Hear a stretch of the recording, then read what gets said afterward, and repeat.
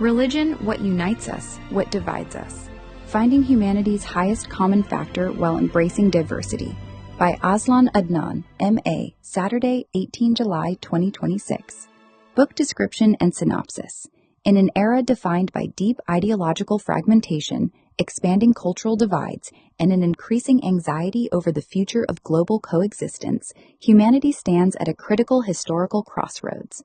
We are routinely told by commentators and politicians alike that we are entering an age characterized by an inevitable clash of civilizations. We are instructed to view our neighbors through the rigid, unyielding lens of identity politics, categorizing our communities by their profound metaphysical departures and theological differences. We observe one community pledging absolute devotion to a singular creator, another populating the cosmos with a vibrant pantheon of diverse deities, and a third bypassing the concept of a personal deity altogether to focus on inner mindfulness. Yet beneath this dizzying diversity of global theology, ritual, and scripture lies a striking foundational architecture of shared morality that has quietly sustained human civilization across millennia. In this groundbreaking and deeply prescient work, the universal blueprint of human spirituality is laid bare, offering a transformative framework for navigating our modern pluralistic landscape. By shifting the focus away from the peaks of theological difference and towards the valleys of shared human conduct, this book reveals that the world's great spiritual traditions operate on a mathematical principle of profound simplicity, the principle of the highest common factor. Just as the number 6 resides implicitly within the distinct values of 12, 18, and 24, a substantial moral inheritance resides within Christianity, Islam, Judaism, Hinduism, Buddhism, Sikhism, Jainism, and ancient indigenous philosophies alike. This book does not offer a sentimental, wishful argument that all religions are saying the exact same thing about the cosmos, nor does it attempt to flatten the rich, distinct textures of individual faith traditions into a superficial consensus. Instead, it systematically demonstrates that while human groups separated by vast oceans and isolated centuries have arrived at fundamentally different conclusions regarding ultimate metaphysical mysteries, they have converged with astonishing uniformity upon the exact same rules for daily human interaction. This shared moral core represents humanity's highest common factor, a robust, historically verified reservoir of common ground that exists independently of theological agreement and offers an enduring blueprint for peaceful coexistence. Through elegantly crafted, flowing prose, the narrative guides the reader across a panoramic landscape of human thought, exploring the deep-seated origins, the modern applications, and the tragic vulnerabilities of this universal moral grammar. The journey begins by establishing the vital distinction between theological diversity and ethical convergence, demonstrating how human relationships, local commerce, and civic trust are built not upon a shared consensus regarding post-mortem existence, but upon a mutual agreement concerning immediate human behavior. The book meticulously catalogs the universal virtues praised across every continent: honesty, compassion, fairness, humility, and individual responsibility, showing how they serve as the indispensable bedrock of collective trust.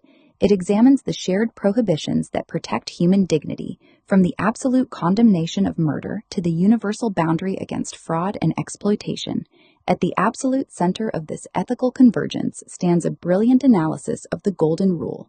In an extraordinary display of cross-cultural harmony, the text charts how this single maxim, to treat others as one would wish to be treated oneself, manifests with equal force through the negative formulation of the ancient sage Hillel, the positive commands of the Christian Sermon on the Mount, the prophetic traditions of Islam, the moral imagination of the Buddhist suttas, the sweeping verses of the Hindu Mahabharata, and the philosophical reciprocity of Confucius. This universal compass proves that the capacity to step outside the narrow confines of the self and employ the moral imagination is a foundational human trait, woven into our evolutionary psychology, our social necessity, and our spiritual insight. However, this work is far from a naive celebration of human goodness. With analytical rigor and historical candor, the narrative confronts the darker chapters of the human story, dedicating a profound exploration to the anatomy of human fragmentation. It addresses the painful question of why, if our spiritual traditions possess such an identical code of mercy and justice, human history is so deeply scarred by sectarian violence and communal hatred. The book diagnoses the psychological, sociological, and theological mechanisms that transform religion from a bridge of connection into a wall of violent exclusion. It unveils the dangers of dogmatic absolutism, showing how the psychological craving for absolute certainty can curdle into a cognitive binary that reclassifies the religious outsider as a monument to error. The reader is introduced to the concept of the tribal matrix, the evolutionary software embedded within the human brain that hypersensitively separates the sacred in-group from the profane out-group. The text exposes the specific linguistic mechanisms used to erode empathy, from the rhetoric of contamination that frames the outsider as a spiritual disease to the cosmic dualism that flattens complex geopolitical disputes into melodramas of absolute good versus absolute evil. Most profoundly, it contrasts the highest common factor with its dark opposite, the lowest common denominator of human nature. This lowest denominator represents the primitive impulses of fear, pride, prejudice, and animosity that reside within the shadow of every human heart. Through a sweeping historical perspective encompassing the 30 Years' War, the partition of India, and the Balkan conflicts, the book demonstrates how political demagogues do not invent new hatreds, but rather manipulate sacred identities and exploit dogmatic pride to activate tribal panic, completely overriding the universal moral codes that forbid cruelty and murder. In its climatic chapters, the book offers a brilliant, constructive way forward, detailing the necessary synthesis of reason and revelation required to navigate our contemporary world. In our highly interconnected global society, where diverse worldviews collide on a daily basis, the text argues that neither blind, anti-intellectual faith nor cold, unguided, technocratic intellect can safely govern the human experience. Revelation provides the transcendent ethical orientation and the emotional narrative that binds a community together, while reason acts as an essential internal immune system for religion, providing the critical capacity to extract permanent ethical principles from temporary ancient cultural packaging. The book champions the concept of a mature, reflective faith, one that allows the modern citizen to maintain a deep, passionate devotion to their unique tradition while practicing the rational humility needed to recognize that human interpretations of divine truth are always partial and culturally conditioned. In the public square, this synthesis manifests as public reason, requiring communities to translate their private spiritual intuitions into a shared vocabulary of fairness, evidence, and human flourishing accessible to all citizens. By charting a stable middle path between the violent intolerance of dogmatic fanaticism and the hollow cynicism of radical moral relativism, the narrative proves that the requirement to practice mercy and justice is an objective, universal law verified by our shared history and collective heritage. This book is an indispensable manifesto for the modern age, written for believers of all faiths, seekers, and secular citizens alike. It is a book that does not ask us to abandon our flags or minimize our differences, but challenges us to recognize that beneath the diverse banners under which we march, we are ultimately sustained by the same deep, universal wellspring of human virtue. It provides a luminous, intellectually rigorous framework for interfaith dialogue, community mediation, and civic harmony, reminding us that the primary divide facing humanity today does not run vertically between different religions, but horizontally through every human community, a perpetual tension between our highest aspirations and our lowest impulses. Elegant, profound, and urgently necessary, this work is a clarion call to reclaim humanity's shared moral core and build a global civilization anchored firmly in our highest common factors. Ultimately, this work stands as an indispensable, urgent read, not merely for all peace-loving Malaysians navigating their own rich cultural tapestry, but for every global citizen seeking a path through our fracturing world. For anyone striving to look beyond the surface of division and discover a resilient foundation for the human future, this book offers a masterclass in hope, providing the definitive intellectual roadmap for all who dare to believe that we can coexist with our differences in profound peace, enduring harmony, and shared joy. About the author, high-velocity, high-granularity thinking. Azlan Adnan is an autodidact and a polymath with an IQ of 168. He holds a Master of Arts in International Business and Management from the Westminster Business School, University of Westminster in London, and a postgraduate certificate in teaching from Royal Holloway, University of London. His mind operates at a level that is visibly and measurably different from the average person. While most people think in linear, surface-level patterns and stay within narrow domains, Azlan thinks in systems, layers, and deep causal connections. He moves at high velocity, rapidly synthesizing ideas while maintaining exceptional granularity, seeing fine details and subtle relationships that others completely miss. This rare combination of speed and resolution allows him to cross-pollinate concepts from physics, medicine, philosophy, consciousness studies, nutrition, politics, international relations, and religion in ways that feel both surprising and inevitable once you see them. This distinctive cognitive style is the driving force behind everything he writes. You can see it clearly in every chapter of this book and across the entire Mind Science series. The way he builds models, challenges entrenched assumptions, and connects seemingly unrelated phenomena is not just a writing style. It is how his mind naturally functions. Azlan has written more than 130 books covering a remarkably wide range of subjects, including mind science, health and nutrition, politics, Islam, Russia, Iran, and international relations. Every single one of these books is released completely free in the public domain. All of them can be downloaded at no cost from Z Library, Telegram, and Facebook. He deliberately places all his writings in the public domain because he believes that powerful, high-resolution ideas should not be locked behind paywalls or controlled by institutions. Knowledge and clarity of thought, in his view, belong to humanity. His goal is to make these ideas freely available to anyone in the world who is ready and willing to engage with them, regardless of their financial situation or background. What you are about to read is therefore not an ordinary book. It is the direct output of a mind that thinks at a fundamentally different resolution. Every page reveals not only new ideas, but a completely different way of seeing and understanding reality itself. This is Azlan Adnan's mind at work. Religion. What unites us? What divides us? Finding humanity's highest common factor while embracing diversity. By Azlan Adnan, M.A., Saturday, 18 July 2026. Prologue. The Great Paradox of Religion. Few institutions have shaped human civilization as profoundly as religion. Long before the first cities emerged, before writing was invented, before kingdoms rose and fell, human beings gazed upon the stars and asked questions that continue to resonate today. Why are we here? Is there a creator? What happens after death? Why do suffering and injustice exist? Is there an objective standard of right and wrong? Does human life possess a purpose beyond survival? These questions are as old as humanity itself. They transcend geography, language, and culture. Every civilization has sought answers, and in doing so has developed traditions of belief, ritual, and moral teaching that today we collectively describe as religion. Religion is therefore not a historical accident or a cultural curiosity. It is one of humanity's oldest and most enduring institutions. For tens of thousands of years, it has shaped how people understand themselves, relate to one another, organize societies, and interpret the universe. No civilization has developed entirely independently of religious ideas. Whether one approaches religion as divine revelation, philosophical inquiry, cultural evolution, or social institution, its influence on human history is impossible to ignore.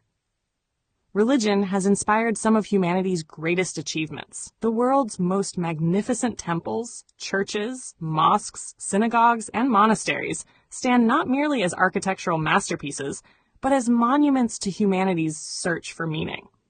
Religious inspiration has produced extraordinary works of literature, philosophy, music, sculpture, and painting. Sacred traditions have nurtured some of the world's greatest intellectual movements, preserving knowledge during periods of political upheaval and encouraging reflection on ethics, justice, compassion, and the human condition. Religion has also transformed lives through service. Across the centuries, religious communities established hospitals before governments assumed responsibility for healthcare. They founded schools and universities, cared for orphans, sheltered refugees, fed the hungry, and comforted the dying. Countless acts of generosity, self-sacrifice, and forgiveness have been motivated by deeply held religious convictions. For billions of people today, religion continues to provide moral guidance, emotional resilience, social belonging, and hope in the face of suffering. Yet religion occupies another, darker place in human history. The Crusades, the European wars of religion, the partition of India. sectarian violence in Northern Ireland, conflicts in the Middle East, persecution of religious minorities, communal riots, terrorism committed in the name of God, and countless smaller episodes of intolerance have all been associated, to varying degrees, with religious identity. News headlines frequently portray religion as a source of division, extremism, and violence. Critics therefore argue that religion is inherently dangerous, and that humanity would be more peaceful without it. Others reach precisely the opposite conclusion. They point to religion's indispensable role in promoting charity, moral order, family life, education, reconciliation, and peace building. They argue that the problem is not religion itself, but the misuse of religion by individuals driven by political ambition, economic interests, or ideological extremism. Both perspectives contain elements of truth. Neither captures the whole truth. This apparent contradiction is the great paradox of religion. How can the same institution inspire Mother Teresa and suicide bombers, Mahatma Gandhi, and religious inquisitions, humanitarian relief, and holy war? How can the same sacred texts produce lives of remarkable compassion in one context and bitter conflict in another? Why does religion unite millions of strangers into communities of mutual care while simultaneously dividing neighbors who have lived together for generations? These are not merely historical questions. They are among the defining questions of the 21st century. This book begins from a simple but far-reaching premise. Religion is neither inherently peaceful nor inherently violent. Like language, law, science, ethnicity, nationalism, and political ideology, religion is a powerful organizer of human identity. It possesses extraordinary capacity both to unite and to divide. Whether it becomes a bridge or a barrier depends not only upon its teachings, but also upon the social, political, economic, and historical circumstances in which those teachings are interpreted and applied. Religion occupies a unique position among human institutions because it simultaneously addresses three dimensions of human existence. It speaks to the individual by offering meaning, purpose, and moral guidance. It binds communities together through shared rituals, beliefs, and traditions. It reaches beyond the material world by addressing questions of transcendence, ultimate reality, and the sacred. Because religion operates simultaneously at the personal, communal, and transcendent levels, its influence is exceptionally deep. Few other institutions command such enduring loyalty or inspire such profound emotional commitment. Precisely because religion matters so deeply to people, it possesses immense constructive power. Yet for the same reason, it can also become an extraordinarily potent instrument of division when linked to fear, insecurity, political ambition, or competing identities. Understanding this dual nature is the central purpose of this book. Public discussions about religion often suffer from oversimplification. Some commentators attribute almost every conflict involving religious communities to religion itself. Others insist that religion is never responsible, claiming that politics alone explains every instance of violence. Both positions substitute ideology for analysis. History is rarely monocausal. Major historical events almost always arise from a complex interaction of multiple causes: political ambition, economic competition, historical grievances, demographic change, colonial legacies, geography, ethnicity, nationalism, technological development, and religious conviction frequently interact in ways that cannot be separated neatly. One of the recurring themes of this book is that these different factors must first be distinguished analytically before they can be understood collectively. To observe that two opposing groups belong to different religions does not necessarily mean religion caused their conflict. Equally, when religious institutions make significant contributions to education, healthcare, or humanitarian relief, those achievements should be understood within their broader social and historical contexts, rather than attributed exclusively to religion itself. The objective throughout this book is neither to exaggerate religion's influence nor to minimize it, but to understand it accurately. A second principle underlies the chapters that follow. Religion must be distinguished from ethnicity, nationality, race, culture, and political ideology. These identities often overlap. They frequently reinforce one another, yet they are not identical. A Catholic Irishman and a Catholic Filipino share a religion, but not an ethnicity or nationality. Two Arabs may share ethnicity while belonging to different religions. Two citizens of the same nation may worship differently or not at all. Confusing these distinct forms of identity has produced enormous misunderstanding in both academic scholarship and public debate. Throughout history, political leaders have often fused religious identity with ethnic identity, national identity, or ideological identity in order to strengthen collective solidarity. Once these identities become intertwined, conflicts over territory, resources, or political power may appear to be purely religious, even when religion is only one element within a much larger constellation of causes. Careful analysis, therefore, requires conceptual precision. Another central idea introduced in this book is what I call humanity's highest common factor. Most studies of religion begin by emphasizing differences. They compare doctrines concerning God, revelation, salvation, sacred scripture, ritual practice, or the afterlife. These differences are undoubtedly important and deserve careful examination. Yet focusing exclusively upon difference risks overlooking something equally significant. Despite their remarkable diversity, many of the world's religious traditions encourage honesty, compassion, generosity, humility, justice, forgiveness, and concern for the vulnerable. Likewise, most condemn murder, theft, deception, cruelty, exploitation, and corruption. This ethical convergence deserves far greater attention than it usually receives. The expression highest common factor is borrowed deliberately from mathematics. Different numbers may appear unrelated, yet they share common factors. Similarly, religions may disagree profoundly about theology, while nevertheless converging upon many of the moral principles necessary for peaceful coexistence. Recognizing this common ethical foundation does not imply that all religions are identical, nor does it erase genuine theological disagreements. It simply acknowledges that beneath diversity lies a substantial moral consensus capable of supporting cooperation across religious boundaries. In an increasingly interconnected world, this shared ethical foundation may prove more important than ever before. History provides abundant evidence that religion can become a bridge rather than a barrier.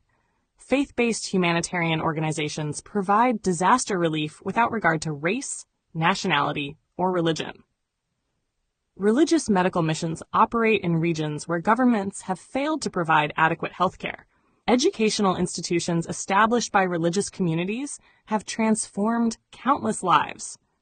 Interfaith dialogue initiatives promote understanding across cultural and theological divides. Everyday acts of kindness inspired by religious conviction occur in every corner of the world, rarely attracting media attention, precisely because they are so commonplace.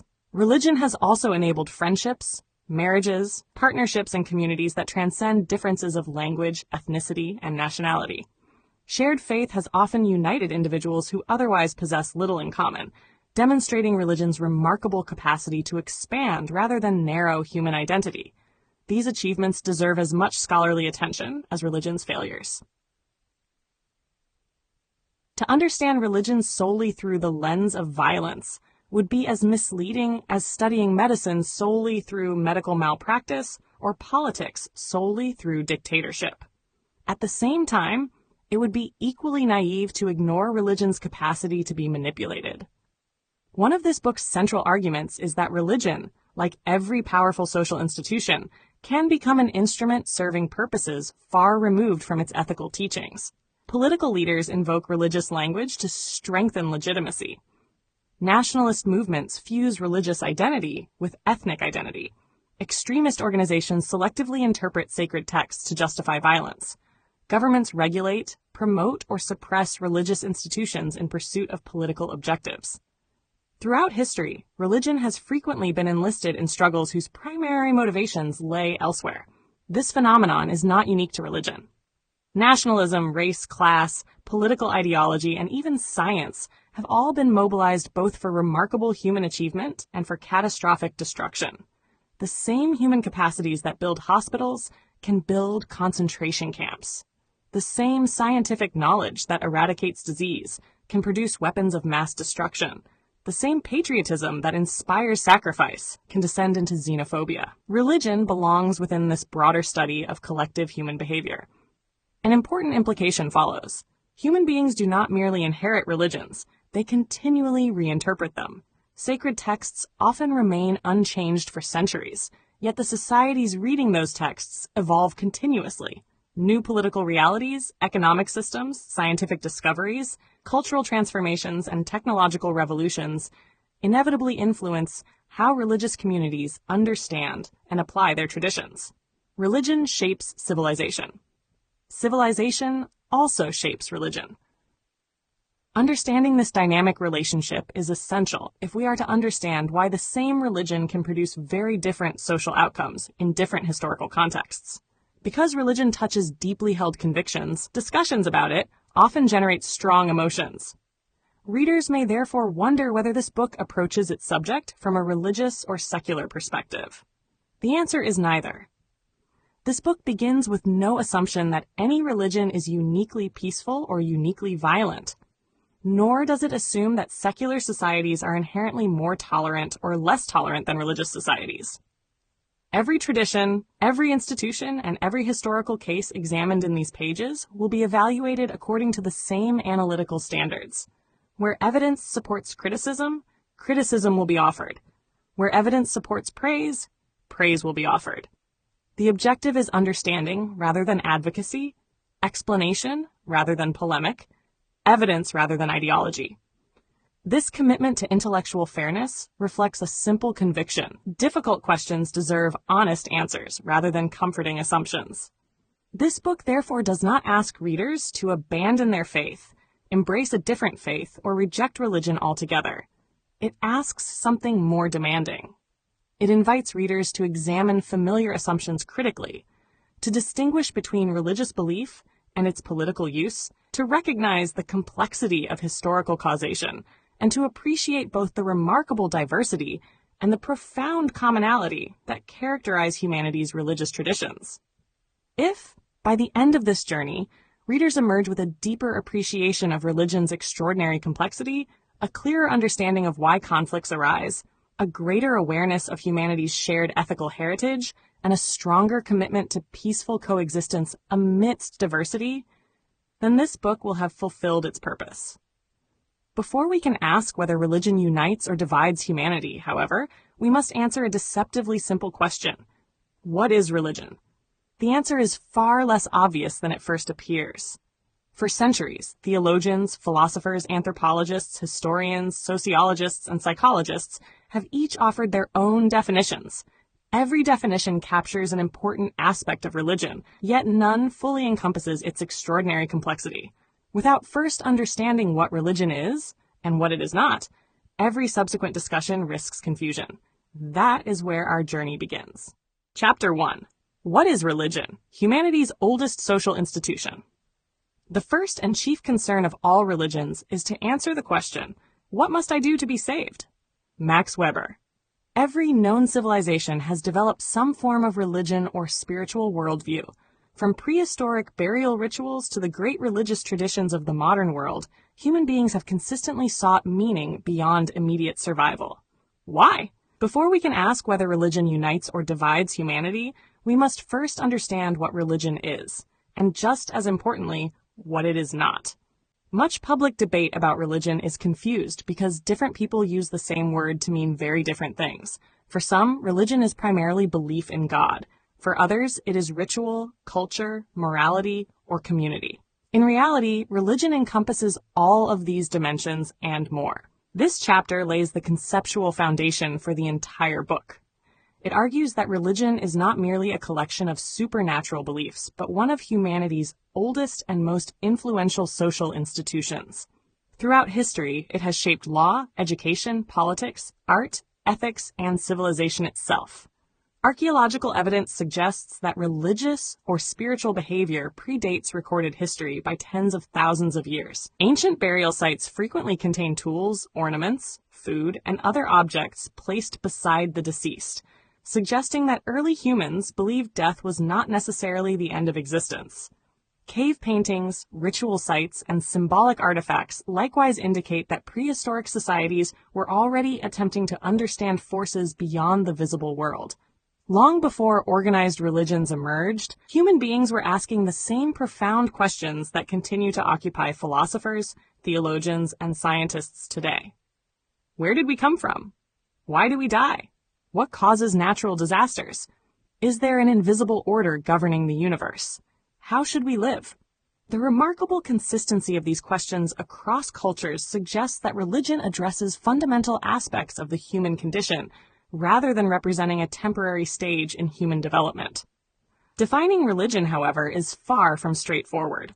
No single definition fully captures its complexity, because religion operates on several levels simultaneously. Theologians generally understand religion as humanity's relationship with the sacred, the divine, or ultimate reality. Sociologists emphasize its role in creating social cohesion, shared values, and collective identity.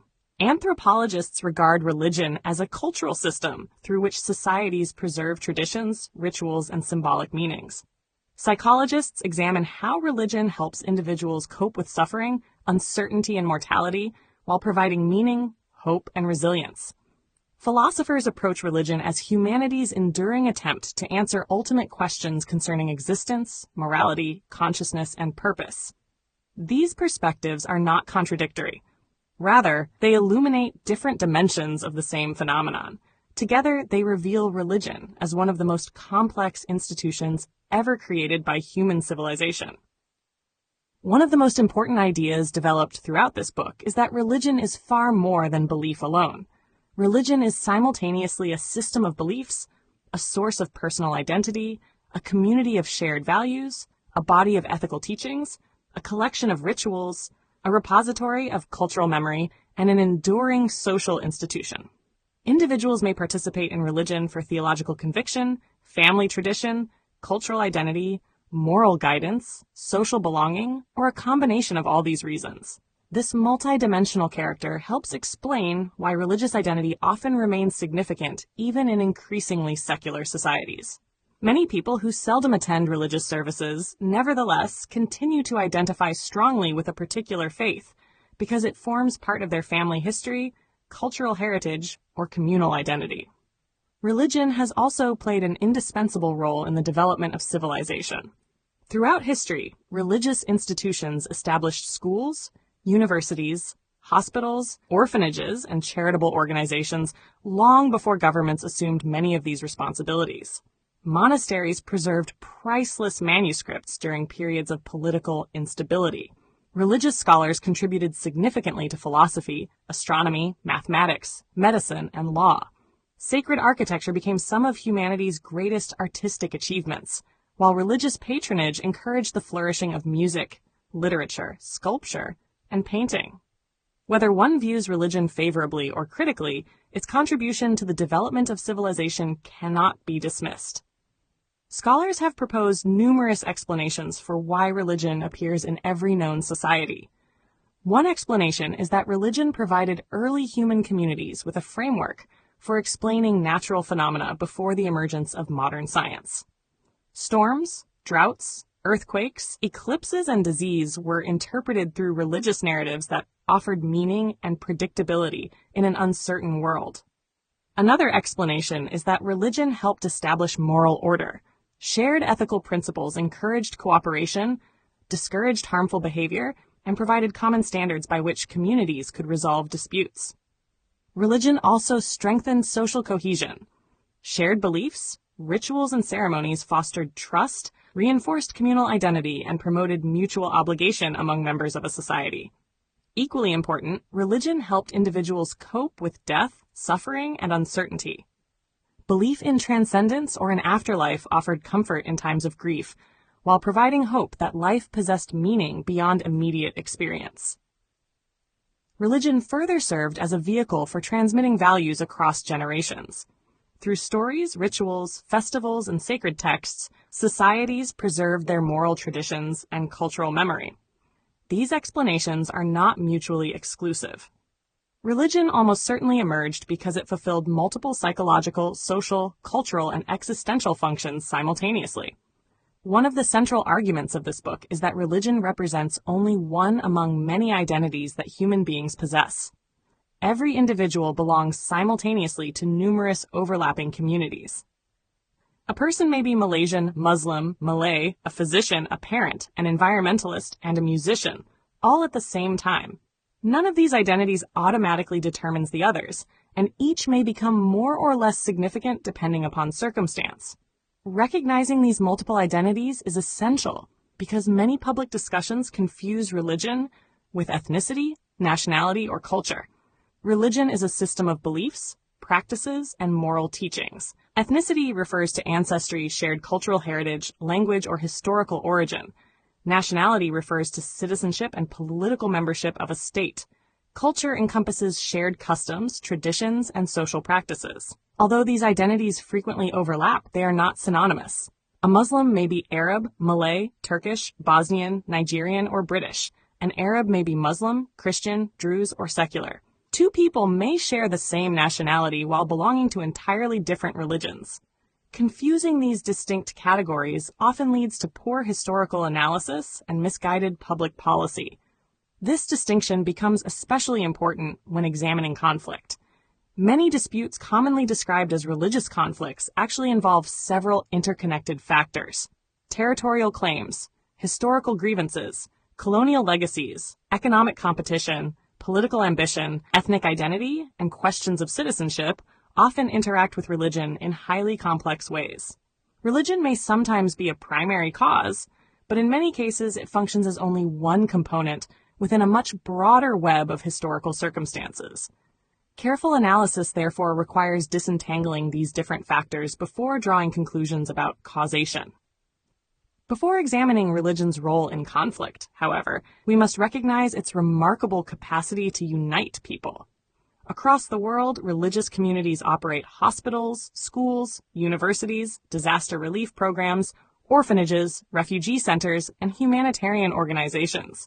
Faith-based charities provide assistance regardless of race, nationality, or religion. Interfaith dialogue initiatives encourage mutual understanding across cultural boundaries, while countless local congregations quietly strengthen neighborhoods through voluntary service and charitable work. Religion has also created relationships that transcend ethnicity, language, and nationality. Shared religious identity has often enabled friendships, marriages, partnerships, and communities that would otherwise have been unlikely to develop. In such cases, religion functions not as a barrier, but as a bridge connecting people from diverse backgrounds through shared moral commitments and common purpose. Yet the very mechanisms that generate solidarity within one community can also create divisions between communities. Strong religious identity fosters belonging, mutual trust, and collective responsibility. At the same time, it may reinforce distinctions between those who belong and those who do not. Under certain political, social, or historical conditions, these distinctions can become sources of suspicion, competition, or conflict. This pattern is not unique to religion. Nationality, ethnicity, race, political ideology, language, and even sporting loyalties demonstrate similar dynamics. Human beings naturally organize themselves into groups, and every group identity possesses the potential both to strengthen internal cohesion and to distinguish insiders from outsiders. Religion should therefore be understood not as an isolated phenomenon, but as one example of a broader tendency within human societies to construct collective identities. This insight forms the foundation upon which the remainder of this book is built. Religion is older than recorded history and appears in every known civilization. It is far more than belief alone, encompassing identity, ritual, ethics, culture, and social institutions. It has contributed enormously to the development of civilization while interacting continuously with politics, economics, ethnicity, and culture. It has inspired extraordinary cooperation and under certain circumstances has also become associated with conflict. Understanding religion therefore requires conceptual precision, historical context, and intellectual humility. Only by appreciating its complexity can we begin to answer the central question posed by this book. Is religion fundamentally a force for unity, a source of division, or something far more nuanced? Before addressing that question directly, however, we must explore another that is equally important. If the world's religions differ so profoundly in their beliefs, scriptures, and rituals, do they nevertheless share a common ethical foundation?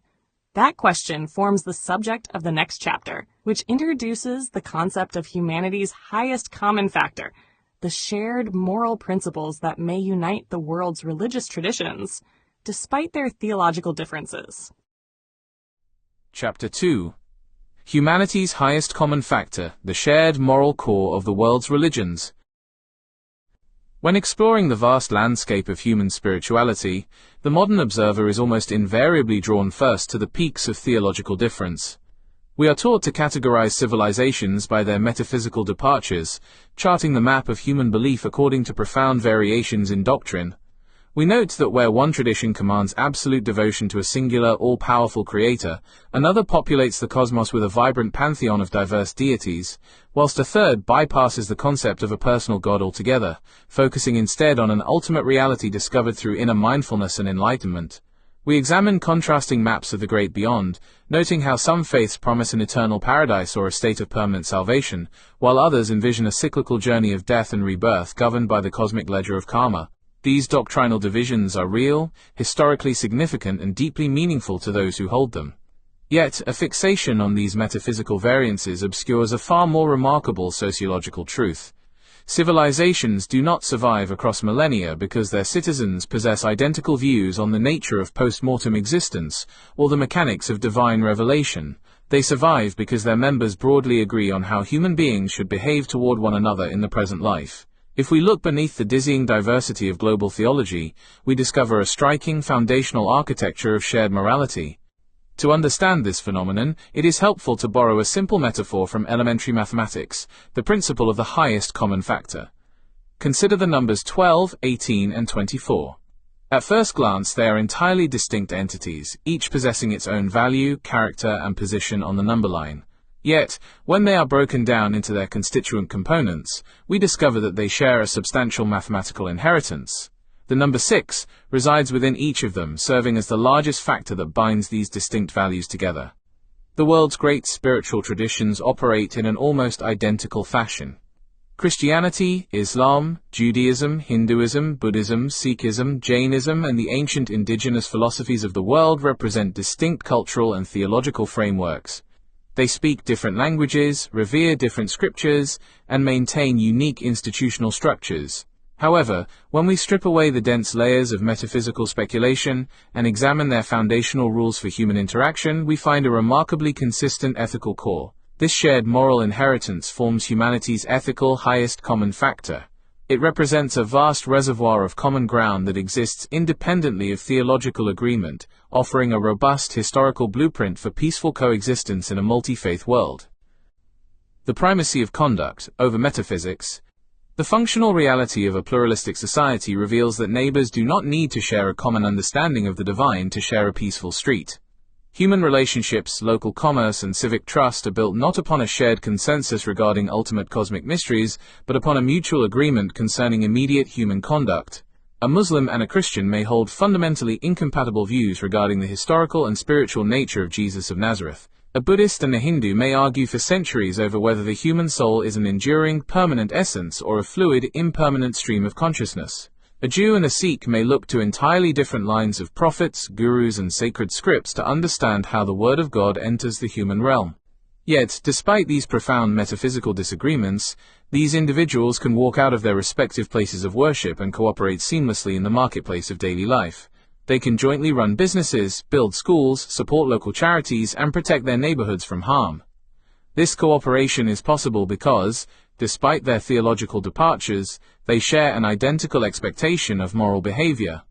All of their traditions instruct them that a life well lived must be rooted in truthfulness, fairness, and mutual care. This vital distinction between theological diversity and ethical convergence is one of the most neglected insights in contemporary public discourse. Too often, commentators speak of an inevitable clash of civilizations, operating under the false assumption that because different communities hold different beliefs about the next world, they must necessarily fight in this one. In reality, the history of human cooperation suggests that our shared moral vocabulary is more than sufficient to bridge our theological divides. The highest common factor principle reminds us that we can remain deeply attached to our unique faith traditions while standing firmly together on the universal ground of human ethics. The universal virtues. When we examine the moral vocabulary of global faith traditions, we find that the virtues praised across the continents are virtually identical. The world's religions do not simply offer arbitrary rules, they converge upon a specific set of human qualities deemed essential for the flourishing of the individual and the stability of the community. The first of these foundational virtues is truthfulness and integrity. Across every major spiritual lineage, honesty is recognized not merely as a polite social convention, but as the indispensable bedrock of collective trust. Without the assurance of truth, human language collapses, commerce freezes, and communities fragment into suspicious factions. Consequently, the cultivation of a truthful tongue and a transparent heart is universally demanded of the believer, establishing integrity as a primary spiritual duty. Closely bound to truth is the expansive virtue of compassion and mercy. The world's religions consistently direct the human gaze away from self-interest and toward the plight of the vulnerable, the impoverished, the sick, and the stranger. Whether expressed through the active practice of charity, the hospitality shown to an unexpected traveler, or the institutional care for the orphan and the widow, compassion is framed as the ultimate validation of true spirituality. To possess faith without showing mercy to the suffering is widely condemned as a profound form of moral hypocrisy. Furthermore, the pursuit of justice and fairness occupies a central place in the global moral inheritance. While the political structures of history have varied wildly, the underlying human intuition that reward should be fair, that weights should be equal, and that the weak should be protected from the tyranny of the strong is remarkably constant. Religions provide the moral grammar through which societies articulate their hunger for equity, demanding that power be exercised with restraint, and that the legal frameworks of human communities reflect an objective standard of fairness. In tandem with justice, the virtue of humility is universally prescribed as an antidote to the destructive impulses of human arrogance and pride. Traditions as diverse as monotheism, Buddhism, and Taoism warn that the self-centered ego is the primary source of human conflict and blindness. By encouraging individuals to recognize their own limitations, to value the wisdom of others, and to walk lightly upon the earth, religions seek to cultivate a social environment where reconciliation is possible. It is this humility that directly enables the practice of forgiveness. Though the paths toward healing are described using different theological metaphors, the call to release resentment, to repair broken bonds, and to offer second chances to the errant is a universal moral imperative. Finally, the maintenance of a stable society depends heavily upon the twin virtues of self-control and individual responsibility. Religions serve as ancient schools of psychological discipline, valuing emotional and physical restraint over unbridled impulsiveness. They instruct their followers to govern their speech, master their desires, and discipline their anger. This inward governance ensures that individuals accept personal responsibility for their actions, recognizing that their choices carry profound consequences for their families, their communities, and the broader social fabric. The universal prohibitions. Just as the world's religions converge on the qualities that elevate humanity, they demonstrate an equally powerful agreement on the behaviors that degrade it. The moral codes of mankind contain a shared list of prohibitions designed to protect human dignity and prevent the slide into social chaos. At the apex of these universal boundaries is the absolute condemnation of murder. The arbitrary taking of human life is recognized across all major traditions as a cosmic violation, an assault on the sacred order that underpins existence. Alongside this protection of life is the universal prohibition against theft, fraud, and deception. Every enduring society has recognized that the arbitrary seizure of property and the systematic use of lies for personal gain erode the mutual trust required for communal survival. Furthermore, the world's scriptures speak with a unified voice against the evils of exploitation, cruelty, and corruption. The systemic abuse of authority and the exploitation of the weak are consistently identified as grave sins that invite societal decay and divine judgment. Betrayal of trust, greed, and the deliberate infliction of unnecessary suffering are universally marked as moral failures. While historical communities have frequently failed to live up to these standards, the existence of the prohibitions themselves demonstrates a shared human understanding of what constitutes a violation of our collective conscience. The mechanisms of moral convergence. The existence of this vast ethical agreement across isolated centuries and distant geographies raises a profound question: why does this moral convergence exist at all? How did human groups, separated by massive oceans, towering mountain ranges, and deep cultural divides, arrive at such remarkably similar conclusions about how human beings ought to live together? There is no single answer to this riddle. Rather, several complementary explanations offer insight into this universal human pattern. From a theological perspective, this shared morality is viewed as a direct reflection of a single divine source. Believers across many traditions argue that the moral law is written into the very fabric of creation, a universal imprint left by a wise creator or an objective cosmic order. In this view, prophets, sages, and enlightened teachers across different eras were all tapping into the same ultimate reservoir of truth, translating a singular spiritual reality into the diverse languages of their respective peoples. Conversely, evolutionary biology and anthropology offer a grounded, naturalistic explanation. These disciplines suggest that cooperation was the ultimate survival mechanism for early human communities. In the harsh environments of the ancestral past, isolated individuals perished, while groups that learn to cooperate, share food, protect their young, and enforce internal fairness survive to pass on their genes. Over hundreds of thousands of years, these pro-social behaviors became deeply embedded in human biology, giving rise to natural instincts for empathy, reciprocity, and a rudimentary sense of fairness. Sociologists and psychologists observe that stable human societies simply require these shared norms to function, regardless of their underlying metaphysics. A community that permits unchecked murder, theft, and deceit will inevitably collapse under the weight of its own internal strife. Therefore, the survival of any civilization necessitates the development of rules that protect human life and enforce honesty. Psychologically, empathy and the capacity to mirror the emotions of others emerge naturally within normal human social development, leading different cultures toward identical ethical conclusions through the simple application of human reason and experience. Importantly, these various explanations do not need to compete for validity. It is entirely possible that biological evolution, social necessity, psychological development, and spiritual insight have all operated simultaneously, working as overlapping mechanisms that guide the human species toward a unified ethical destination. The Golden Rule as a universal compass.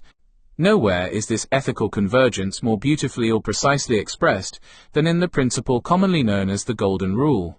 In an astonishing display of cross-cultural harmony, virtually every major religious and philosophical tradition in human history contains a version of this core maxim: treat others as you would wish to be treated yourself. In the texts of the Abrahamic faiths, this principle shines brightly. The Jewish tradition, captured elegantly by the ancient sage Hillel, summarizes the entirety of the Torah through a negative formulation of the rule: what is hateful to you, do not do to your neighbor. That is the entire Torah, the rest is commentary. In the Christian Gospels, Jesus delivers the positive variation during the Sermon on the Mount, instructing his listeners to do unto others as they would have others do unto them. Similarly, Islamic traditions record the Prophet Muhammad declaring that no one truly believes until he wishes for his brother what he wishes for himself. When we travel eastward, the pattern holds with equal force. The ancient Hindu epic, the Mahabharata, counsels that one should never do to another that which one would regard as injurious to oneself. The Buddha consistently utilized the mechanism of moral imagination, urging his followers to compare themselves with others, recognizing that just as they fear pain and value life, so too do all living beings, and that therefore one should neither strike nor cause to strike. In China, Confucius responded to a query about a single word that could guide a lifetime of conduct by offering the concept of reciprocity.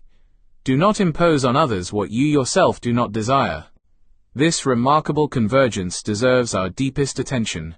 The wording changes slightly across traditions. Some phrase it as a positive command to do good, others as a cautionary warning to avoid causing harm, and others as a philosophical reflection on human reciprocity. Yet the underlying moral intuition remains absolutely constant. The Golden Rule asks human beings to step outside the narrow confines of their own egos, to employ their moral imagination, and to recognize that the person standing before them possesses an inner life, a vulnerability and a dignity identical to their own. It is the ultimate distillation of humanity's highest common factor. Building coexistence on shared foundations. The practical value of the highest common factor principle becomes acutely apparent when we confront the realities of modern, pluralistic societies. We live in an era characterized by unprecedented human movement, where globalization and technology bring diverse communities into daily contact. In any major cosmopolitan city, a single street may house families who trace their lineages to different corners of the globe and who look to entirely different horizons of faith. In such an environment, the pursuit of social harmony can easily falter if we believe that peace requires total agreement on matters of ultimate truth. If we assume that we cannot live together until we agree on the nature of salvation, the authority of specific scriptures, or the correct format of prayer, we condemn our societies to perpetual fragmentation. The highest common factor principle offers a liberating alternative. It reminds us that we can build deep, enduring civic cooperation precisely because we agree on moral conduct, even while we continue to disagree profoundly on theology. This insight provides a transformative framework for interfaith dialogue, community mediation, and public education. Too often, well-meaning interreligious initiatives degenerate into polite, superficial gatherings where participants pretend that all theological differences are trivial. This approach is intellectually dishonest and deeply unconvincing to serious believers. A far more robust approach begins by acknowledging genuine doctrinal differences with complete honesty, while simultaneously identifying the massive ethical common ground that unites us.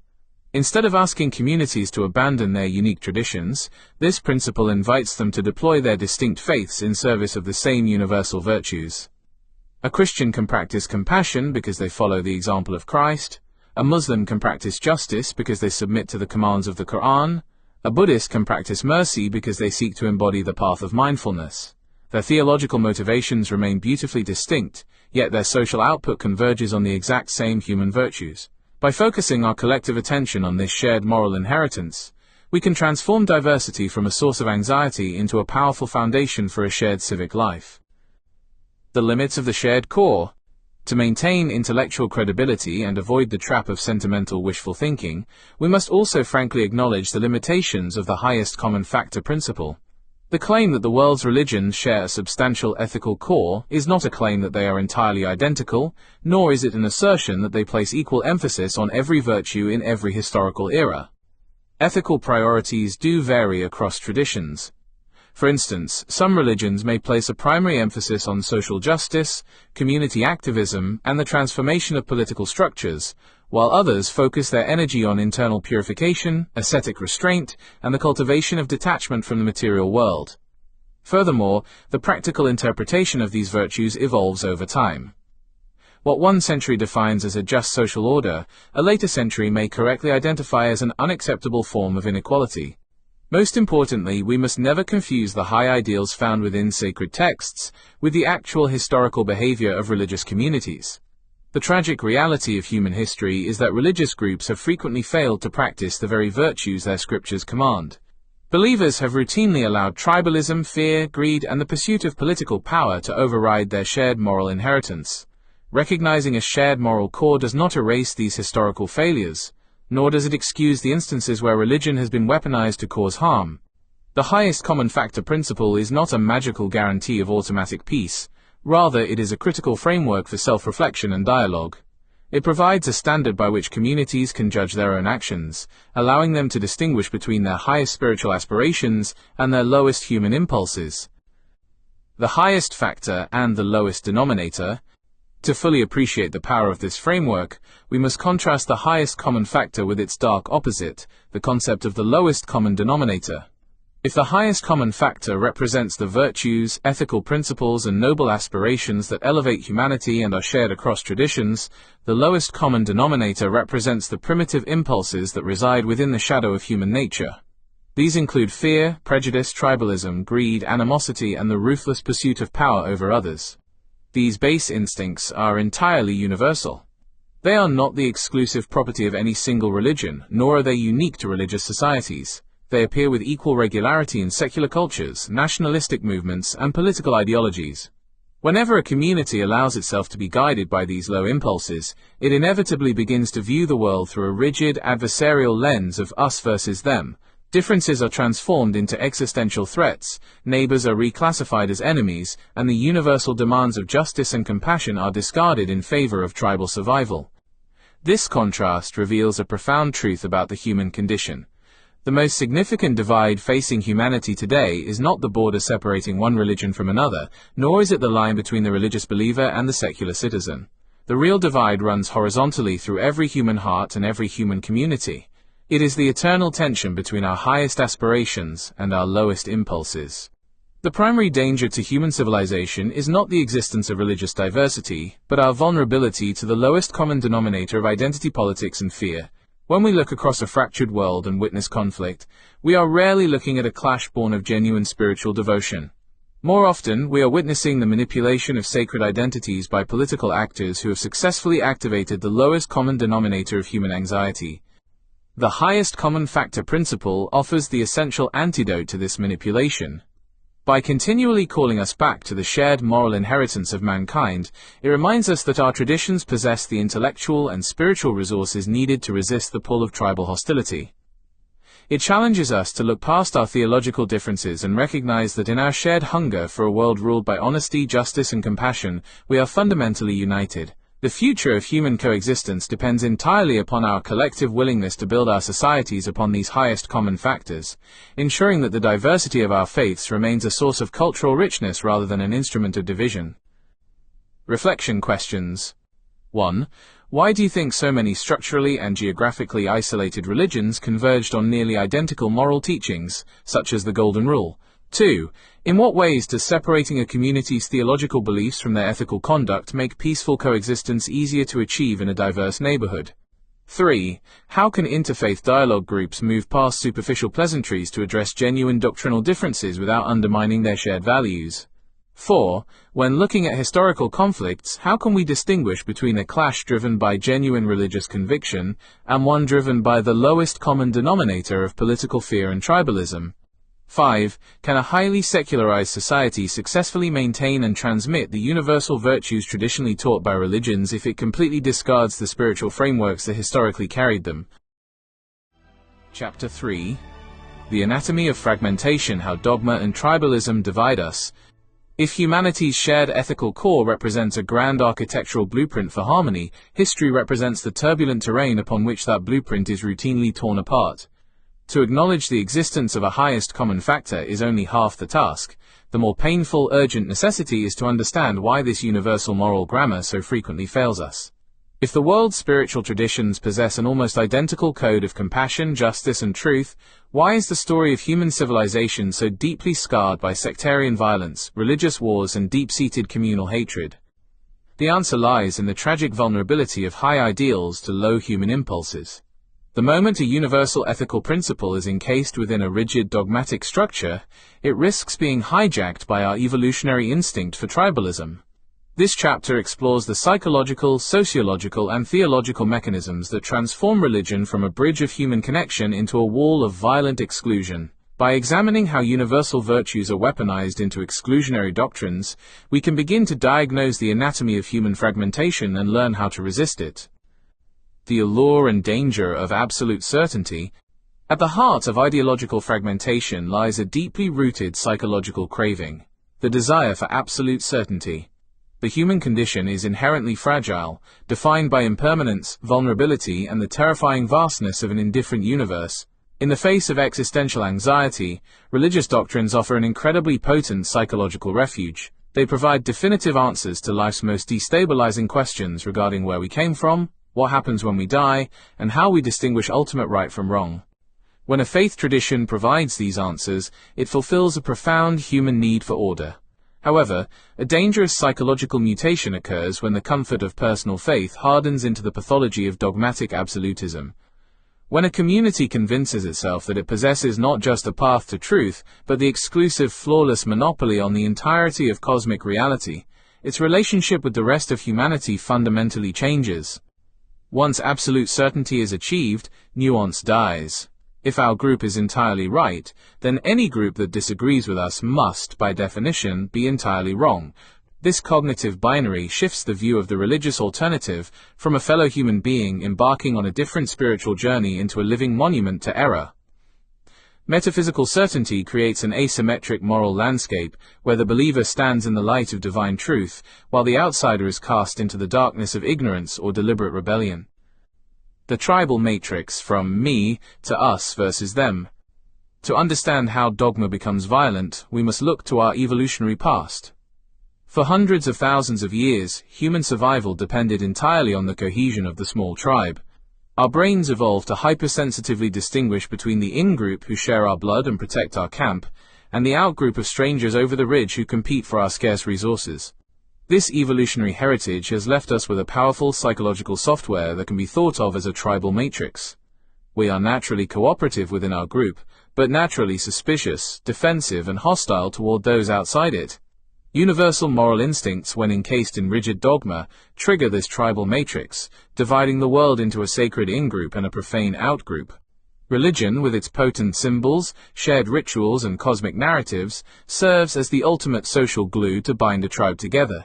It elevates the tribal bond from a mere contract of survival to a sacred covenant ordained by the cosmos. But when the tribal matrix hijacks spiritual identity, the universal virtues described in Chapter 2 undergo a catastrophic narrowing. Compassion is no longer extended to all living beings, but is reserved exclusively for one's co-religionists. Justice becomes an internal metric for treating our own fairly, while outsiders can be exploited, deceived, or ignored without guilt. Truthfulness becomes a duty owed only to those within the covenant, while deception of the enemy is reclassified as a pious strategy. This fracturing of the moral circle transforms religion into an amplifier of tribalism. The sacred texts are no longer read as mirrors for self-reflection, but as weapons to justify the supremacy of the in-group and the subjugation of the out-group. The mechanics of exclusionary language. The slide from theological disagreement to active persecution is paved with words. Before a community can commit atrocities against another, it must first alter its vocabulary. Ideological fragmentation relies heavily on specific linguistic mechanisms designed to erode empathy and justify exclusion. The first of these mechanisms is the rhetoric of contamination. Outgroups are rarely described merely as people with different ideas. They are framed using metaphors of disease, pollution, and cancer. Terms like infidel, heretic, apostate, or spiritually blind serve a specific psychological purpose by triggering disgust reactions rather than intellectual engagement. If a group is viewed as a source of spiritual or moral contagion, the act of isolating, suppressing, or destroying them is rebranded as an act of hygiene, a necessary purification of the social body. This is accompanied by the devaluation of secular and alien life. When a doctrine teaches that eternal salvation is contingent upon holding specific intellectual beliefs, the earthly life of the non-believer is instantly devalued. If an individual is deemed to be spiritually dead or destined for eternal damnation, their temporal suffering becomes trivialized. This linguistic devaluation makes it tragically easy for a dominant religious group to turn a blind eye to the systemic violation of the human rights of minorities living in their midst. Finally, cosmic dualism works to flatten complex geopolitical conflicts into melodramas of absolute good versus absolute evil. By framing a mundane dispute over land, water, or political representation as a holy war between the forces of light and the forces of darkness, compromise becomes impossible. In a cosmic war, moderation is viewed as cowardice, and diplomacy is condemned as treason against the divine. The lowest common denominator in action. The lowest common denominator represents the primitive impulses of fear, pride, and animosity. In times of socioeconomic distress, political collapse, or rapid cultural change, these base instincts become highly volatile. When communities feel threatened, the highest common factor of universal ethics is easily overridden by the survival mechanics of the lowest common denominator. Political demagogues and religious extremists are experts at exploiting this vulnerability. They rarely invent new hatreds. Instead, they weaponize existing theological differences to serve material agendas. By tapping into the historical grievances, existential anxieties, and dogmatic pride of a population, they can easily transform a peaceful neighbor into an existential threat. The historical record is tragic in its consistency. During the 30 Years' War in Europe, the surface theological cleavage of Catholicism versus Protestantism masked intense dynastic rivalry, territorial greed, and the consolidation of state sovereignty. In the 1947 partition of India, the tension between Hinduism and Islam was fueled by political power-sharing anxieties, colonial manipulation, and resource scarcity. Similarly, the Balkan conflicts of the 1990s utilized the divisions between Orthodox Christianity, Catholicism, and Islam to drive ethno-nationalist ambition and exploit historical traumas amid economic collapse. In each of these catastrophes, the foundational moral codes of the respective faiths, codes that strictly forbid murder, theft, and cruelty, were utterly brushed aside. The lowest common denominator of tribal panic proved more powerful than the highest common factor of spiritual insight. The illusion of uniformity, internal fragmentation. It is a mistake to think that fragmentation only occurs between different religious traditions. The exact same dynamics of dogma and tribalism operate with equal ferocity within individual faiths. The history of sectarianism demonstrates that the closest brothers often make the bitterest enemies. This internal fragmentation is vividly illustrated by the enduring schisms that populate religious history.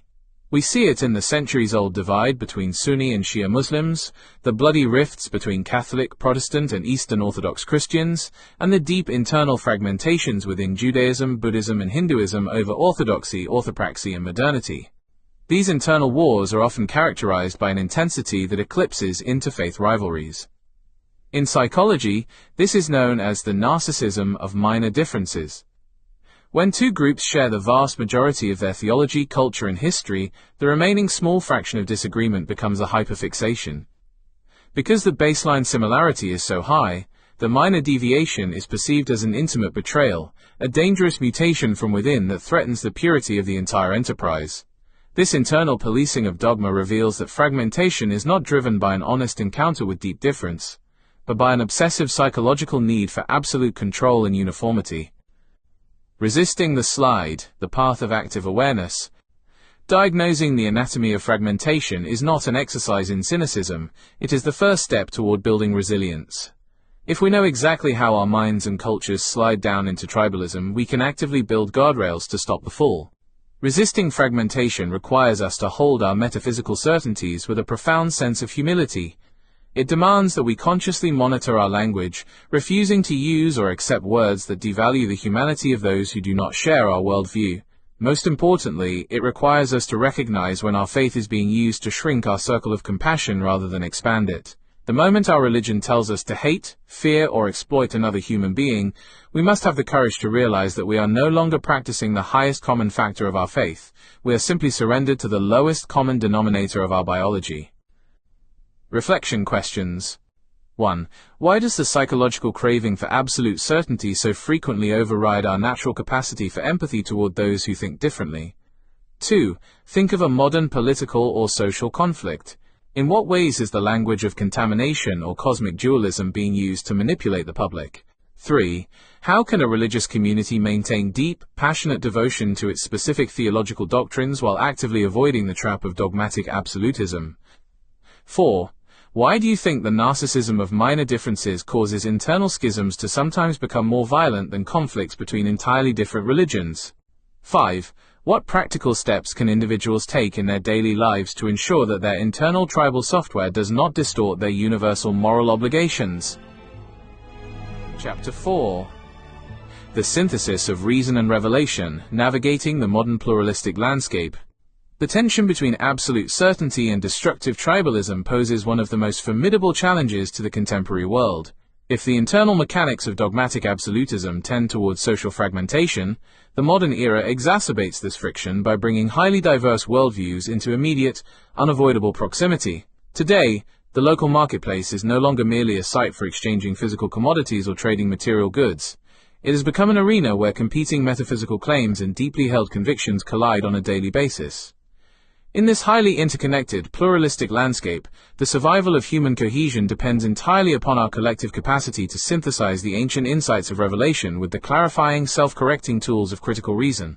Historically, human societies have frequently treated reason and revelation as diametrically opposed and fundamentally incompatible forces.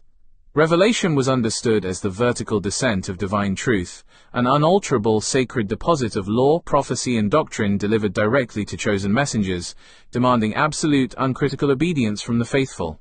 Reason, conversely, was viewed by institutional guardians with profound suspicion, cast as an unruly, human-centered force capable of destabilizing sacred order, introducing corrosive doubt, and fracturing the unity of the community.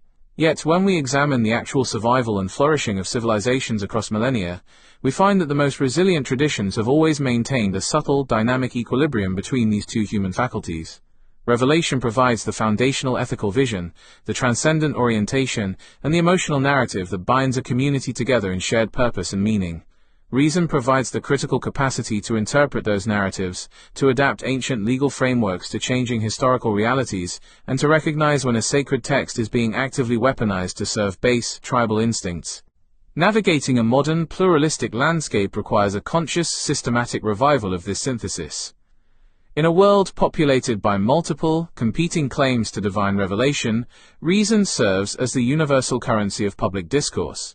It allows individuals of entirely different faiths, as well as those who profess no religious faith at all, to sit at a common table and debate the structure of a just society using a shared vocabulary of fairness, evidence, and human flourishing. When reason is entirely divorced from the public sphere, dialogue collapses into a series of unyielding dogmatic assertions, where each group speaks past the other, claiming a private authority that the outsider cannot verify, experience, or accept. Conversely, when the public sphere is stripped entirely of the transcendent ethical insights historically carried by revelation, it risks flattening into a sterile technocratic utilitarianism that fails to satisfy the deeper human hunger for dignity, mercy, and cosmic purpose.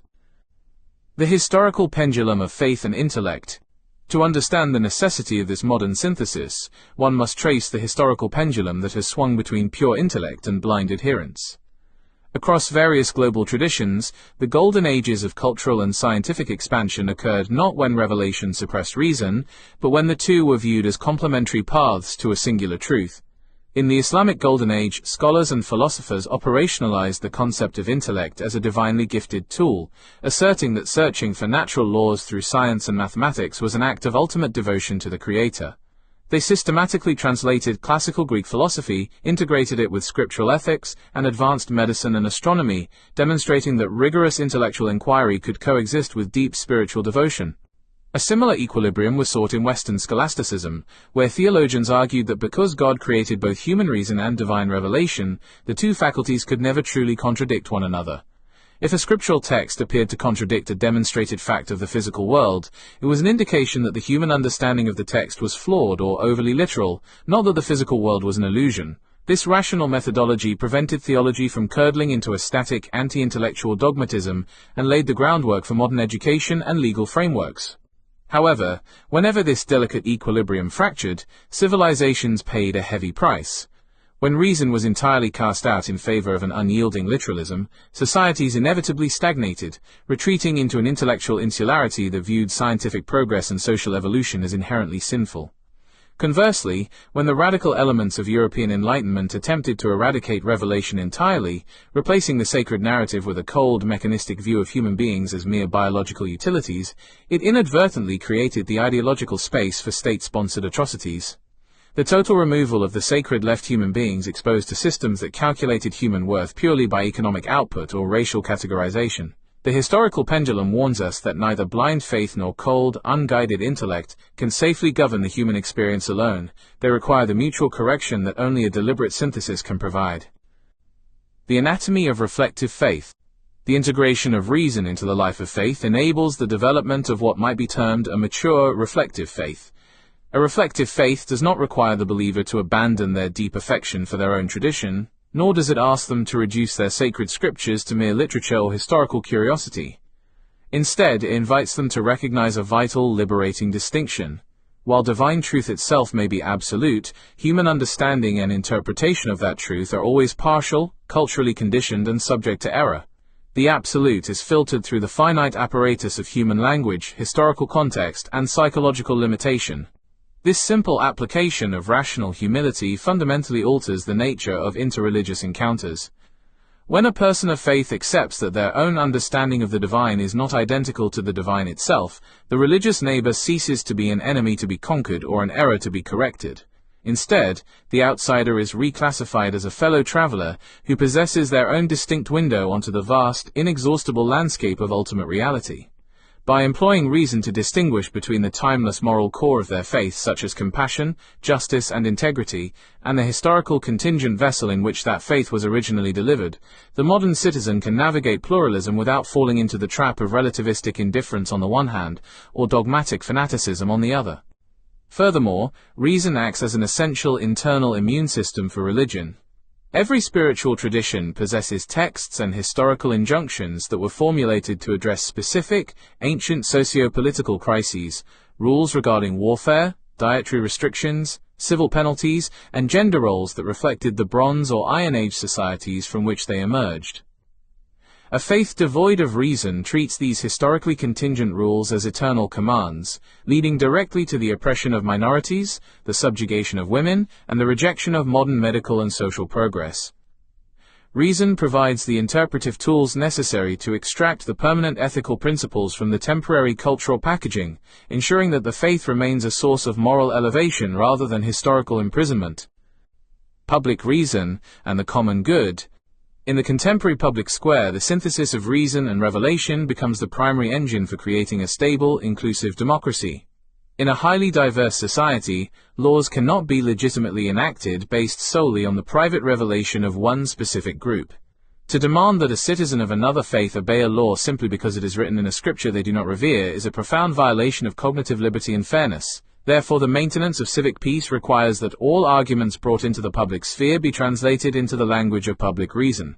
Public reason demands that when a community wishes to advocate for a specific policy, law, or social standard, they must justify their position using arguments, evidence, and logic that are accessible to all citizens, regardless of their theological alignments. For example, if a religious group wishes to protect the environment, they can argue from revelation that the earth is a sacred trust requiring human stewardship.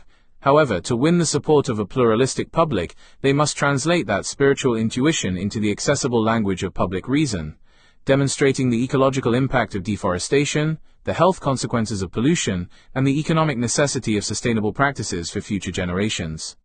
This process of translation does not dilute the potency of the religious conviction. Rather, it amplifies its social utility. It allows the universal virtues identified as humanity's highest common factor to influence public policy effectively.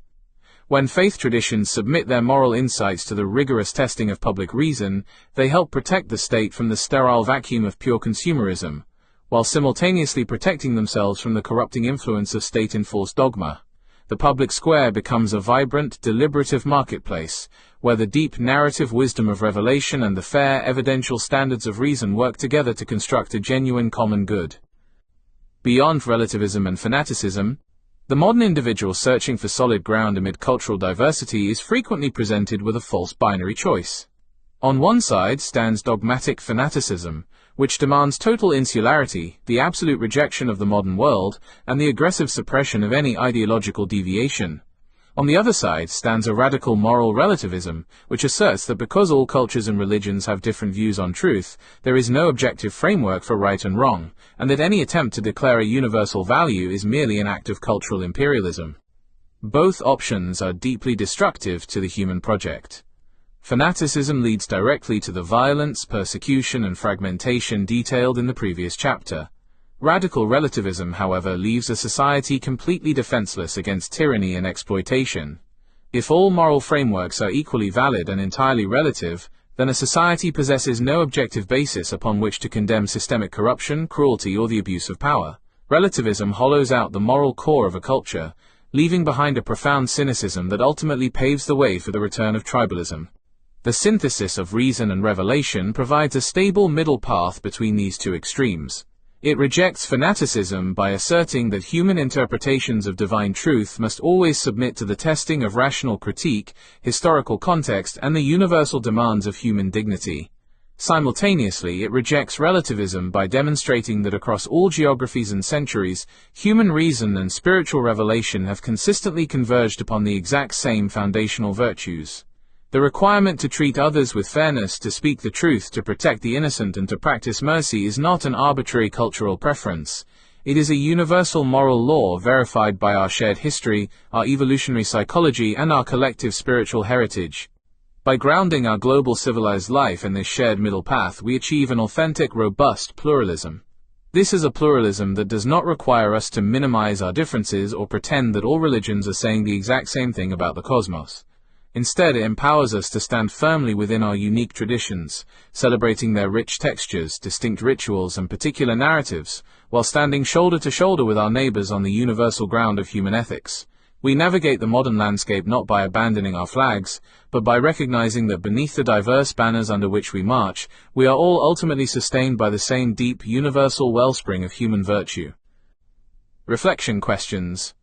1. How can a modern society successfully encourage the use of public reason without making religious believers feel that their sacred revelations are being marginalized or disrespected? 2.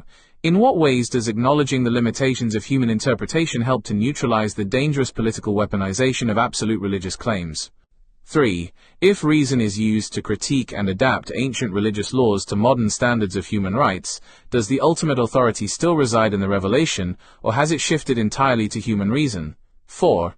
How can secular institutions engage authentically with the moral insights of faith traditions without inadvertently endorsing specific, exclusionary theological doctrines?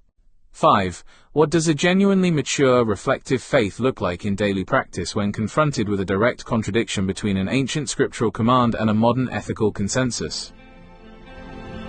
Chapter 5. The Malaysian Mosaic, a case study in harmonizing diversity. The theoretical syntheses and historical movements examined in the preceding chapters find a remarkably vivid, living laboratory within the modern nation of Malaysia. To understand how a society actively navigates the delicate boundary between destructive tribalism and a shared, universal moral core, one must examine the intricate social architecture of the Malay Peninsula and Borneo. Malaysia does not exist as a monocultural enclave protected by geographical isolation or historical uniformity.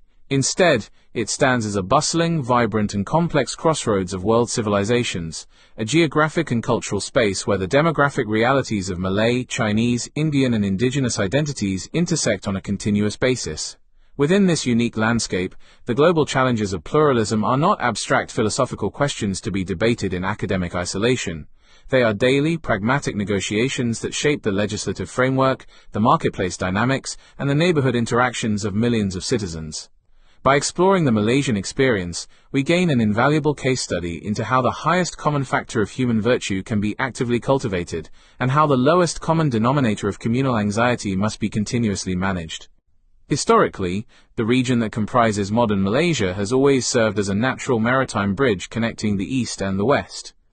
For centuries, the Strait of Malacca operated as one of the world's most critical trading arteries, welcoming merchant vessels from the Arabian Peninsula, Persia, the Indian subcontinent, and the Chinese Empire. These historical travelers did not merely bring spices, textiles, and precious metals. They brought their deeply held metaphysical convictions, their sacred texts, and their distinct cultural values. Islam arrived along these maritime trade routes, organically taking root within the indigenous Malay kingdoms and eventually becoming the definitive framework for spiritual, legal, and cultural life in the region. Concurrently, waves of migration brought the rich ancient traditions of Hinduism and Buddhism from India, alongside the deeply rooted philosophies of Confucianism, Taoism, and Mahayana Buddhism from China. Later, European colonial expansions introduced various denominations of Christianity, adding another distinct thread to the emerging social fabric. When the nation achieved independence in the mid-20th century, it did not attempt to erase this multi-layered inheritance in favor of a forced, artificial assimilation.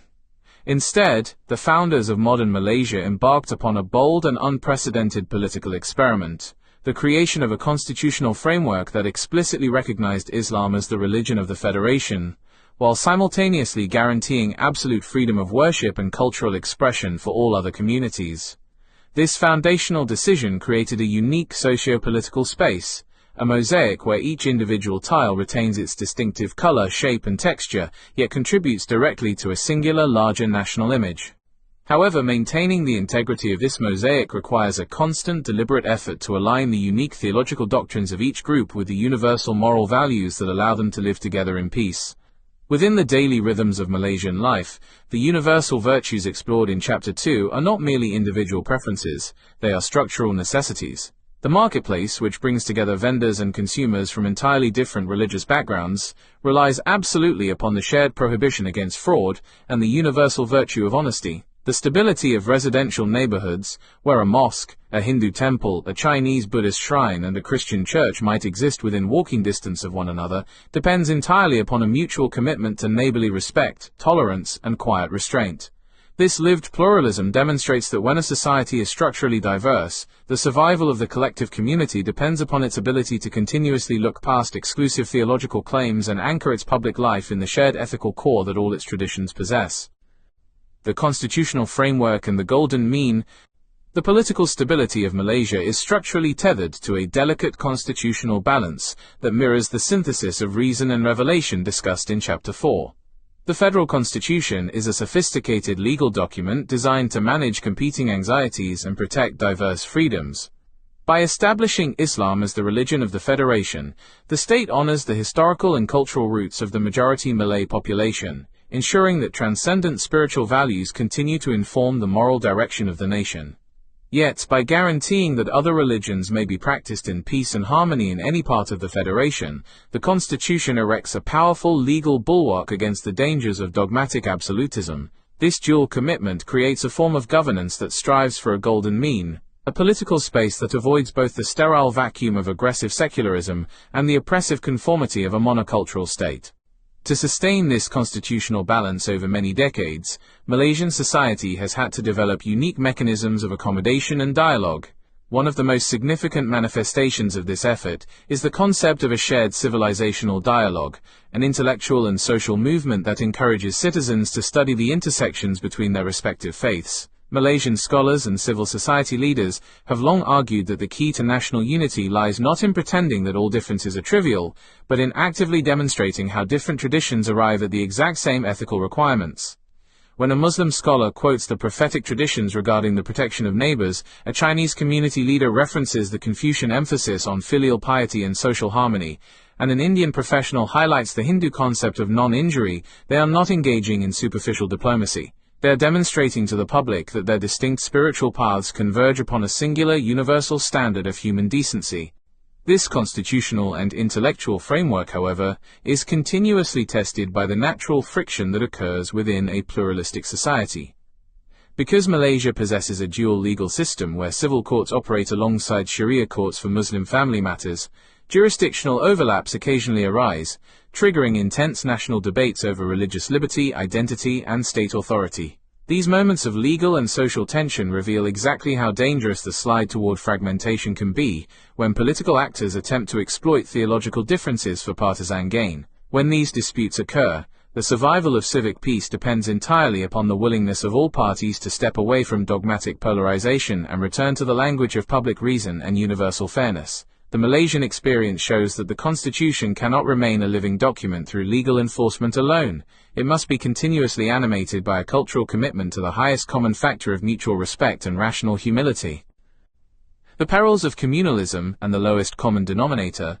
Despite its remarkable record of stability, the Malaysian story contains sobering warnings regarding the ease with which universal moral codes can be overridden by tribal anxieties.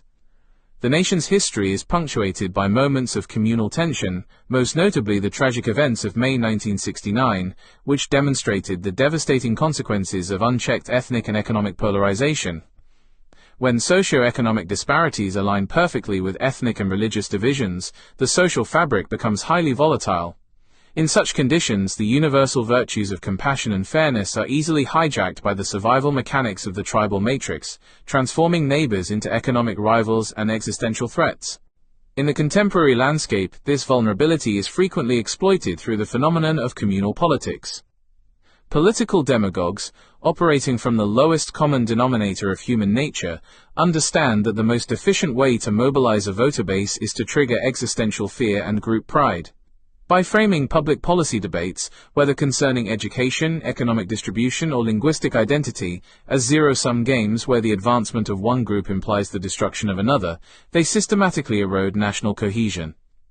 In these toxic narratives, the inclusive, universal ethics taught by the great religions are pushed aside, replaced by an aggressive, exclusionary rhetoric that prioritizes the in-group at the absolute expense of the out-group. This weaponization of identity is further amplified by the modern digital landscape. Social media algorithms, designed to maximize engagement by promoting emotionally charged content, become powerful accelerators of fragmentation. A minor, localized dispute between individuals of different backgrounds can be instantly reframed as a massive existential insult to an entire faith, spreading across the nation within minutes and triggering widespread anger. This digital tribalism relies heavily on the rhetoric of contamination and cosmic dualism described in Chapter 3, transforming complex social interactions into simplistic battles between the defenders of truth and the agents of subversion. The Malaysian case study illustrates that even in a highly educated and modern society, the primitive software of the tribal matrix remains constantly active beneath the surface, requiring vigilant intellectual resistance and strong ethical leadership to prevent it from fracturing the state.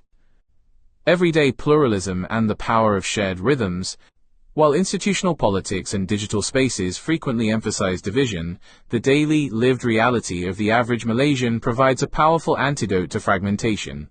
This grassroots harmony is maintained not through formal theological declarations, but through the organic creation of shared cultural rhythms and spaces.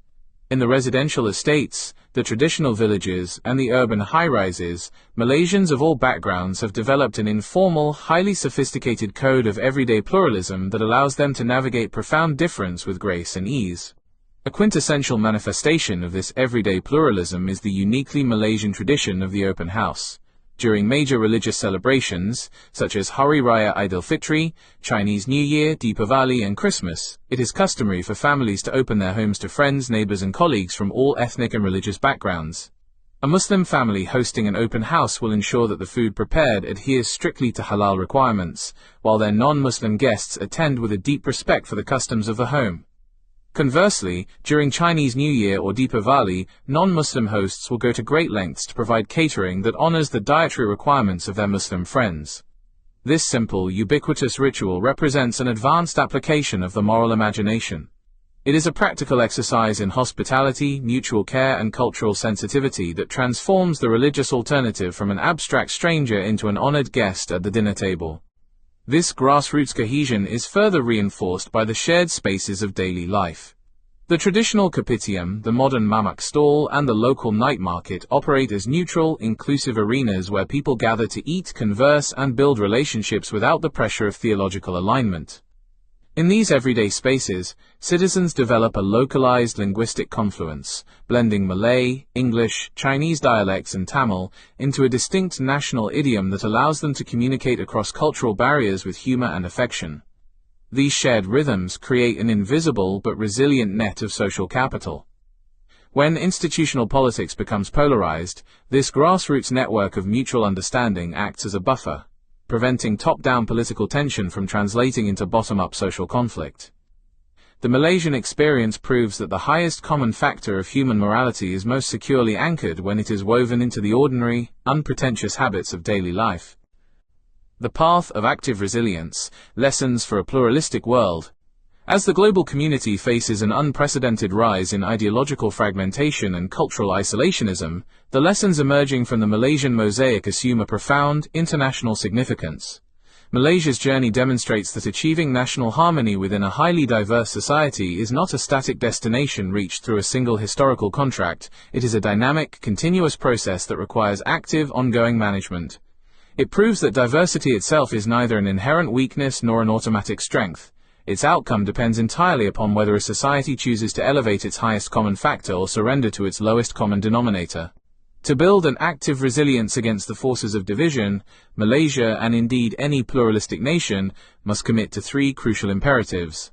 The protection of public reason. Societies must ensure that their public institutions, legal structures, and political debates are governed by accessible, rational arguments that respect the dignity of all citizens, rather than the exclusive dogmatic assertions of a single group. The cultivation of civilizational humility. Educational institutions and cultural leaders must move beyond superficial multiculturalism and actively teach the shared ethical principles that unite different traditions, fostering a reflective faith that combines deep personal devotion with genuine intellectual humility. The defiance of digital demagoguery. Citizens must develop a high degree of media literacy, consciously recognizing and rejecting the inflammatory tribal rhetoric that seeks to weaponize identity for economic or political profit. Ultimately, the Malaysian mosaic offers a powerful testament to the viability of human coexistence. It stands as a living proof that men and women can maintain an absolute loyalty to their specific spiritual traditions while standing shoulder to shoulder as equal participants in a shared civilizational project. By continuously refining the synthesis between the transcendent insights of revelation and the fair, inclusive standards of reason, this diverse nation lights a path forward for a multilateral world. The task for every citizen, both within Malaysia and across the globe, is to become an active guardian of this shared moral core, ensuring that our rich cultural differences remain a source of collective beauty and strength, rather than instruments of fragmentation, conflict, and ruin. Reflection questions. 1. How can the traditional Malaysian practice of the open house be adapted by other multicultural societies to break down barriers of segregation and build trust? 2. In what ways does the coexistence of civil and Sharia court systems in Malaysia challenge or enhance the practice of public reason within the nation's governance? 3. What strategies can ordinary citizens deploy to protect their local communities from being polarized by top-down political demagoguery and digital tribalism? 4. How does the concept of civilizational humility alter the way history and religion are taught to young people within a highly diverse educational environment? 5. Why are informal everyday spaces like markets and coffee shops often more effective at fostering genuine national unity than formal interfaith initiatives? Chapter 6. The Global Imperative, Scaling the Moral Circle for a Sustainable Future. The lessons harvested from the local, everyday interactions of the Malaysian mosaic must not be viewed as isolated phenomena, but as an urgent macrocosmic imperative for the entire global community. As humanity progresses deeper into the 21st century, the geographical and cultural buffers that once insulated nation-states from one another have largely evaporated. We no longer inhabit a fragmented world of distant, self-contained civilizations that can afford to ignore the internal ethical paradigms of their neighbors. The hyperconnectivity of modern economics, the planetary scope of ecological degradation, and the instantaneous nature of digital communication have bound the destinies of diverse populations together in an unprecedented, inescapable embrace. If we are to survive this collective inheritance without collapsing into planetary fragmentation, we must learn how to systematically scale our moral circle, transitioning from the localized ethics of the tribe to a universal framework capable of sustaining a highly interconnected multilateral world. Historically, the concept of the moral circle, the boundary within which we extend empathy, justice, and protection, was strictly determined by immediate proximity and tribal survival. In the early stages of human development, an individual's moral obligation ended at the edge of the village or the border of the kingdom. Anyone residing outside that boundary was classified as a foreigner, an outsider, or a potential threat, to whom the rules of internal compassion did not apply. Over centuries, through the quiet work of philosophical inquiry, global commerce, and spiritual revelation, this circle gradually expanded to encompass the city-state, the empire, and eventually the modern nation-state. Yet, despite this historical progress, our evolutionary software remains stubbornly provincial. While we have successfully constructed global systems of trade, technology, and finance, our ethical evolution has lagged behind our material capability. We possess 21st century technology, but we continue to navigate it using the primitive tribal impulses of the lowest common denominator. Scaling the moral circle for a sustainable future requires us to actively operationalize humanity's highest common factor on a planetary scale. It demands that we construct a global public square that mirrors the synthesis of reason and revelation, creating international institutions and ethical frameworks that can command the respect of diverse cultures. This global expansion does not imply the creation of a tyrannical, uniform world government that seeks to flatten cultural diversity or erase distinct traditions. Rather, it requires the cultivation of a universal consciousness that recognizes our shared vulnerabilities and collective responsibilities. Whether addressing the systemic challenges of planetary climate change, managing the profound ethical risks of artificial intelligence, or preventing the catastrophic outbreak of nuclear conflict, the primary problems facing the modern world cannot be solved by any single nation or ideology in isolation. They require a coordinated global response anchored firmly in our shared commitment to the permanent virtues of humanity.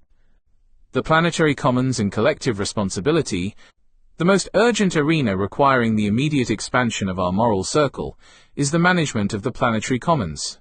The natural systems that sustain life on Earth, the atmosphere, the oceans, the biodiversity of our ecosystems, and the stability of our climate do not recognize human borders, legislative jurisdictions, or theological boundaries.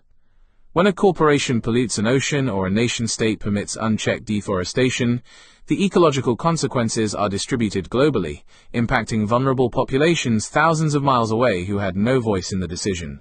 This environmental interdependence transforms ecological stewardship from a localized preference into a universal moral obligation, challenging us to recognize that our daily actions have immediate, ethical consequences for the entire human family. Every major spiritual and philosophical tradition possesses deep, narrative reservoirs that command human beings to act as responsible custodians of the natural world.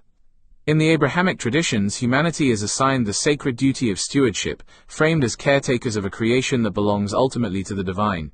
In the Eastern philosophies of Hinduism, Buddhism, and Jainism, the natural world is viewed as a profoundly interconnected web of life, where the principle of non-injury must be extended to all living entities. Indigenous traditions across the Americas, Africa, and the Pacific have long taught that the earth is not a commodity to be exploited, but a sacred trust to be preserved for future generations.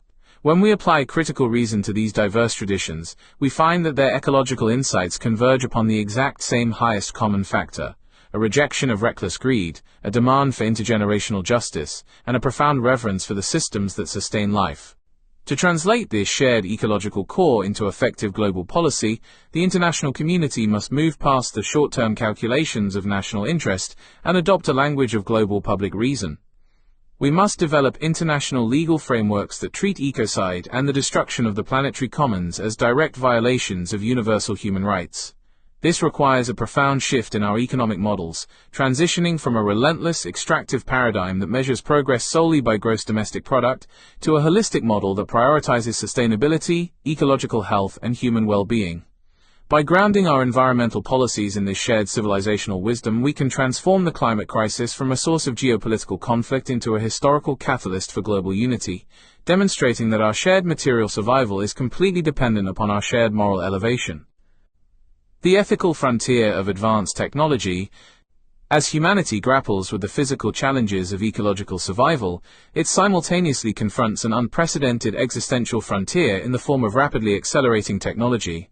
The rise of advanced artificial intelligence, synthetic biology, and quantum computing has granted our species an extraordinary godlike power to manipulate reality, rewrite genetic codes, and automate complex cognitive processes. Yet, this immense technological capability is expanding within an ethical vacuum, largely driven by unregulated commercial competition and nationalistic rivalries. Without a robust universal ethical framework to govern these instruments, we risk creating systems that amplify surveillance, automate discrimination, and erode the very foundations of human agency and truth. The governance of advanced technology cannot be left solely to the discretion of technocrats, algorithms, or market forces. Because these technologies impact the entirety of the human experience, their development must be guided by the universal moral values that comprise our highest common factor. Reason dictates that any system designed by human beings must remain subservient to human dignity, fairness, and accountability. It requires that we establish strict, enforceable international standards to prevent the weaponization of artificial intelligence, the creation of autonomous lethal weapons, and the unethical manipulation of the human genome. This technological immune system must be constructed through an active dialogue between scientists, ethicists, and representatives of diverse cultural and spiritual traditions, ensuring that our machines are aligned with our deepest cross-cultural virtues. Furthermore, we must confront the ways in which modern digital communication platforms are actively weaponized to accelerate the fragmentation of the global community. The business models of contemporary social media networks are deliberately engineered to profit from the activation of the tribal matrix, using algorithms that systematically amplify outrage, fear, and division to maximize user engagement. This digital environment has turned the global village into an arena of constant tribal conflict, eroding the shared reality required for democratic deliberation and international cooperation. To counter this digital decay, we must employ both regulatory reason and ethical consciousness, redesigning our digital architecture to prioritize truth, empathy, and constructive dialogue over polarization and profit. The technological frontier reminds us that as our external tools become increasingly sophisticated, our internal commitment to our universal moral core must become correspondingly resolute. Overcoming the false prophets of populism. The path toward a scaled moral circle is fiercely contested by the modern resurgence of authoritarian populism and narrow ethno-nationalism. Across the globe, political demagogues are capitalizing on the anxieties of economic instability, rapid cultural change, and global migration to preach a regressive doctrine of isolationism and exclusion. These movements operate by systematically shrinking the moral circle, instructing their followers to withdraw their empathy from the global community and focus exclusively on the protection of the narrow in-group. They exploit the psychological craving for absolute certainty, presenting simplistic, tribal narratives that reframe the complex challenges of globalization as malicious plots engineered by foreign forces or internal minorities. This modern populism represents a textbook activation of the lowest common denominator of human nature. By weaponizing historical grievances, cultivating xenophobia, and utilizing the rhetoric of contamination, these leaders successfully override the universal moral injunctions of their own stated traditions. They frequently adopt the symbols and language of religion not to elevate human conduct, but to sacralize their tribal prejudices and justify the exclusion of the outsider. To resist this slide into global fragmentation, citizens must cultivate a profound sense of media literacy and civilizational humility. We must learn to recognize when our sacred identities are being cynically manipulated to serve material or political agendas. and we must have the courage to demand that our leaders speak to our highest aspirations rather than our lowest fears. The antidote to populist insularity is not a radical globalism that ignores the legitimate human need for local belonging, national identity, and cultural heritage. Rather, it is the cultivation of a dual citizenship of the mind, a perspective that allows an individual to remain deeply, passionately loyal to their home country and local community, while simultaneously recognizing their ultimate responsibility to the wider human family. We must learn to view our national and cultural identities not as walls designed to exclude the world, but as unique, particular gifts intended to enrich the global tapestry. By anchoring our geopolitical structures in the shared ethical core that underpins all civilizations, we can build an authentic, robust multilateralism that respects national sovereignty while demanding absolute accountability to the universal standards of human rights, justice, and peace. The horizon of shared hope. Ultimately, the global expansion of the moral circle is not an idealistic luxury or an abstract philosophical exercise. It is the absolute baseline condition for the continued survival of human civilization. We can no longer afford the historical pattern of treating the outsider with suspicion or viewing international relations as a ruthless, zero-sum game of survival. The scale of our problems has permanently outgrown the size of our tribes. The horizon before us presents a definitive, unavoidable choice. We will either learn to stand together on the universal ground of our highest common factor, or we will perish together within the fragmented ruins of our lowest common denominator. Building this sustainable future requires an active, everyday commitment from every segment of global society. It requires educators to teach the profound ethical convergences that unite our species. It demands that corporate and political leaders subordinate short-term profit and power to the long-term health of the planetary commons, and it invites every individual to consciously expand their circle of empathy to encompass the stranger, the foreigner, and the unborn generations who will inherit the consequences of our choices. When we possess the courage to lift our gaze above the historical cleavages of theology and ideology, we discover that we are not stranded in a hostile universe of irreconcilable differences. We are, in reality, a singular human family, marching under different banners but sustained by the exact same deep, universal wellspring of human virtue.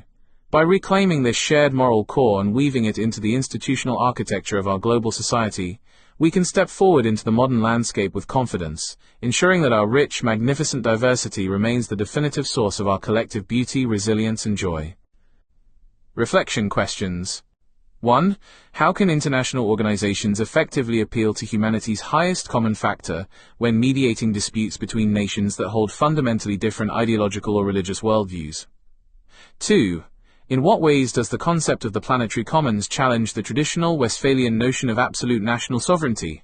3. What specific educational strategies can be implemented globally to help young people develop a dual identity as both loyal citizens of their nation and responsible members of the human family? 4.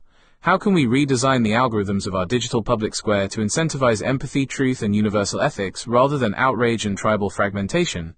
5. If the ethical insights of ancient religions converge on environmental stewardship, why has the modern global response to climate change remained so fractured and ineffective? Chapter 7. The Architecture of Reconciliation, Practical Frameworks for Transcending Tribalism. If the scaling of the moral circle represents the grand ethical horizon toward which global civilization must journey, the profound challenge that remains is one of engineering. High ideals, universal principles, and structural critiques are vital, yet they remain tragically inert unless they can be translated into concrete, practical mechanisms that human beings can deploy within the messy, compromised realities of their daily lives. The history of human conflict is a graveyard of beautifully drafted peace treaties and noble declarations that collapsed precisely because their authors failed to provide a realistic, psychological, and institutional infrastructure capable of absorbing the shock of human panic, dogmatic pride, and historical trauma. To move beyond the deep-seated fragmentation diagnosed in the third chapter, and to securely anchor the global and local mosaics explored thereafter, we must deliberately design and execute an active architecture of reconciliation.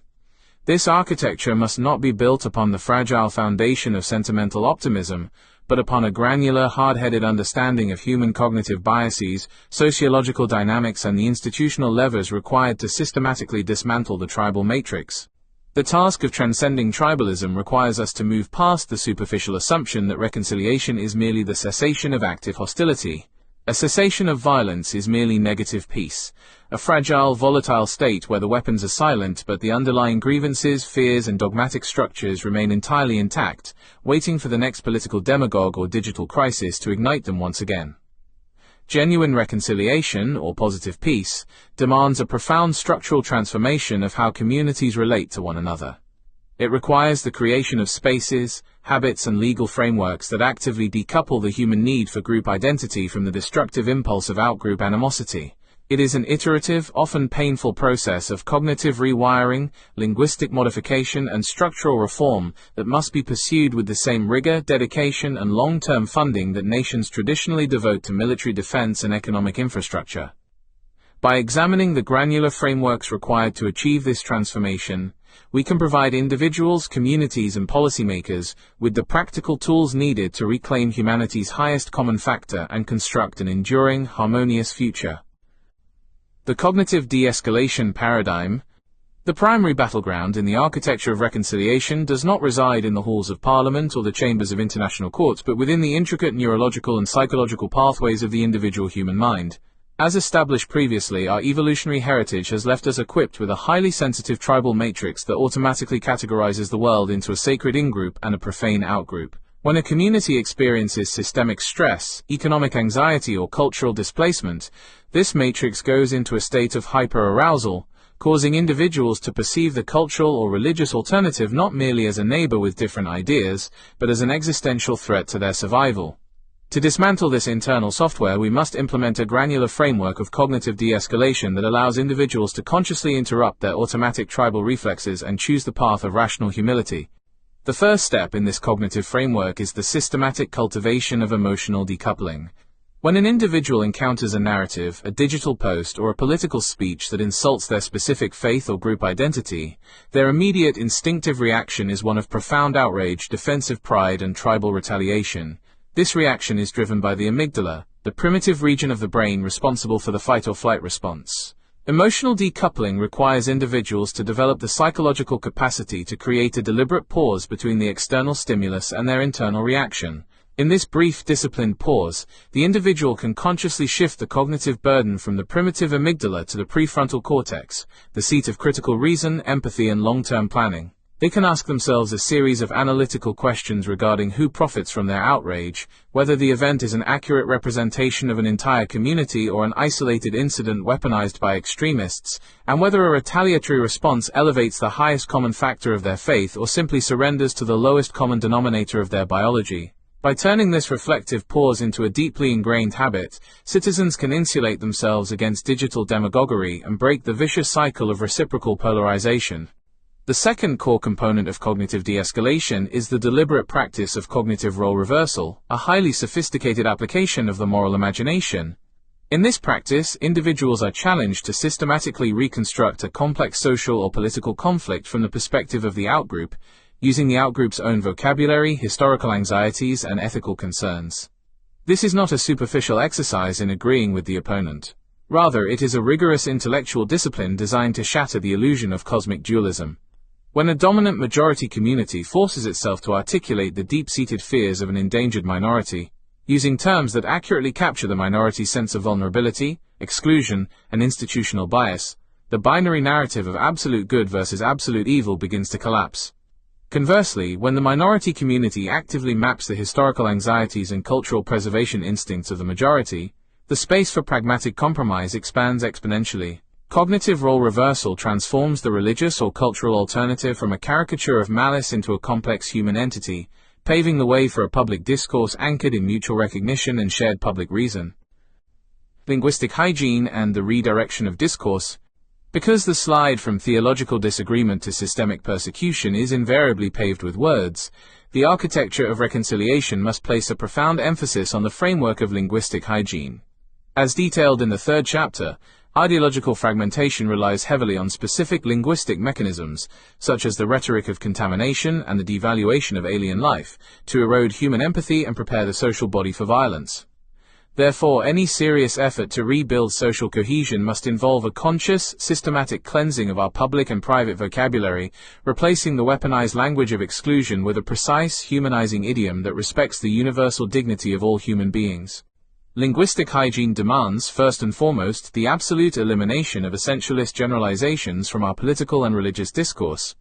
Essentialism is the cognitive error of attributing the negative actions, extreme beliefs, or structural flaws of a few individuals to an entire demographic group. When we use phrases that suggest an entire religion is inherently violent, or that a specific ethnic community is naturally untrustworthy, we are engaging in an act of linguistic violence that actively feeds the tribal matrix. A robust framework of linguistic hygiene requires citizens, journalists, and religious leaders to practice strict semantic precision.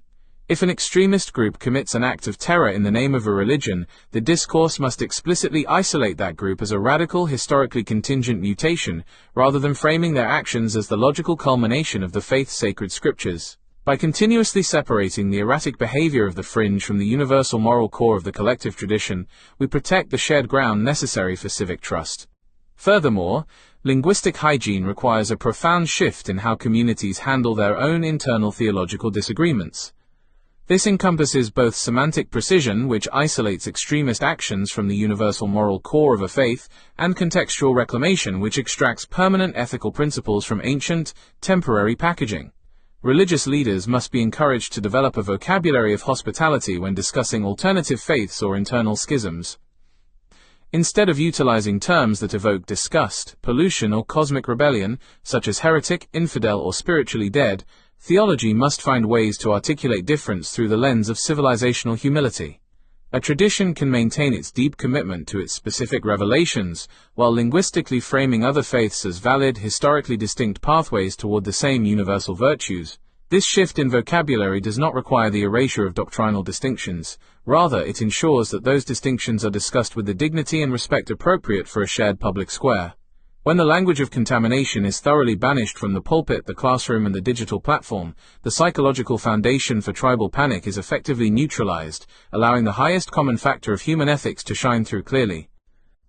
Institutional design and structural counterweights. While cognitive changes and linguistic disciplines are essential, they will ultimately wither unless they are supported by robust, well-designed institutional structures. Human beings are profoundly shaped by the incentives, penalties, and operational dynamics of the systems within which they live. If a nation's electoral system, economic policies, and media architecture are structured in a way that rewards tribal mobilization and penalizes moderate cooperation, then fragmentation will inevitably triumph over harmony. The architecture of reconciliation must therefore engage in granular institutional engineering, constructing structural counterweights that systematically disincentivize communal extremism and reward cross-cultural collaboration. A primary arena for this institutional design is the electoral architecture of pluralistic societies. In many diverse nations, electoral boundaries and voting systems are structured in a way that creates homogeneous constituencies, districts where a single ethnic or religious group forms an overwhelming majority. In such systems, which reward tribal outbidding and foster communal polarization, a political candidate has absolutely no incentive to appeal to the interests or values of other communities. Their easiest path to power is to outbid their internal rivals in dogmatic extremism, activating the lowest common denominator of fear and group pride to consolidate their base. To counter this destructive dynamic, pluralistic nations must deliberately design cross-cutting electoral frameworks, such as alternative vote systems or multi-member districts that require candidates to secure second and third preference votes from communities outside their own demographic core. By demanding multi-group support, these frameworks generate inclusive public reason. When a politician's electoral survival depends upon their capacity to win the support of diverse voters, their public rhetoric naturally transitions from exclusionary tribalism to the inclusive language of public reason and universal fairness. Institutional design transforms moderation from a political liability into a strategic necessity. Beyond the political sphere, institutional engineering must be applied directly to the regulation of the digital public square. As observed in the 6th chapter, the contemporary information ecosystem is dominated by corporate business models that monetize tribal outrage through algorithmic amplification. A granular framework for structural reconciliation requires a profound legislative overhaul of these digital platforms. Governments must enact strict regulatory standards that force technology companies to dismantle the algorithms that capitalize on polarization. This includes legally mandating algorithmic transparency, requiring platforms to actively deprioritize content that triggers group-based animosity, and incentivizing the development of digital spaces designed for constructive, deliberative dialogue.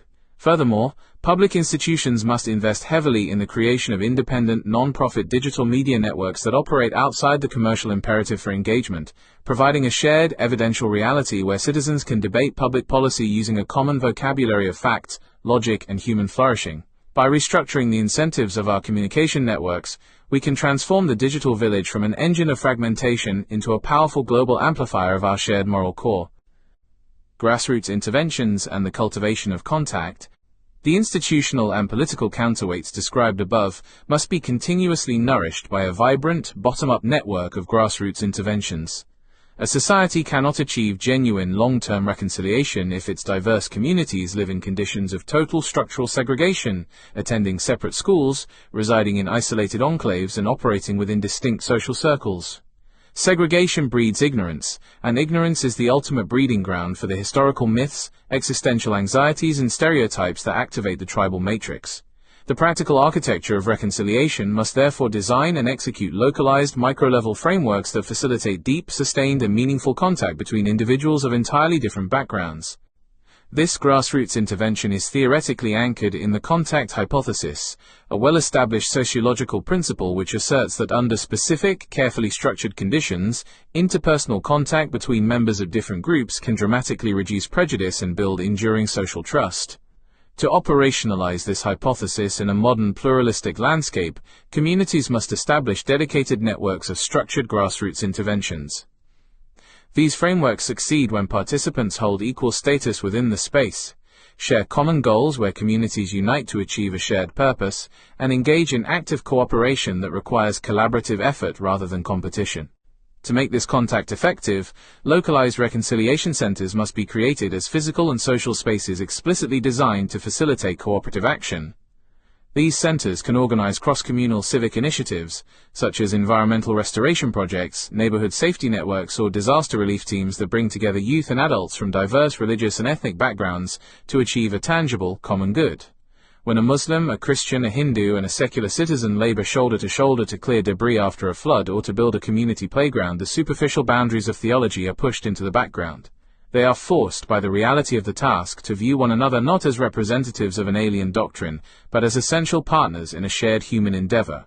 The cooperative effort builds an invisible network of deep, personal relationships, a resilient form of social capital that protects the community from being polarized during times of top-down political crisis. Grassroots interventions prove that the highest common factor of human morality is not a set of abstract propositions to be memorized. It is a lived muscle memory that can only be developed through the shared experience of cooperative labor and mutual care. The restorative justice framework, healing historical trauma. No architecture of reconciliation can be considered complete or sustainable if it fails to address the deep, festering wounds of historical trauma. As explored in the analysis of the lowest common denominator, modern communal conflicts are rarely spontaneous occurrences. They are almost always fueled by the systematic weaponization of historical grievances, memories of past massacres, expulsions, land thefts, or systemic humiliations that have been passed down through generations within the collective memory of a tribe. When a community carries unaddressed historical trauma, its psychological baseline is defined by a profound sense of victimization, hypervigilance, and defensive pride. In this volatile state, any contemporary political dispute or cultural friction is instantly interpreted as a repeat of the historical injury, triggering a preemptive, often violent tribal response. To break this historical cycle, societies must implement a comprehensive framework of restorative justice that actively heals collective memory and transforms historical trauma into a source of shared wisdom. The framework of restorative justice stands in stark contrast to the traditional adversarial model of retributive justice, which focuses narrowly on identifying violations of law, assigning individual guilt, and administering punitive state sanctions. While retributive justice remains an essential tool for maintaining the basic rule of law, it is fundamentally incapable of healing the deep psychological fractures that separate polarized communities. Retributive trials often degenerate into a zero-sum legal arena, where each group seeks to vindicate its own historical narrative and weaponize the court to humiliate the other, thereby reinforcing the tribal matrix. Restorative justice, conversely, prioritizes the restoration of damaged relationships, the validation of human suffering, and the collective search for structural repair. It brings victims, offenders, and the wider community together in a highly structured, non-adversarial space to hear one another's stories, acknowledge the full human cost of past atrocities, and co-create practical pathways for future restitution and coexistence. The most famous global execution of this framework is the South African Truth and Reconciliation Commission, which sought to navigate the catastrophic fallout of the apartheid era without collapsing into racial civil war. By offering amnesty in exchange for full, transparent truth-telling, the Commission created a public arena where the horrific realities of systemic oppression could be uncovered, documented, and officially acknowledged by the state. Crucially, the process allowed victims to speak their truth and receive public validation for their suffering, an essential psychological requirement for the resolution of trauma. While the Commission was far from perfect, its operational methodology demonstrated that the public exposure of truth, combined with an explicit commitment to structural repair, can dissolve the toxic buildup of historical grievance and prevent the catastrophic activation of the lowest common denominator. Implementing a restorative justice framework within a modern pluralistic society requires a granular, multi-layered approach to collective memory. The joint historical narrative. Societies must commission independent, multi-communal panels of historians, ethicists, and civic leaders to draft shared historical textbooks that include the perspectives, suffering, and contributions of all groups. This eliminates the dangerous phenomenon of parallel histories, where children from different communities are taught entirely contradictory versions of the nation's past. The desacralization of grievance. Cultural and religious leaders must actively resist the temptation to frame historical injuries as sacred, eternal testaments to the essential malice of the outgroup. Instead, past atrocities must be taught as universal warnings regarding what happens when any human community surrenders to the tribal matrix and ignores its highest common factor. Structural restitution. Acknowledging past injustice must be paired with tangible economic and social policies designed to repair the systemic disparities left behind by historical exploitation. Truth-telling without structural repair is eventually perceived by the marginalized as an empty public performance, breeding a profound cynicism that actively delays true reconciliation. By systematically applying these restorative principles to the collective memory of a culture, we can effectively disarm the psychological minds of the past. We transform history from a dark, heavy anchor that drags a society back into fragmentation into a clear, illuminating mirror that guides us toward our universal moral obligations. Reclaiming the path forward. The architecture of reconciliation detailed throughout this chapter provides humanity with a realistic, highly granular toolkit for transcending the path of tribalism. It demonstrates that the deep ideological fragmentations that scar our modern landscape are not unalterable decrees of destiny, but predictable pathologies of our biology and our poorly engineered institutions. We possess the cognitive strategies to de-escalate our tribal reflexes, the linguistic disciplines to cleanse our public square, the institutional blueprints to rewrite our political incentives, the grassroots frameworks to build deep social capital, and the restorative models to heal the wounds of historical trauma. The execution of these frameworks requires a profound act of collective will and a relentless commitment from every citizen. It demands that we step away from the seductive comfort of absolute dogmatic certainty and embrace the challenging, rewarding path of rational humility. As we stand at this critical historical crossroads, let us cast aside the false binary choices of fanaticism and relativism, and actively build a global civilization anchored firmly in our shared moral core. By dedicating our resources, our intellects, and our hearts to the practical architecture of reconciliation, we ensure that our diverse human family can navigate the modern pluralistic landscape in profound peace, enduring harmony, and shared joy. Reflection questions. 1. What specific psychological barriers prevent individuals from engaging in cognitive role reversal during an active social or political dispute, and how can these barriers be systematically overcome? 2. In what ways can a pluralistic nation design its public education curriculum to teach strict semantic precision and eliminate essentialist generalizations from the vocabulary of the next generation? 3. How can the regulatory frameworks governing digital social media platforms be restructured to protect free speech while completely disincentivizing the commercial monetization of tribal outrage? 4. What role should corporate businesses and economic institutions play in funding and supporting structured grassroots interventions based on the contact hypothesis? 5. How can a society balance the legal requirement for retributive justice against individual criminals with the broader, collective necessity for restorative justice and structural reconciliation after a period of intense civil conflict? Chapter 8. The Educational Paradigm: Cultivating the Moral Imagination and Intellectual Humility.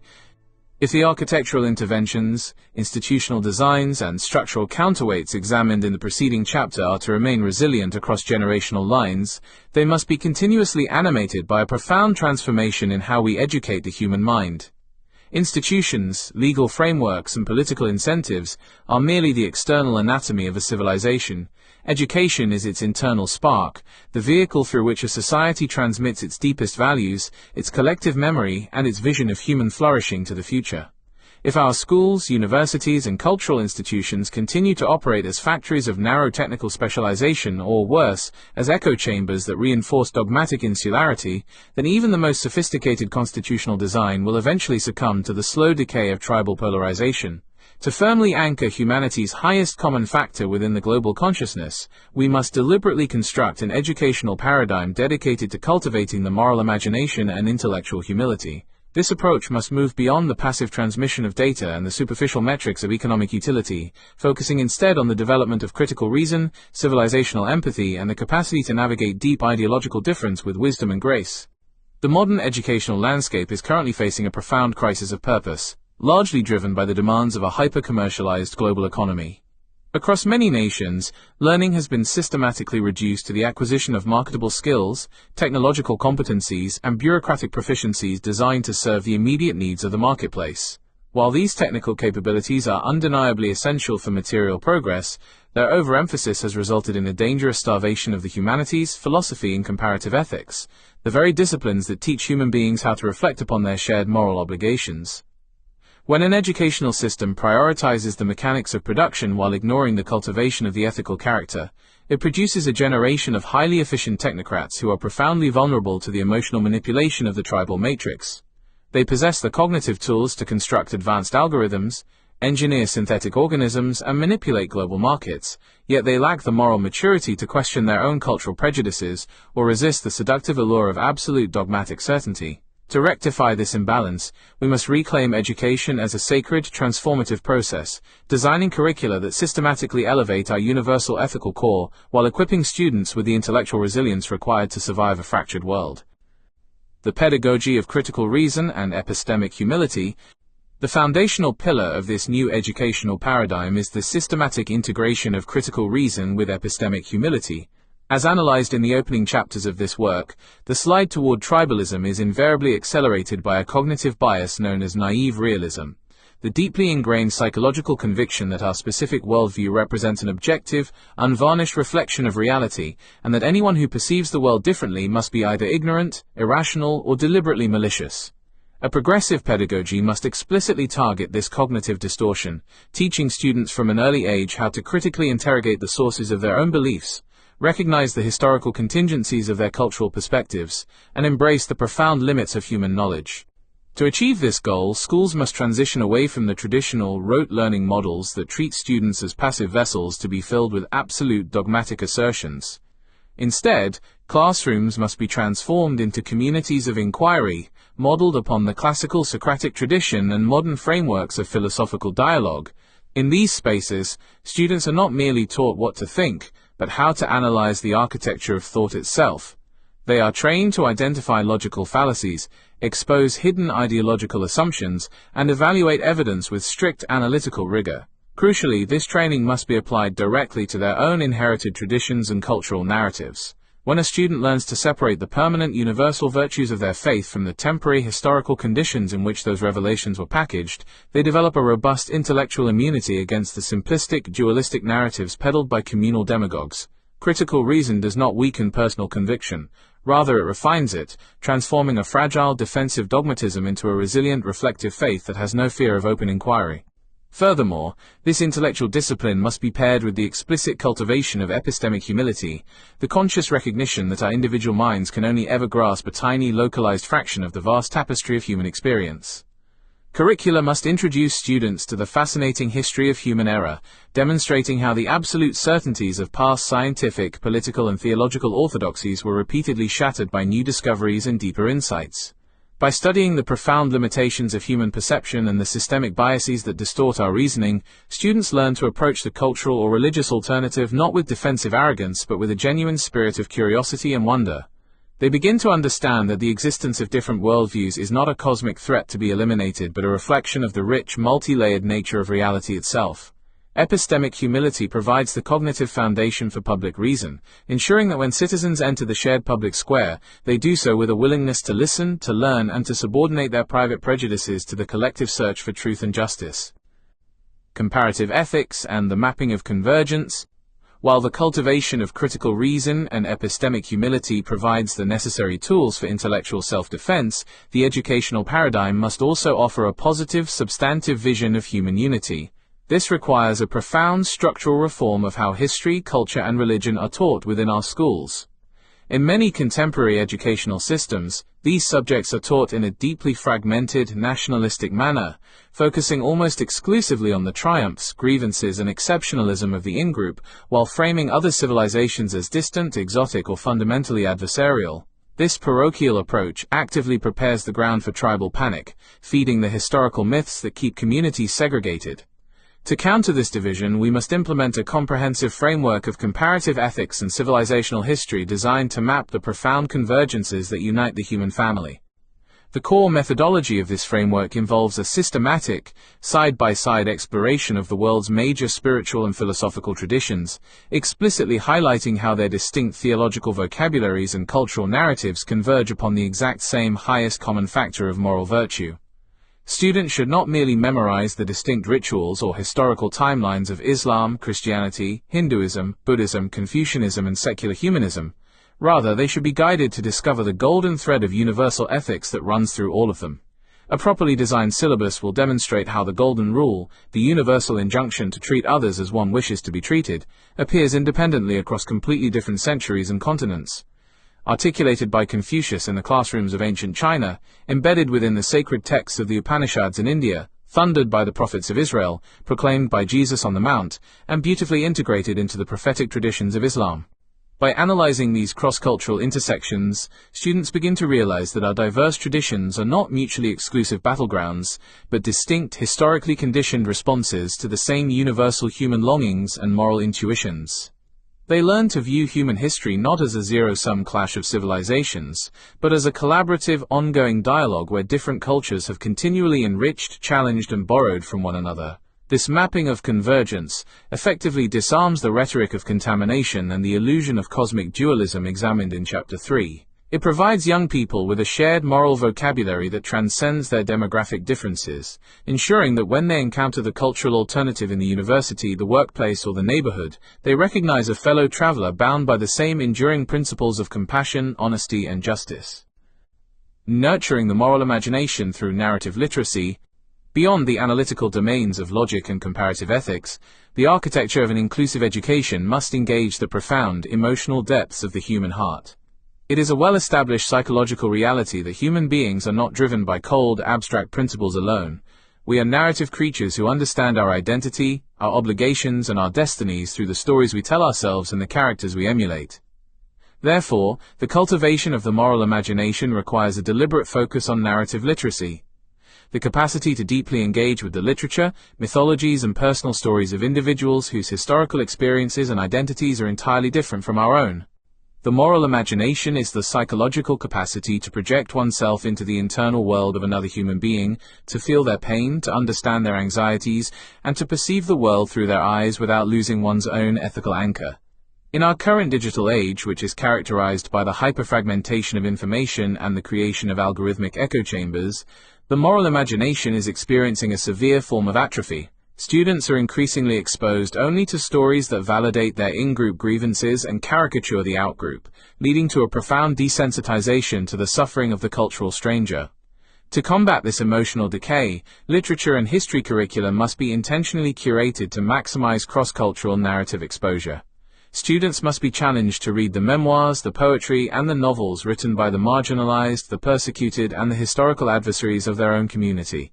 When a student from a dominant majority community engages deeply with a powerful piece of literature written from the perspective of an oppressed minority, experiencing the weight of institutional humiliation, the terror of displacement, and the fragile hope for dignity through the medium of story, a profound transformation occurs within their emotional landscape. The abstract political category of the minority is instantly humanized, breaking through the defensive armor of tribal pride. Narrative literacy allows us to bypass the intellectual gatekeepers of dogma and ideology, speaking directly to the universal capacity for empathy that resides within every human soul.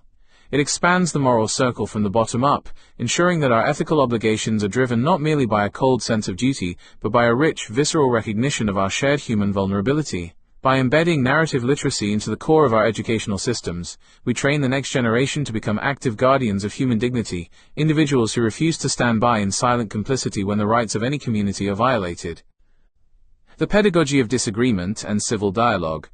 The ultimate test of a truly progressive educational paradigm is its capacity to prepare students for the reality of deep, unresolvable moral and political disagreement. A naive multiculturalism that pretends all differences are superficial, or a sterile secularism that demands citizens leave their deepest spiritual convictions at the door of the public square, is fundamentally incapable of sustaining peace in a highly pluralistic world. True harmony does not require the elimination of disagreement. It requires the development of a sophisticated pedagogy of disagreement, a framework that teaches young people how to engage in passionate, robust debate over their most deeply held convictions without surrendering to polarization, hatred, or violence. To achieve this level of civic maturity, universities and schools must consciously reject the modern temptation to create intellectual safe spaces that shelter students from exposure to alternative viewpoints or challenging ideas. The desire to insulate students from offensive or uncomfortable perspectives is a profound manifestation of tribal anxiety, one that cripples the development of intellectual resilience and leaves young people entirely unprepared for the messy realities of democratic life. Instead of avoiding conflict, educational institutions must actively teach the art of civil dialogue and structured argumentation. Students must be trained in the discipline of the Socratic debate, where they are required to defend ideas they personally disagree with, utilizing the strongest, most rational arguments available to their opponents. This practice shatters the simplistic assumption that those who hold alternative views are mentally deficient or morally corrupt, forcing students to recognize that complex ethical questions often involve competing, legitimate values that cannot be easily reconciled. Furthermore, this pedagogy must establish clear, explicit ground rules for engagement within the classroom, serving as a micro-level laboratory for the global public square. Students must learn to practice semantic precision, to refrain from ad hominem attacks, and to always grant their opponents the most charitable interpretation of their arguments.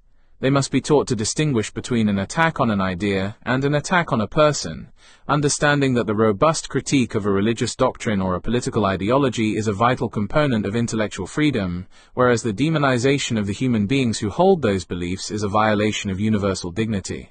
By practicing these demanding habits of civil dialogue over many years, students develop the emotional and intellectual stamina required to navigate the hyperpolarized digital landscapes of the modern world.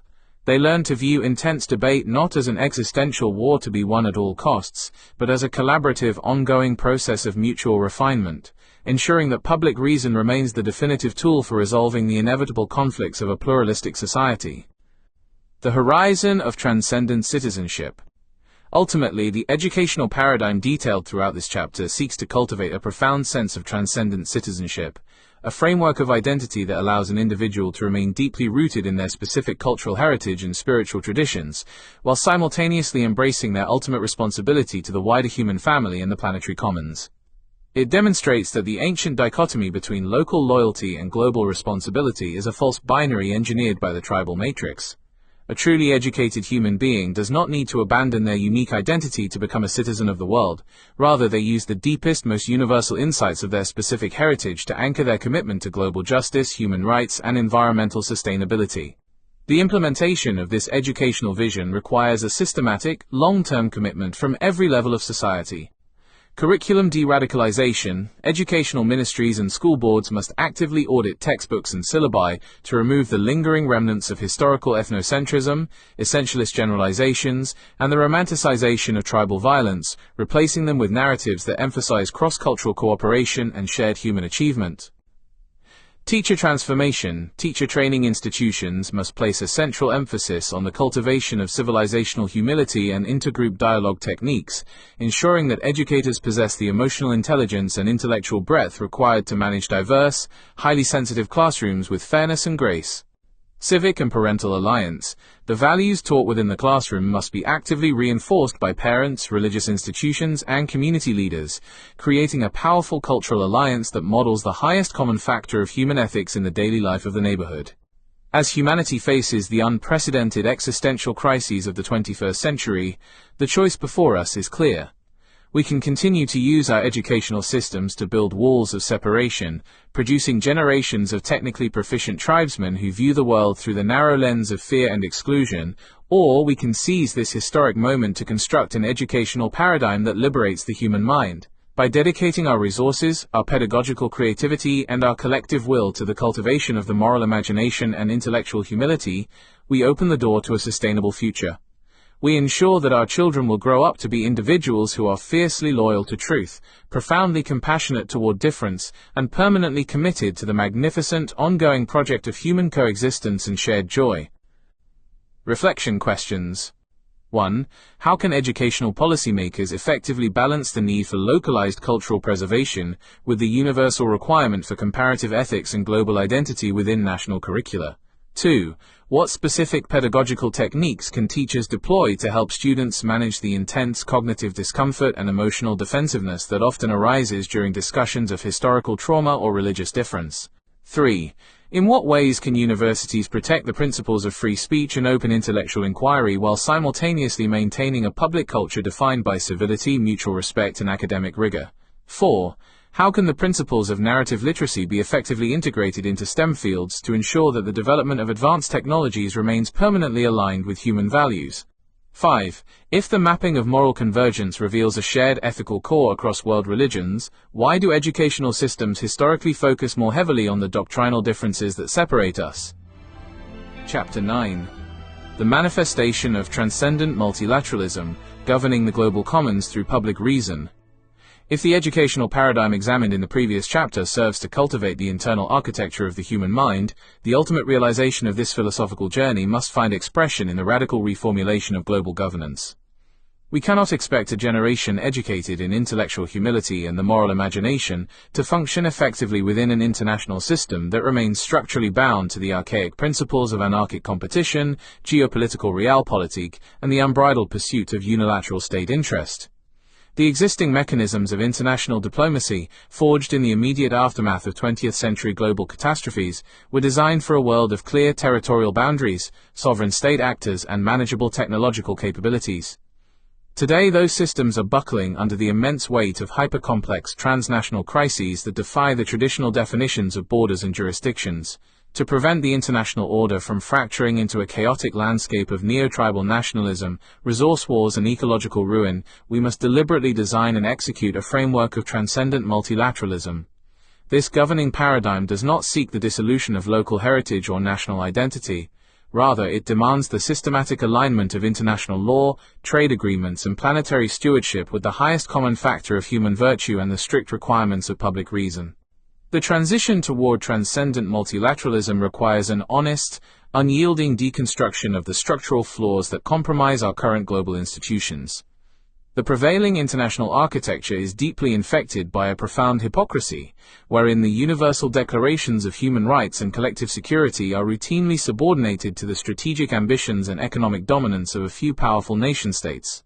The institutional mechanisms of the United Nations, particularly the structural anachronism of the Security Council veto, allow unilateral geopolitical interests to paralyze the collective will of the global community, transforming the international forum into a theatrical arena of dogmatic posturing rather than a functional vehicle for public reason. Furthermore, global financial institutions frequently enforce economic policies that prioritize market liberalization and resource extraction over local sustainability, intergenerational equity, and human dignity, thereby accelerating the socio-economic disparities that feed the tribal matrix. To move past this systemic failure, we must establish a new charter for global cooperation, one that elevates planetary survival and universal ethics above the short-term profit margins of multinational corporations and the parochial anxieties of sovereign states. By exploring the granular structural reforms required to implement this framework, we can outline a practical path toward a stable, equitable, and harmonious world order. The restructuring of global deliberative assemblies. The first critical requirement of transcendent multilateralism is the thorough democratization and structural renovation of global deliberative bodies. The historical consensus that birthed the contemporary International Assembly was fundamentally flawed by its exclusive reliance on the nation-state as the sole unit of legitimate representation. This configuration systematically excludes the voices of indigenous communities, localized municipal governments, transnational civic movements, and future generations, the very groups that bear the disproportionate consequences of global policy failures. To rectify this democratic deficit, we must expand our institutional imagination and construct a multi-layered global assembly that mirrors the rich diversity of the human family while enforcing the rigorous standards of rational deliberation. A primary structural intervention involves the transformation of the United Nations General Assembly into a bicameral global parliament. The existing chamber, which grants equal voting power to sovereign governments regardless of their democratic legitimacy or population size, must be supplemented by a democratically elected World Citizens' Assembly. In this lower chamber, representatives would be chosen directly by global citizens through a system of proportional representation, bypassing the ideological gatekeepers of national governments. This structural innovation would fundamentally alter the dynamics of international discourse. Instead of voting along rigid nationalistic blocs, representatives would align themselves across transnational ideological coalitions dedicated to global public policy, environmental justice, and human rights. A politician from an endangered island nation in the Pacific could form an organic legislative alliance with urban representatives from Europe and indigenous leaders from South America, uniting their political capital to pass binding planetary legislation regarding carbon emissions and ecological restoration. By institutionalizing a direct link between the individual citizen and global governance, we effectively dismantle the parochial barriers of the tribal matrix, allowing a genuine global public reason to emerge within the halls of international law. Concurrently, the executive mechanisms of global governance must be stripped of their archaic privileges and aligned with the principles of universal fairness. The veto power currently held by the permanent members of the Security Council must be systematically abolished or structurally neutralized through a constitutional amendment that allows a two-thirds majority of the global parliament to override any unilateral obstruction. The maintenance of global peace and security cannot remain hostage to the imperial ambitions or defensive anxieties of a select group of nuclear-armed states. The Security Council must be replaced by a democratically accountable Global Security Council, whose membership is dynamically determined based on a state's compliance with international law, its contribution to the planetary commons, and its adherence to human rights standards. This executive body must be supported by a permanent, independently financed international peacekeeping force, trained specifically in the architecture of reconciliation and cognitive de-escalation, capable of intervening rapidly to prevent communal violence, ethnic cleansing, and human rights violations, without serving as an instrument of Western hegemony or Eastern expansionism. The codification of planetary jurisprudence. The institutional restructuring of global assemblies must be accompanied by a profound revolution in the philosophical foundations and practical execution of international law.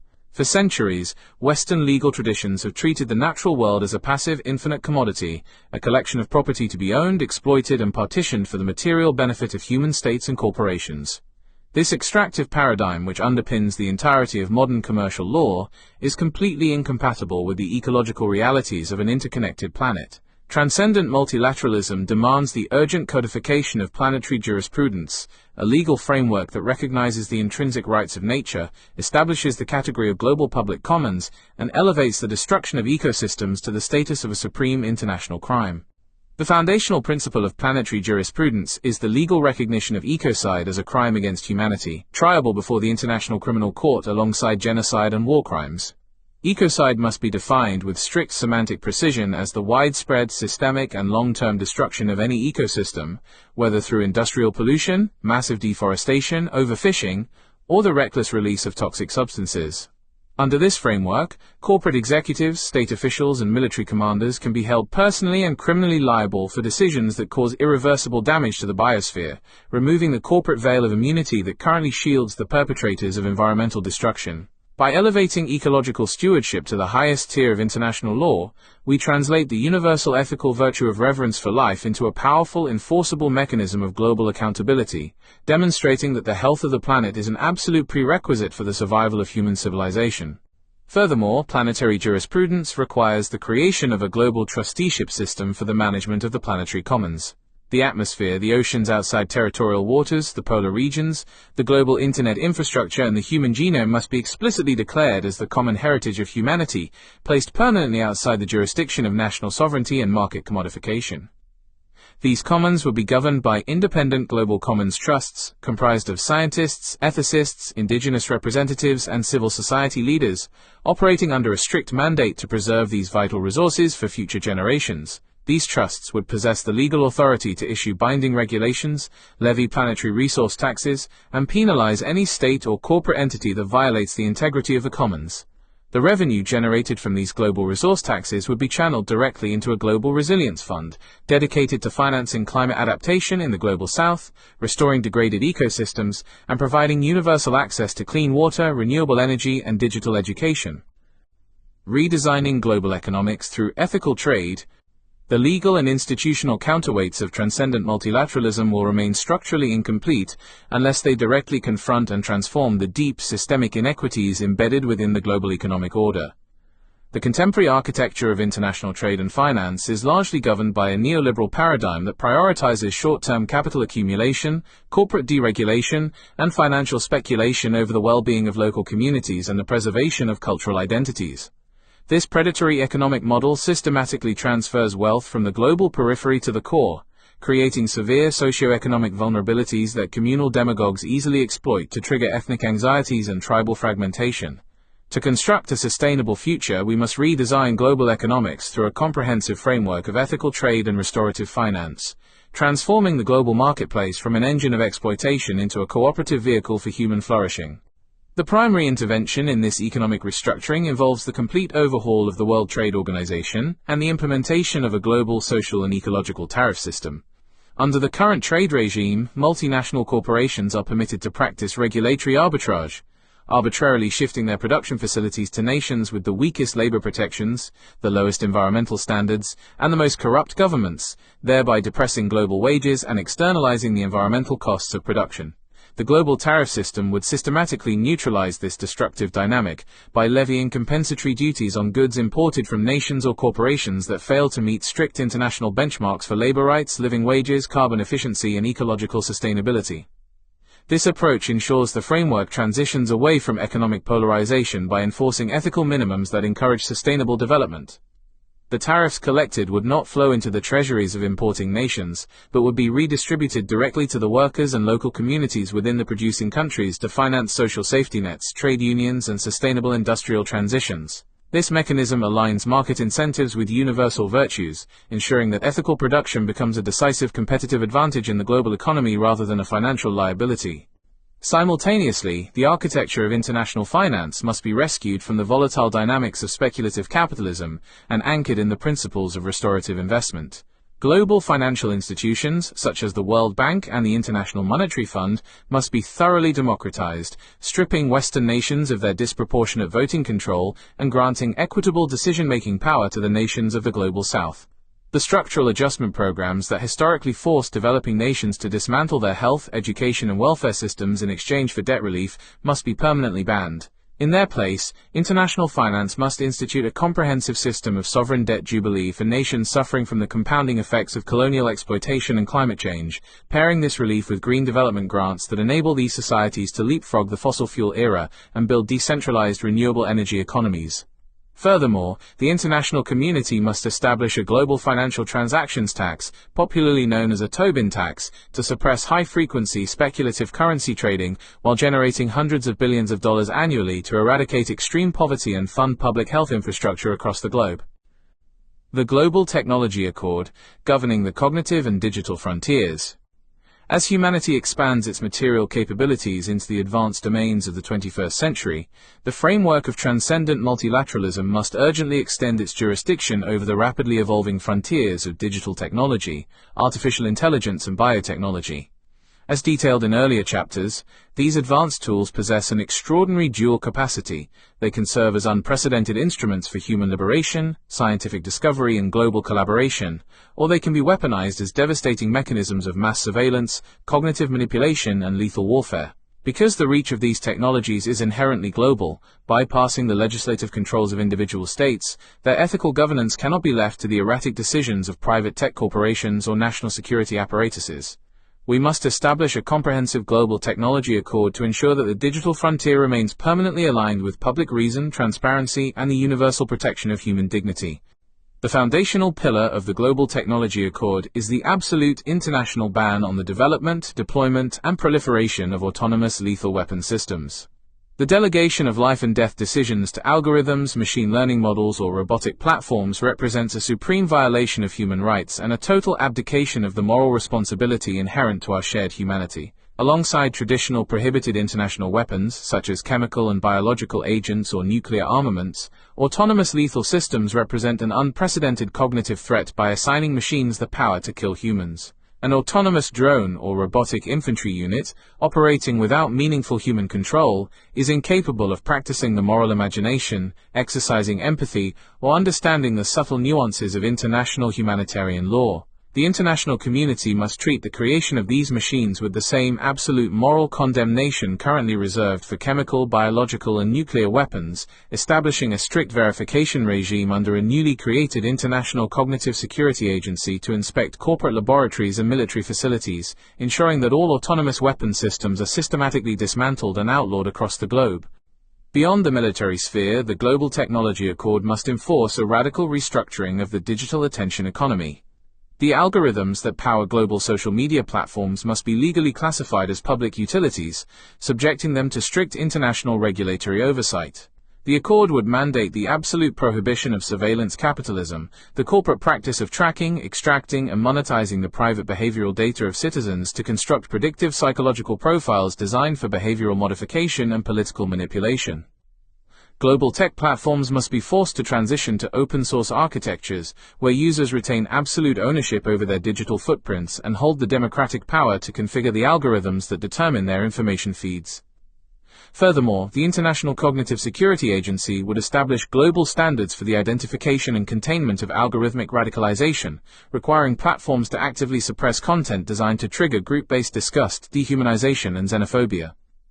By cleansing the digital bloodstream of the planet from the toxic incentives of outrage capitalism, we protect the shared cognitive reality necessary for global public reason to function effectively. Grassroots cosmopolitanism and transnational civic networks. The grand institutional, legal, and economic structures of transcendent multilateralism will ultimately remain fragile, top-down mechanisms unless they are continuously anchored in a vibrant, bottom-up culture of grassroots cosmopolitanism. An international system comprised solely of reformed assemblies, courts, and regulatory agencies risks becoming a cold, remote bureaucracy that fails to command the emotional loyalty or moral imagination of the average citizen. To prevent this alienation, which frequently triggers a defensive populist backlash in favor of tribal isolationism, we must actively cultivate a dense network of transnational civic networks, social, cultural, and political associations that connect ordinary individuals across borders in meaningful acts of collaborative citizenship and mutual solidarity.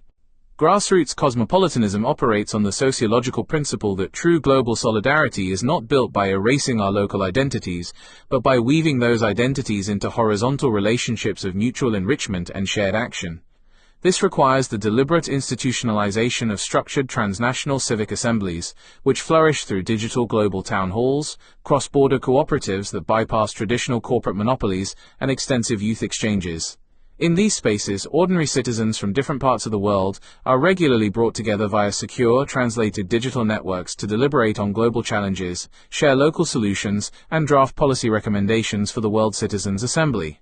A citizen managing a cooperative agricultural project in rural India can engage in a direct, structured dialogue with an urban planner in South Africa and a community organizer in the United Kingdom, exchanging insights on water conservation, local democracy, and economic resilience.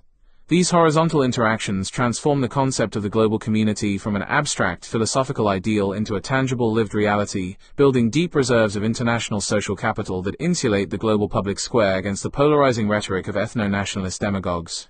Furthermore, this grassroots network must be supported by massive, publicly funded global youth exchange programs modeled upon regional initiatives but expanded to a planetary scale. These programs must be deliberately structured to ensure equitable access, allowing young people from marginalized and developing communities to live, study, and participate in civic service projects alongside their peers in different parts of the world for sustained periods. When a young person spends a formative year working within a community whose language, religion, and customs are entirely different from their own, they develop a profound experiential understanding of civilizational humility and narrative literacy. They learn firsthand that beneath the colorful, magnificent variations of human culture, their peers are animated by the exact same longings for love, security, dignity, and purpose. These early experiences permanently rewire the developing mind, ensuring that the software of the tribal matrix is permanently subordinate to a deep, visceral identification with the universal human family, creating a generation of leaders capable of executing the demanding requirements of transcendent multilateralism with authentic compassion and moral clarity.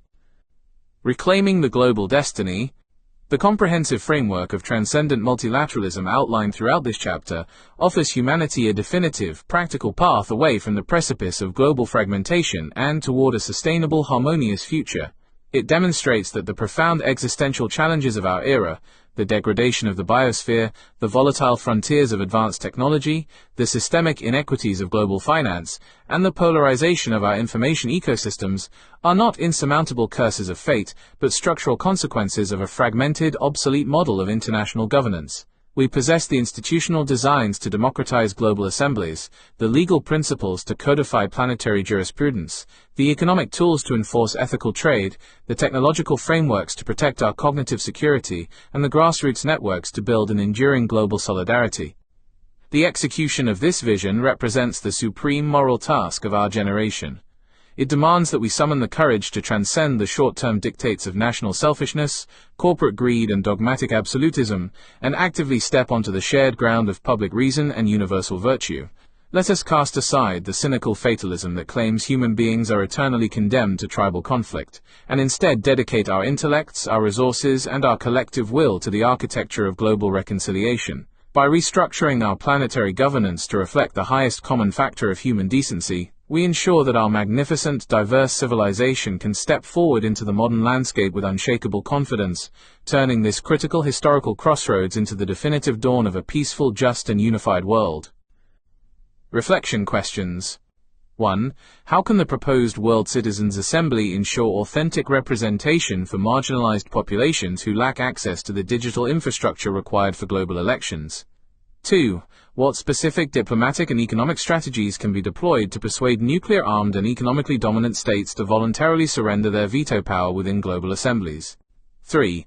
In what ways does the codification of ecocide as an international crime challenge the historical legal distinction between corporate liability and individual criminal responsibility?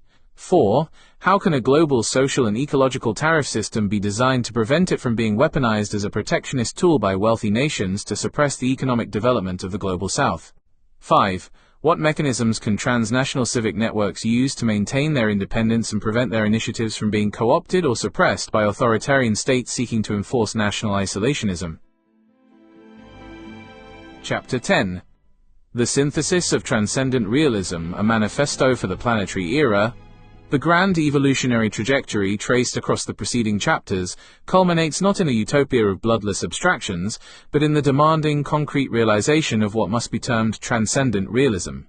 We have journeyed from the local negotiations of the Malaysian crossroads, through the urgent scaling of the moral circle, past the granular mechanics of linguistic and structural reconciliation, and into the institutional blueprints for global governance.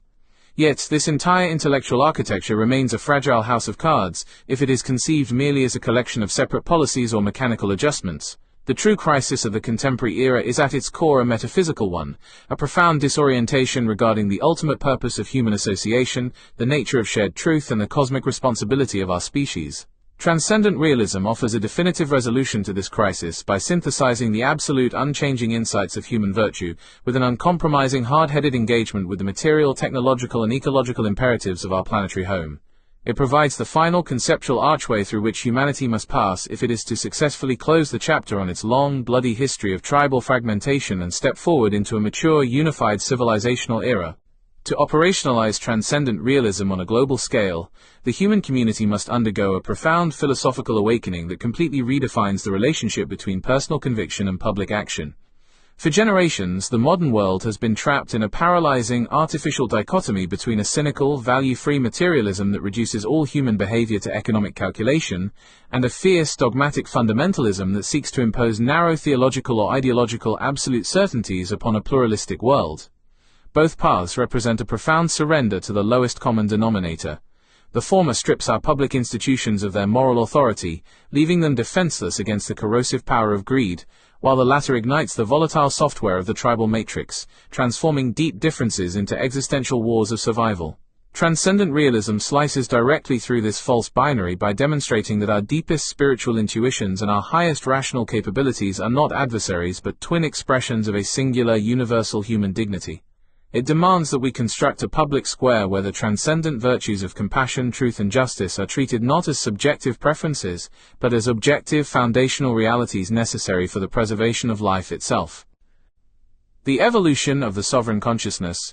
The first and most radical imperative of transcendent realism is the fundamental evolution of sovereign consciousness.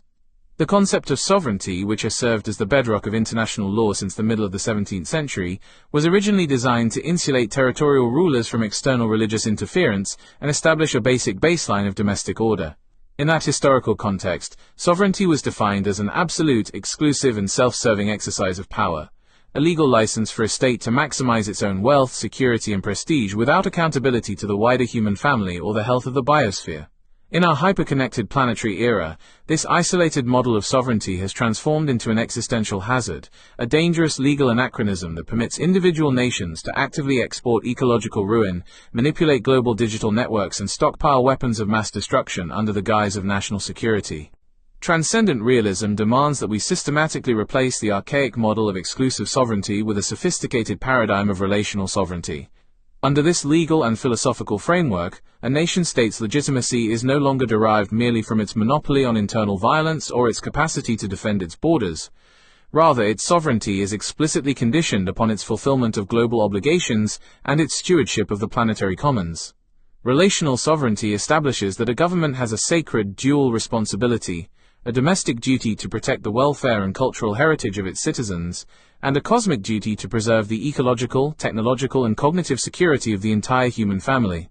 A state that permits the systemic destruction of its ancient rainforests, or turns a blind eye to the algorithmic manipulation of global information networks operating within its borders, cannot shield itself behind the classical doctrine of non-interference. It must be recognized as a direct violation of international law, subject to binding arbitration, ecological tariffs and institutional penalties administered by the parliamentary assemblies of international governance. This evolution of consciousness requires the development of an advanced legal doctrine known as the planetary duty of care. This doctrine explicitly translates the highest common factor of human ethics into a binding, cross-border principle of tort law, establishing that every sovereign government, transnational corporation, and municipal authority owes a direct legal duty to prevent harm to all inhabitants of the planet, including unborn generations. If a state executes an economic policy or approves an industrial project that predictably causes long-term ecological displacement or cognitive radicalization in a foreign nation, the affected populations possess the absolute legal standing to sue the offending state for damages before the International Court of Justice. By institutionalizing the planetary duty of care, we dismantle the primitive boundary between the internal and external moral circle, forcing our legal, political and economic systems to structurally reflect the deep, inescapable reality of human interdependence. The restorative financial architecture, dismantling predatory capitalism. The conceptual transformation of sovereignty will remain an idealized illusion unless it is immediately paired with a comprehensive structural dismantling of predatory financial capitalism. As dissected in the preceding chapters, the systemic inequities generated by the current global economic order are powerful catalysts for the activation of the tribal matrix.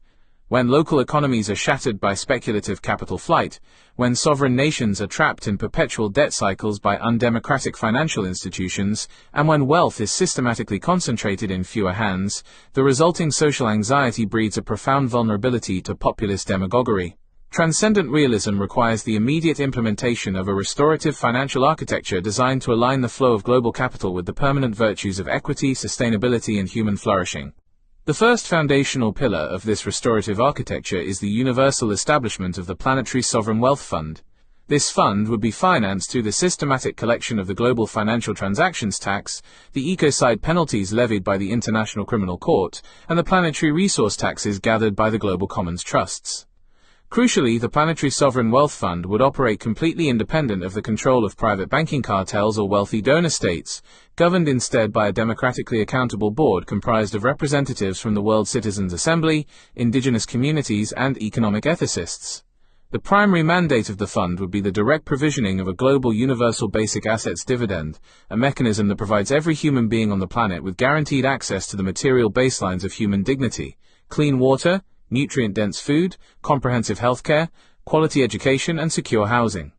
By transforming the shared wealth of the global commons into a universal safety net, we eliminate the desperate existential poverty that tribal demagogues exploit to turn communities against one another. Concurrently, the international community must execute a radical demilitarization of global economics by implementing a comprehensive framework for the conversion of military capital.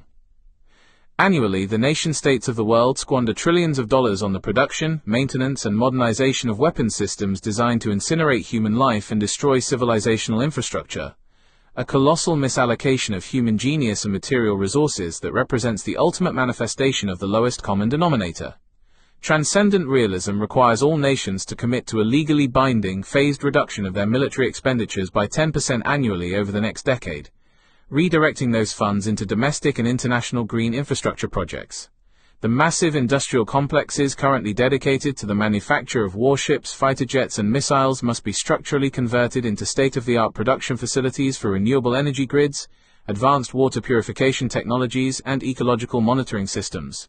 This conversion ensures that millions of workers globally are not displaced into economic uncertainty, but are actively retrained to deploy their technical skills in service of planetary preservation rather than tribal annihilation. The Cognitive Defense Treaty, safeguarding the collective human mind.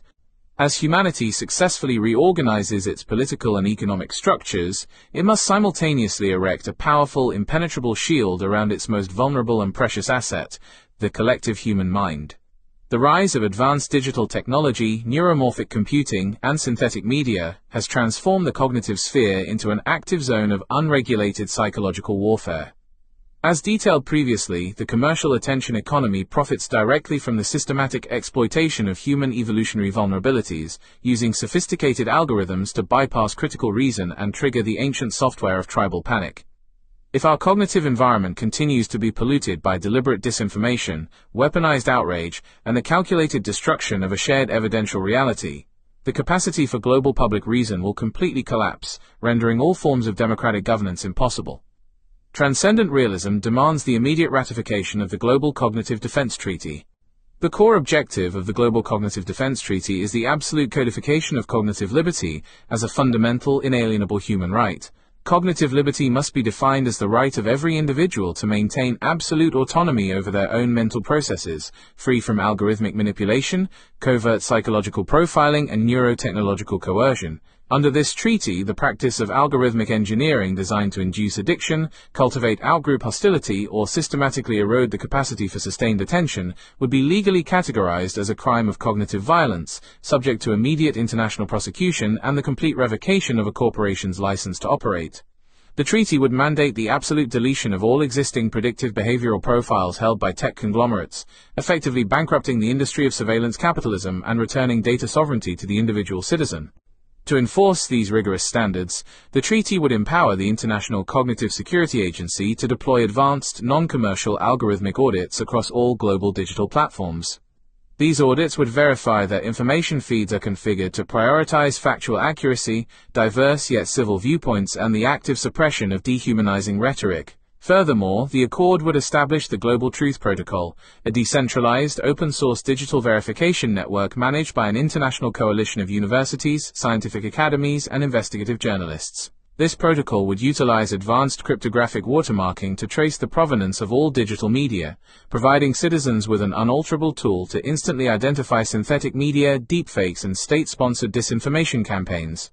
By constructing this robust cognitive defense system, we cleanse the digital environment of the planet, ensuring that the global public square remains an arena for rational deliberation, civilizational humility, and the collective search for truth.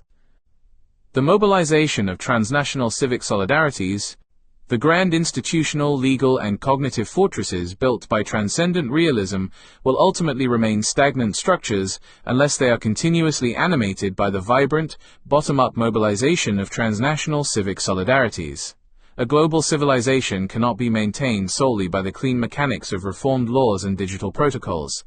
It requires an active, passionate, and daily commitment from the citizens who inhabit it.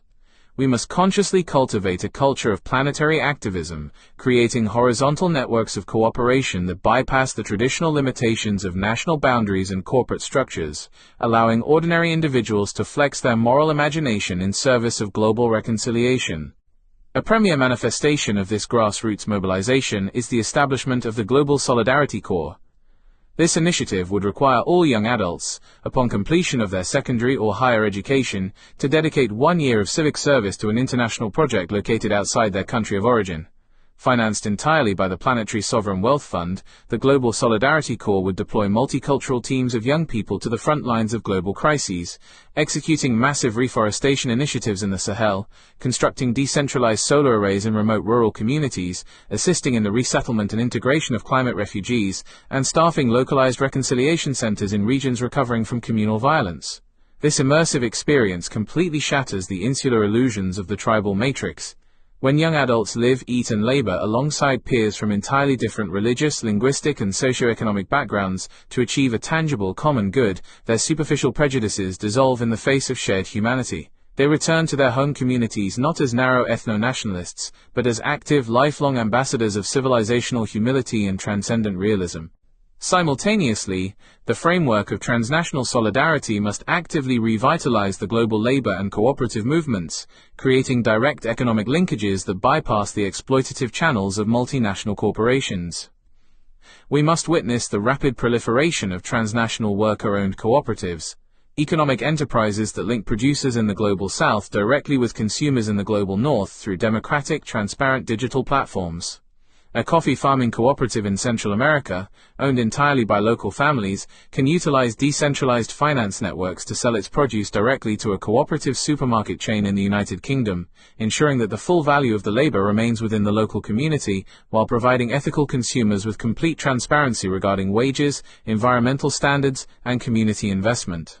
These direct horizontal economic networks transform the global marketplace from a predatory arena of competition into a cooperative ecosystem of mutual support, proving that the highest common factor of human morality can be actively woven into the very fabric of our daily economic transactions. The reclamation of the transcendent horizon.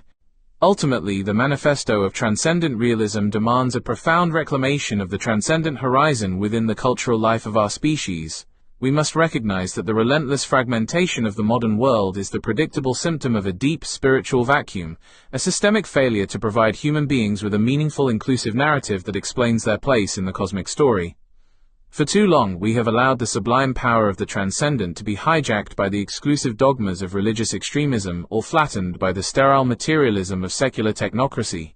Transcendent realism reclaims this horizon by demonstrating that the ultimate destiny of humanity is to become a conscious, harmonious, and unified guardian of life on Earth. This awakening requires a complete reformulation of our cultural narratives, artistic expressions, and public rituals. Our artists, filmmakers, writers, and musicians must move past the exhausted paradigms of cynical postmodernism, dystopian fatalism, and tribal romanticism, and instead deploy their immense creative talents to construct a magnificent mythology for the planetary era. We need stories that celebrate the heroism of cross-cultural reconciliation, poetry that sings of our profound kinship with the natural world, and public rituals that honor the unique, particular beauty of every distinct tradition while affirming our ultimate alignment with the universal human family. Educational systems, civic organizations, and religious institutions must collaborate to establish planetary holy days, shared moments of reflection, rest, and celebration where humanity pauses to honor the preservation of the biosphere, the triumph of public reason, and the enduring resilience of our shared moral core. As we stand at this definitive historical crossroads, the choice before us is absolute and unavoidable. We can choose to cling to the archaic software of the tribal matrix, retreating into our narrow enclaves of national pride, corporate greed, and dogmatic isolationism, a path that leads inevitably to the rapid degradation of the biosphere, the weaponization of our technologies, and the final, catastrophic ruin of our civilization. Or we can summon the magnificent moral courage required to step onto the ground of transcendent realism, restructuring our laws, our economics, our digital networks, and our internal consciousness to reflect the highest common factor of human decency. Let us cast aside all fear, cynicism, and hesitation, and join hand in hand across every border, faith, and culture to build a global civilization worthy of our highest potentials. By dedicating our lives to the architecture of planetary reconciliation, we ensure that our rich, magnificent diversity remains forever the source of our collective strength, our enduring resilience, and our eternal shared joy. Reflection questions.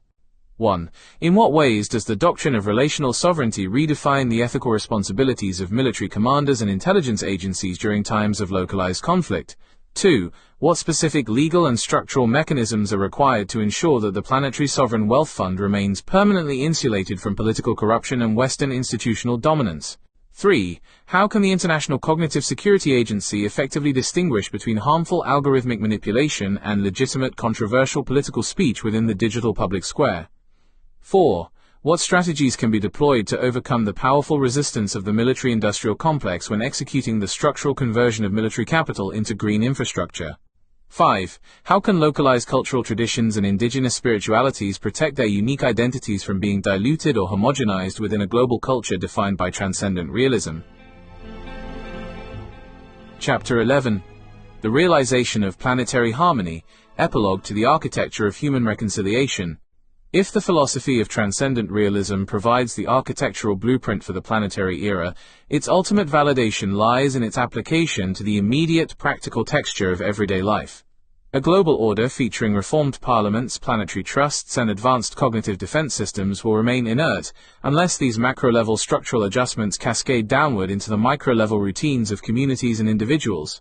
The final step of this transformative journey requires us to examine the concrete habits, rituals, and localized expressions that emerge when humanity successfully transitions away from the volatile traps of the tribal matrix. It is within the quiet spaces of local municipal assemblies, decentralized economic networks, and culturally integrated neighborhoods that the high principles of public reason take root, evolving from an institutional manifesto into a lived, experiential reality. This closing exploration outlines the practical realization of planetary harmony, showing how the structural, legal, and cognitive reforms detailed in previous chapters manifest as a stable, equitable, and flourishing global peace. The materialization of this harmonious civilizational phase requires us to address the lingering doubts that historically plague all comprehensive visions of global reform. Skeptics frequently argue that a unified planetary order must inevitably result in a sterile, homogenized global culture that strips individuals of their historic identities, languages, and unique ancestral roots. Transcendent realism completely rejects this monolithic assumption, demonstrating that true global solidarity is built not upon the erasure of diversity, but upon its deliberate cultivation as an essential evolutionary asset. The planetary era does not seek to establish a single, centralized global monoculture. Rather, it cultivates a magnificent polyphonic civilizational harmony where every distinct language, cultural lineage, and regional heritage is preserved, celebrated, and dynamically engaged in a continuous, open-ended dialogue. By mapping the granular social dynamics that characterize this phase of human development, we can observe how structural justice and local diversity reinforce one another, creating an unshakable foundation for perpetual human coexistence. The revitalization of the local commons. The primary local expression of planetary harmony occurs within the immediate, tangible domain of the municipal neighborhood and the regional ecological watershed. Under the previous paradigm of predatory resource extraction, local communities were routinely fractured by the aggressive demands of distant corporate monopolies, which commodified communal land, privatized essential water supplies, and disrupted the delicate socio-ecological balances that sustained generations. The implementation of planetary jurisprudence and the establishment of the global commons trusts fundamentally reverse this destructive dynamic, returning the governance of local natural resources to the direct democratic stewardship of the people who inhabit and care for the landscape. In this decentralized ecological model, municipal neighborhoods are structurally reorganized around the principle of collective self-reliance and environmental regeneration. Local water tables, community forests, urban agricultural spaces, and clean energy generation facilities are placed under the legal protection of community land trusts, managed through highly participatory citizen assemblies that utilize the techniques of cognitive de-escalation and narrative literacy. Decisions regarding resource allocation, crop cultivation, and infrastructure expansion are no longer dictated by the fluctuations of speculative financial markets, but are determined through open public reason, ensuring that ecological sustainability and social equity are prioritized above all else.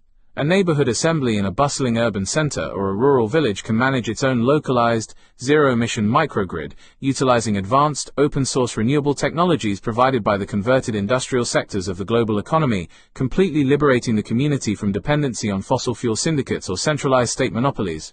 Furthermore, this revitalization of the local commons fosters a profound psychological transition among citizens, shifting the primary human relationship to the material world from one of ownership to one of active stewardship.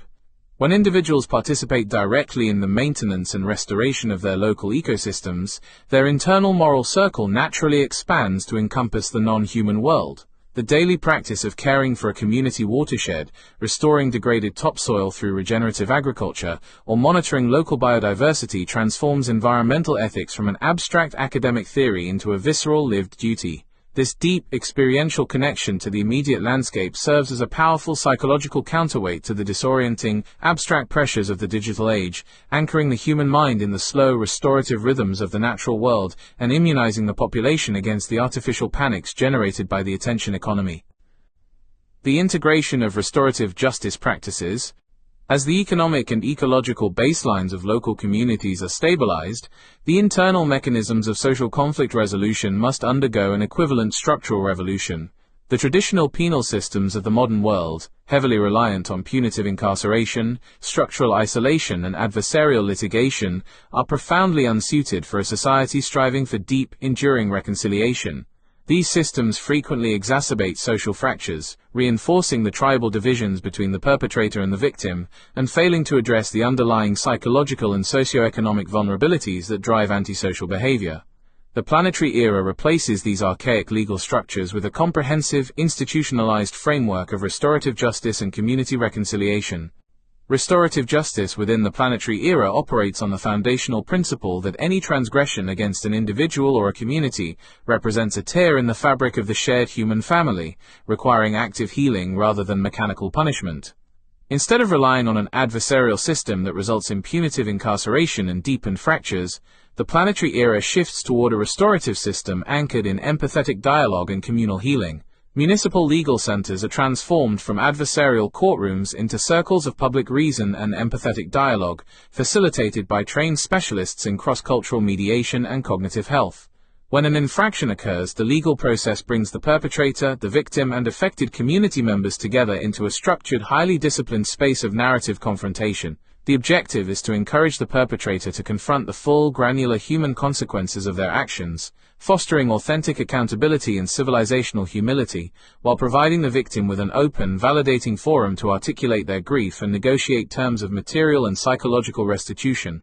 This structural shift completely reconfigures the nature of civic accountability, ensuring that rehabilitation and social reintegration are the absolute priorities of the legal system. Instead of being isolated in punitive facilities that function as schools for further radicalization, individuals who violate community standards are assigned to restorative civic service projects managed by local trusts. They may work alongside ecological teams restoring a damaged ecosystem, contribute labor to a municipal green housing initiative, or participate in intensive cognitive rehabilitation programs designed to deconstruct the internal software of group-based hostility. The community remains actively engaged throughout this process, providing the necessary social networks and material security to ensure that the individual is successfully welcomed back into the collective civic fold once restitution is complete. By institutionalizing forgiveness and active healing at the grassroots level, we dismantle the cycles of resentment and retribution that historically feed the tribal matrix. The proliferation of multi-centric cultural hubs. The structural stability provided by local trusts and restorative justice systems creates the ideal social conditions for an unprecedented blossoming of creative and cultural expression. As the fears of economic displacement and cultural erasure are systematically neutralized by the protections of transcendent multilateralism, communities are liberated to share their distinct heritages with the world without the defensive anxieties that lead to xenophobia or insular nationalism. The planetary era witnesses the widespread proliferation of multi-centric cultural hubs, physical and digital institutions designed to celebrate the radical diversity of human artistic expression while constantly reinforcing our universal moral baseline. These cultural hubs function as vibrant, open-ended laboratories for cross-cultural collaboration, narrative literacy, and artistic innovation, rather than allowing local traditions to be commodified by corporate tourism or flattened by a commercial entertainment industry. These spaces achieve heritage preservation by protecting local, unique arts and traditions. They also serve as an open, cross-cultural space, enabling collaborations between diverse artists. A cultural hub in a specific city can host ongoing residencies where traditional storytellers from West Africa, classical musicians from South Asia, and digital media creators from Europe collaborate on joint artistic productions that interweave their distinct aesthetic languages into new, beautiful syntheses. These collaborative works are then distributed via global broadcasting across the open-source digital utilities established by the Global Technology Accord, enriching the shared cultural bloodstream of the planet and fostering a widespread public appreciation for the profound variations of human genius. Crucially, these hubs also serve as essential civic arenas for the practice of narrative empathy and civilizational humility among the general public. Through immersive educational exhibits, multilingual public theater, and community-wide storytelling festivals, citizens are regularly invited to step inside the historical experiences, struggles, and triumphs of societies vastly different from their own. These experiences dismantle the artificial categories of the outgroup, demonstrating that beneath the rich, magnificent diversity of human customs, every culture is engaged in the same fundamental quest to articulate the mysteries of existence, honor the beauty of life, and express the eternal virtues of love, courage, and justice. By transforming cultural differences from potential flashpoints of conflict into sources of mutual curiosity and shared delight, we insulate the collective consciousness of humanity against the polarizing rhetoric of demagogues who seek to weaponize identity for divisive ends. The epistemological maturity of the public square, the final and most enduring realization of planetary harmony, is the achievement of an advanced, unshakable epistemological maturity within the global public square. With the commercial attention economy successfully dismantled and replaced by the open-source architectures of the Global Cognitive Defense Treaty, the information ecosystems of the world are finally cleansed of the toxic incentives of outrage capitalism. The public square transitions from a chaotic, hyperpolarized battlefield of competitive disinformation into a stable, dignified, and highly functional forum for collective intelligence, scientific inquiry, and public reason. In this mature informational environment, the global citizenship develops a highly sophisticated capacity for critical thought, narrative literacy, and cognitive resilience. From early childhood through the educational frameworks detailed in earlier chapters, individuals are trained to recognize their own evolutionary cognitive vulnerabilities, understand the psychological mechanisms of confirmation bias, and actively resist the simplistic binary narratives that seek to trigger group-based panic.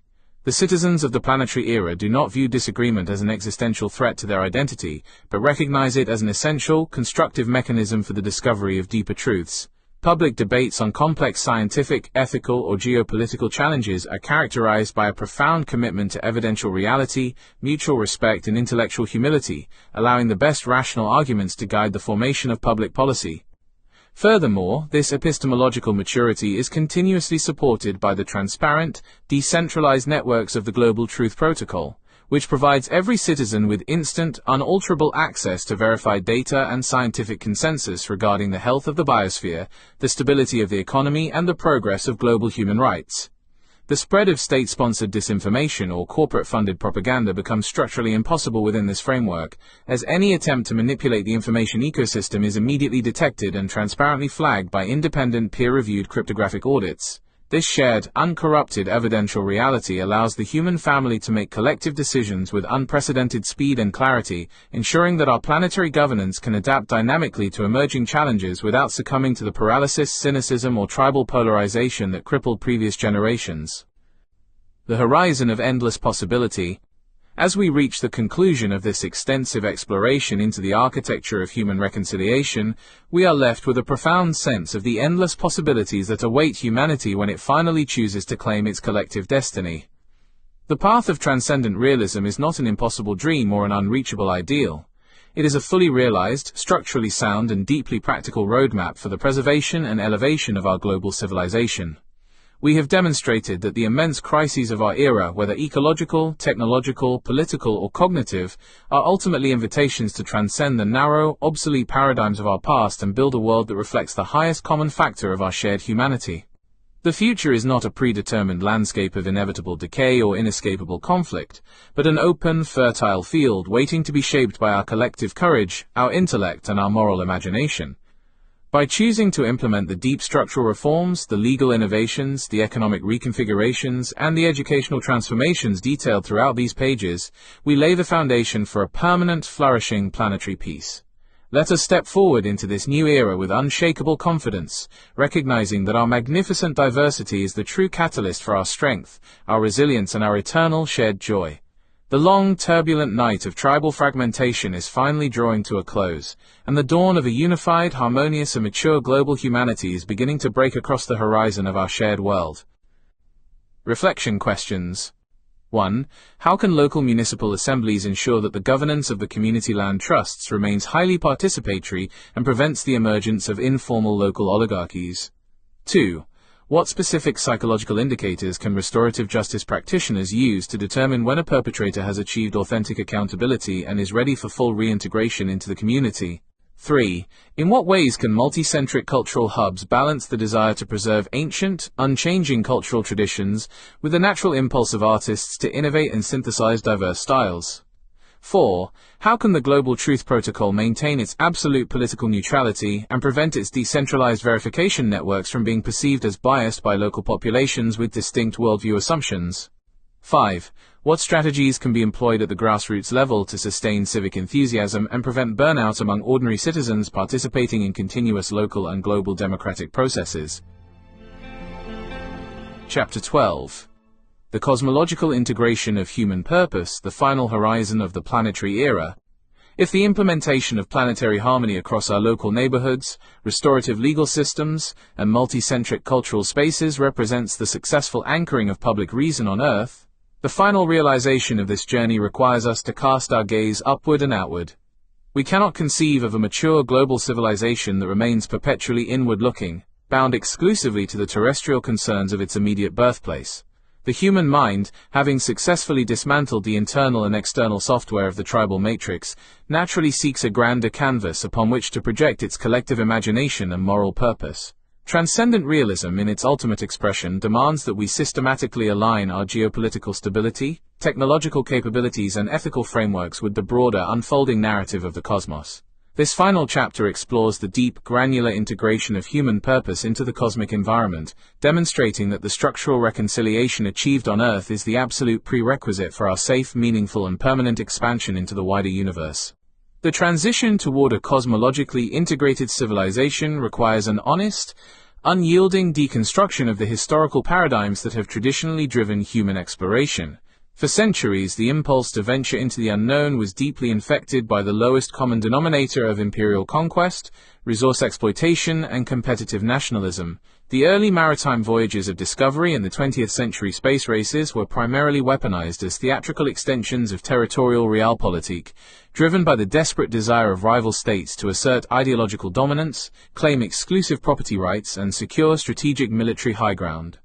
In the modern era, this predatory frontier mentality is manifesting as a dangerous rush toward the commercial privatization of space, where multinational corporations and billionaires seek to extend the extractive dynamics of unregulated capitalism to celestial bodies. Transcendent realism warns that if we attempt to colonize the cosmos while still trapped within the competitive software of the tribal matrix, we will merely export our violent fractures to the stars, turning the Moon, Mars, and orbital space into new battlefields for resource wars and nationalist prestige.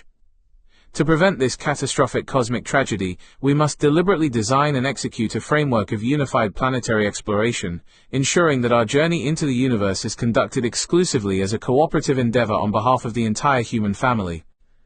The Cosmic Commons and Celestial Jurisprudence.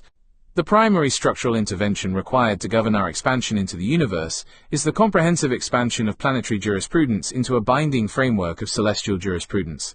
The current legal architecture governing space exploration, primarily established during the height of the Cold War, is profoundly inadequate for the hyper-complex commercial and technological realities of the 21st century. It contains dangerous legal ambiguities regarding resource extraction, territorial appropriation, and private property rights, leaving the cosmic frontier highly vulnerable to a chaotic land grab by wealthy nation-states and corporate syndicates. To rectify this dangerous legal vacuum, the bicameral global parliament must ratify the Universal Charter of the Cosmic Commons. This foundational legal instrument explicitly declares that the entirety of the solar system, including all planets, moons, asteroids, and orbital pathways, represents the common heritage of humanity, placed permanently outside the jurisdiction of national sovereignty, military deployment, and private commercial ownership. Under this framework, no state or corporate entity can claim exclusive property rights over a celestial body or establish sovereign territory on another world. The governance of all extraterrestrial activities is placed under the strict administration of the Global Space Trusteeship, an independent body operating under the direct oversight of the World Citizens Assembly and the Global Commons Trusts. The trusteeship is empowered to issue permits, enforce rigorous environmental regulations for space operations, and ensure that all scientific discoveries and technological innovations derived from space exploration are shared equitably across the globe, explicitly prioritizing the development of the Global South. Furthermore, celestial jurisprudence expands the international prohibition of ecocide to encompass the preservation of extraterrestrial environments, introducing the legal category of cosmic stewardship. This principle mandates that the pristine environments of other celestial bodies must be protected from reckless industrial contamination, toxic waste dumping, and irreversible structural alteration. Any corporate executive or state official who authorizes space mining operations or orbital deployments that cause widespread, systemic disruption to the geological or potential biological integrity of another world can be held personally and criminally liable before the International Criminal Court. By elevating cosmic stewardship to the highest tier of international law, we translate the universal ethical virtue of reverence for life into a planetary commitment, proving that our relationship with the wider universe is guided by intellectual humility and moral responsibility rather than unbridled greed. The restructuring of technological capital for deep space exploration. The execution of a unified space program demands a total, structural reallocation of human genius and material resources away from the destructive mechanisms of planetary warfare, and toward the collective exploration of the cosmos. As detailed in previous chapters, the contemporary world squanders vast reservoirs of technological capital, scientific talent, and financial wealth on the competitive maintenance of national military apparatuses. The framework of transcendent realism routes the wealth generated by the 10% annual reduction in military expenditures directly into the Global Aerospace Integration Fund. This fund is dedicated to the total demilitarization of aerospace technology, merging the disparate national space agencies of the world into a single, highly integrated planetary institution, the United Nations Space Exploration Alliance. This institutional synthesis completely redefines the dynamics of technological innovation, transforming the development of space infrastructure from a competitive race into a cooperative global venture. The massive research laboratories and production facilities previously dedicated to the manufacture of intercontinental ballistic missiles and militarized satellites are structurally converted into collaborative design centers for advanced deep space propulsion systems, orbital cleanup technologies, and long-term closed-loop life support systems. Scientists from the United Kingdom, China, India, the United States, and dozens of other nations labor shoulder to shoulder within unified teams, utilizing open-source algorithmic platforms secured by the Global Technology Accord. This collaborative model eliminates the redundant waste of resource duplication and accelerates the pace of scientific discovery, allowing humanity to solve the immense physiological and technological challenges of long-duration spaceflight through the synthesis of our collective intelligence. Simultaneously, the Alliance shifts the primary focus of orbital technologies toward the continuous monitoring, preservation, and protection of the Earth's biosphere. The planetary satellite network is systematically reorganized into the Planetary Shield Initiative, a synchronized system dedicated to tracking climate change indicators, managing global disaster response, mapping ecological degradation, and detecting potential asteroid impacts. The real-time data generated by this global network is transformed into a public utility, accessible to all local municipal assemblies and environmental trusts via the open-source architecture of the Global Truth Protocol. By redirecting our most advanced technological capital away from the paranoia of mutual assured destruction and toward the shared goal of cosmic discovery and planetary defense, we demonstrate that the highest common factor of human reason has successfully mastered the primitive impulses of the tribal matrix. The psychosocial transition, the planetary overview effect. The structural and legal integration of our space exploration initiatives triggers a profound, widespread psychological transition within the collective consciousness of the human population. In the early phases of spaceflight, a phenomenon known as the overview effect was frequently reported by individual astronauts who experienced a cognitive shift upon viewing the Earth from orbital space. Looking back at their home planet, they saw not a collection of fragmented nation-states separated by artificial political borders, but a single, breathtakingly beautiful and deeply fragile blue marble suspended in the vast, silent void of the cosmos. This experience sparked an immediate, visceral understanding of the absolute unity of the human family and the urgent necessity of planetary stewardship. The mission of the United Nations Space Exploration Alliance is to democratize this cognitive shift, transforming the overview effect from an exclusive privilege enjoyed by a select group of pilots into a foundational shared experience for all global citizens. Through the deployment of advanced, immersive virtual reality networks managed under the Global Technology Accord, real-time, high-definition feeds from deep space observatories and lunar outposts are streamed directly into every school, multi-centric cultural hub and local municipal assembly across the globe. From early childhood, individuals are regular participants in digital cosmic expeditions, witnessing the magnificent, unified reality of their home planet within the context of the wider universe. This continuous exposure systematically dismantles the parochial illusions of the tribal matrix. It becomes sociologically impossible for individuals to maintain deep-seated ethno-nationalist animosities when they are constantly reminded that all human histories, cultures, and differences are contained within a single vulnerable ecosystem flying through the cosmic vastness. Furthermore, this planetary overview effect fosters an enduring culture of civilizational humility and narrative literacy. When the human community views itself from a cosmological perspective, it recognizes that our species is engaged in a singular shared adventure to articulate the meaning of existence within a universe that is vast, ancient, and largely silent. This shared cosmic narrative provides the ultimate psychological resolution to the existential disorientation of the modern era, filling the spiritual vacuum left by consumer capitalism with a grand, inclusive purpose. Human beings no longer define their identity through competitive opposition to an outgroup, but find their ultimate meaning in their shared status as the conscious, self-reflective eyes and ears of the living earth, tasked with the sacred responsibility of carrying the flame of life and reason out into the cosmic dark. The formulation of ethical first contact protocols.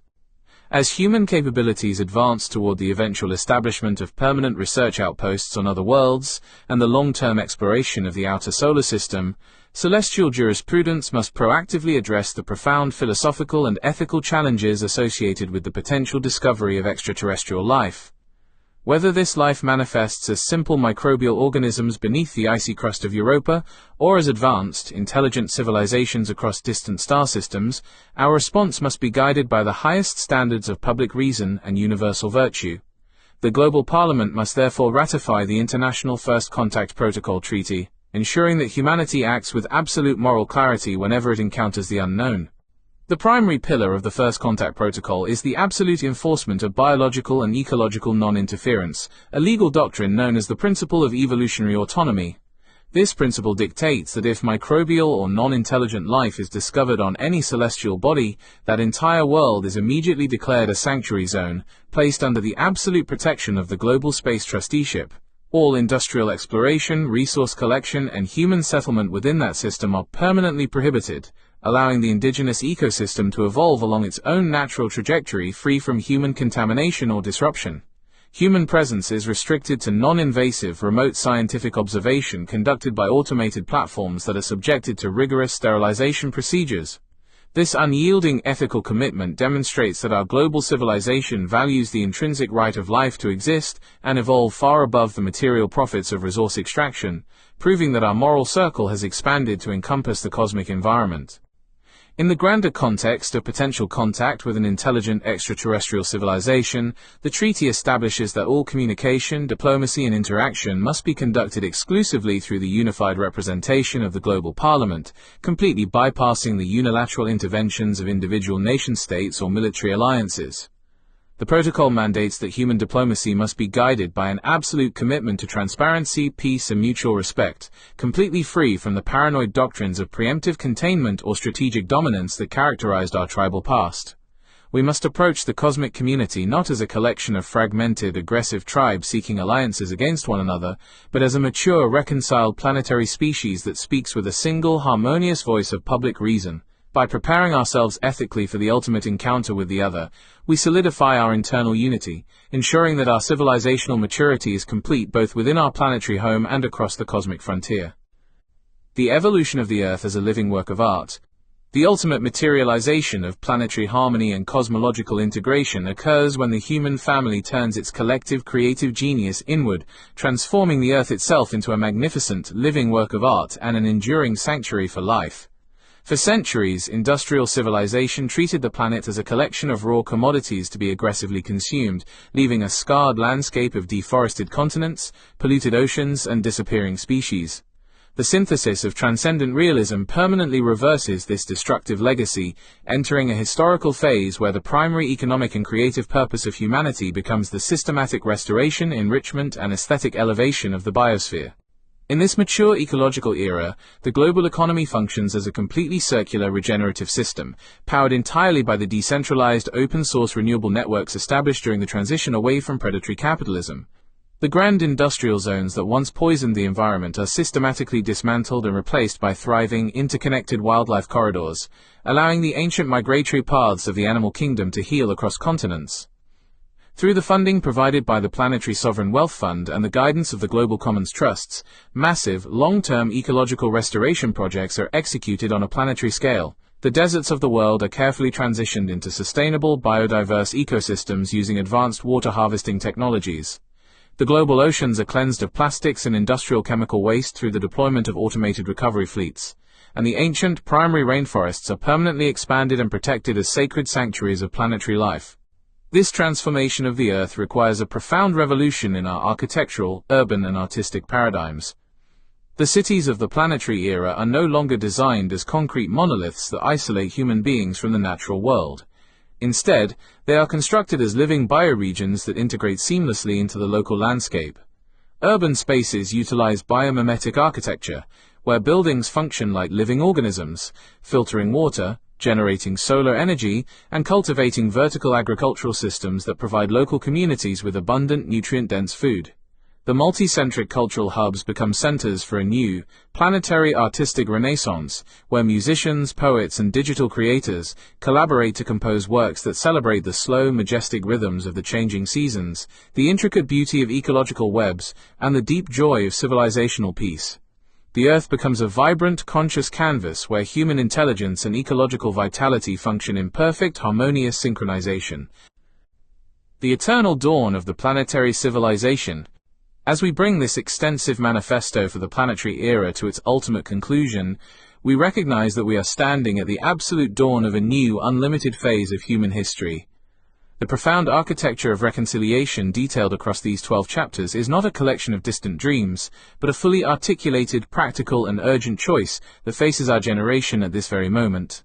We have demonstrated that the immense existential challenges of our time, the fragmentation of our politics, the degradation of our biosphere, the volatile frontiers of advanced technology, and the polarization of our minds, are ultimately structural invitations to shed the archaic, defensive software of the tribal matrix and step forward into our true maturity as a unified species. The cosmic story is not a deterministic tragedy condemned to end in self-inflicted ruin or environmental collapse. It is an open, beautiful, and epic narrative waiting to be written by our collective courage, our intellect, and our moral imagination. We possess every necessary tool, every institutional design, every legal framework, and every deep reservoir of human virtue required to build a world defined by the highest common factor of our shared humanity. Let us cast aside all remaining fear, cynicism, and doubt, and join hand in hand across every river, ocean, and cultural boundary to awaken the true potential of our species. By dedicating our lives to the implementation of public reason, structural justice, and planetary stewardship, we ensure that our magnificent, diverse civilization can step out into the universe with unshakable confidence, turning this critical historical crossroads into the definitive, eternal dawn of a peaceful, just, and harmonious cosmos. Reflection questions. 1. How can celestial jurisprudence enforce its regulations on remote space operations without creating a centralized authoritarian enforcement mechanism that replicates the old structures of state violence? 2. What specific psychological safeguards can be implemented within immersive virtual reality networks to ensure that the planetary overview effect remains an authentic tool for moral growth rather than a form of passive, digital escapism? 3. In what ways can the conversion of military aerospace capital into peaceful exploration initiatives be structured to ensure that national security anxieties do not covertly subvert the cooperative mandate of the United Nations Space Exploration Alliance? 4. How should the principle of evolutionary autonomy handle scenarios where an extraterrestrial microbial ecosystem poses a direct, existential biological threat to human researchers or the Earth's biosphere? 5. What mechanisms can be developed by multicentric cultural hubs to ensure that the new planetary artistic renaissance actively honors historic regional mythologies while cultivating a shared cosmic narrative? Chapter 13. The Architecture of Coexistence Beyond Conflict. The previous 12 chapters have traversed the global landscape of human belief, mapping the terrain where faith acts as a bridge and where it is weaponized into a barrier.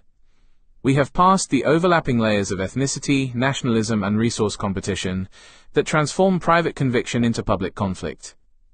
Now we stand at the critical pivot point of this architectural plan, the transition from historical diagnosis to systemic solution.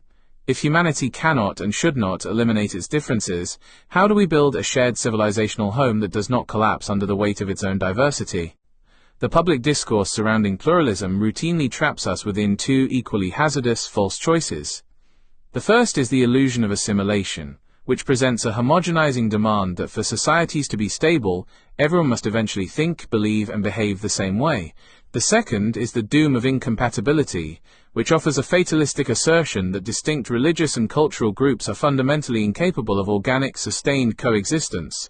This chapter articulates a third way, defined by unity without uniformity and diversity without division. A mature society does not require its citizens to dilute their deepest theological convictions. Instead, it demands a collective cognitive shift, recognizing that the individual who holds entirely different views of the transcendent possesses identical civic dignity, human rights, and valid historical experiences. To navigate this transition without falling into empty slogans, we deploy three specific analytical tools established earlier in the master blueprint. The first is the balance between the highest common factor and the lowest common denominator.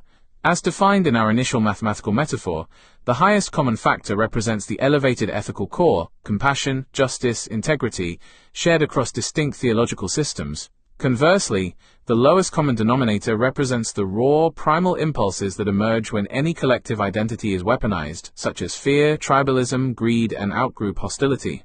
The foundational ethical challenge of coexistence is maximizing this highest common factor while consciously suppressing the lowest common denominator. The second tool is the three-level religion model, which allows us to maintain analytical precision by separating faith into distinct operational tiers. The first tier consists of religious principles, which encompass sacred ideals, texts, and universal ethics. The second tier involves religious institutions, including the clergy, schools, and organizational structures. The third tier is religious politics, characterized by the mobilization of faith labels for state power. Coexistence routinely falters when societies mistakenly blame the principles of the first tier for the structural failures or manipulations occurring within the political third tier. The third tool involves the three circles of coexistence, a practical framework allowing individuals to balance personal faith with public pluralism. The first circle is personal conviction, which covers the internal domain of sincere, uncompromising belief. The second circle is mutual respect, governing the interpersonal domain of how one treats the dissenter. The third circle is shared humanity, representing the universal domain of reciprocal obligations including justice, safety, and human dignity. The foundational architecture of peaceful pluralism relies on a cross-tradition ethical convergence. While the world's major religions diverge radically on metaphysics, debating the nature of salvation, reincarnation, prophethood, and the afterlife, they converge with startling consistency on how human beings ought to treat one another. In mathematics, extracting the highest common factor from a set of numbers does not alter or erase the unique value of each independent number, it simply reveals the structural property they share. When applied to human society, this principle demonstrates that a shared moral inheritance already exists. Virtues such as honesty, protection of the vulnerable, and restraint against cruelty are not the exclusive property of any single revelation, but are instead the baseline requirements for human social survival. Recognizing this common ground does not require a compromise of faith, but rather an acknowledgement of reality. Public policy frequently settles for the metric of tolerance, yet passive tolerance is an unstable foundation for an interconnected century. Passive tolerance merely means permitting another's presence despite finding their beliefs objectionable, a stance marked by grudging endurance, social distance, and intellectual indifference. Because of this, it remains highly vulnerable and easily collapses into hostility during economic or political crises. Active respect, by contrast, is anchored by institutional frameworks and personal relationships, defining itself by the recognition of another person's intrinsic dignity as a human agent, through cognitive empathy, civic curiosity, and structural engagement. Crucially, elevating our standard from tolerance to respect does not require intellectual relativism. Respecting a person's right to hold a belief is fundamentally different from agreeing with the belief itself. A citizen can look at a neighbor's theology, judge it to be metaphysically incorrect, and simultaneously champion that neighbor's absolute right to civic equality and safety. The modern state flourishes when it separates its structural mechanics from the cultural identities of its populace. True social resilience is achieved by combining rigid shared civic values with fluid cultural and religious diversity. On one side, the state must secure universal commitments to the rule of law, equal citizenship, and human dignity. On the other side, it must accommodate varied traditions, distinct modes of worship, and multiple languages. When a state mistakes uniformity for unity, it creates an artificial monoculture that must be maintained through systemic coercion. Conversely, when diversity is structurally integrated into a fair legal framework, it ceases to be a liability and becomes an asset, injecting varied perspectives, international linkages, and intellectual vitality into the social fabric. Interreligious dialogue is frequently misunderstood as an exercise in theological negotiation, an attempt to find a watered-down consensus where everyone agrees on everything and nothing. This format is structurally flawed because effective dialogue does not seek to dissolve differences, but rather to dismantle caricatures. Most intergroup friction is intensified because communities argue against weaponized, simplified versions of their opponent's beliefs. Genuine dialogue requires listening before judging, and evaluating a tradition by its mainstream practitioners rather than its fringe extremists. Furthermore, the master blueprint posits that ethical cooperation develops far more rapidly through practical shared action than through abstract debate. When individuals of vastly different faiths or secular backgrounds work shoulder to shoulder to deliver clean water after a natural disaster, or to build housing for the destitute, the conceptual barriers of religious politics evaporate. They discover their shared humanity not by staring at each other across a conference table, but by looking forward at a common human problem. Coexistence cannot survive on goodwill alone. It requires the scaffolding of robust societal institutions anchored by two non-negotiable pillars. The first pillar is robust religious literacy, which counteracts the primary tool of the political entrepreneur. When a populace lacks basic knowledge about the history, internal diversity, and actual tenets of neighboring faiths, they are easily manipulated by fear-mongering and propaganda. Education systems must therefore treat religious literacy not as theological instruction but as a critical civic competency. The second pillar is radical equal citizenship. The moment a state indexes civic privilege, legal protection, or economic opportunity to religious identity, it guarantees long-term conflict. The state must remain a neutral guarantor of the law, ensuring that every individual possesses an identical civic status regardless of their lineage or creed. When minority groups know their security is guaranteed by objective institutions rather than the whim of the majority, the psychological necessity for defensive aggressive identity politics is dismantled. A healthy, pluralistic society must protect the freedom of conscience in both directions, functioning as a dual safeguard. This requires protecting the right to believe, which means the absolute freedom to worship, build institutions, practice rituals, and pass traditions to the next generation without state or social intimidation. It equally requires protecting the right to question, which means the absolute freedom to doubt, dissent, change one's religious affiliation, or reject religion entirely without facing legal penalties or social erasure. True diversity cannot exist without the total elimination of coercion.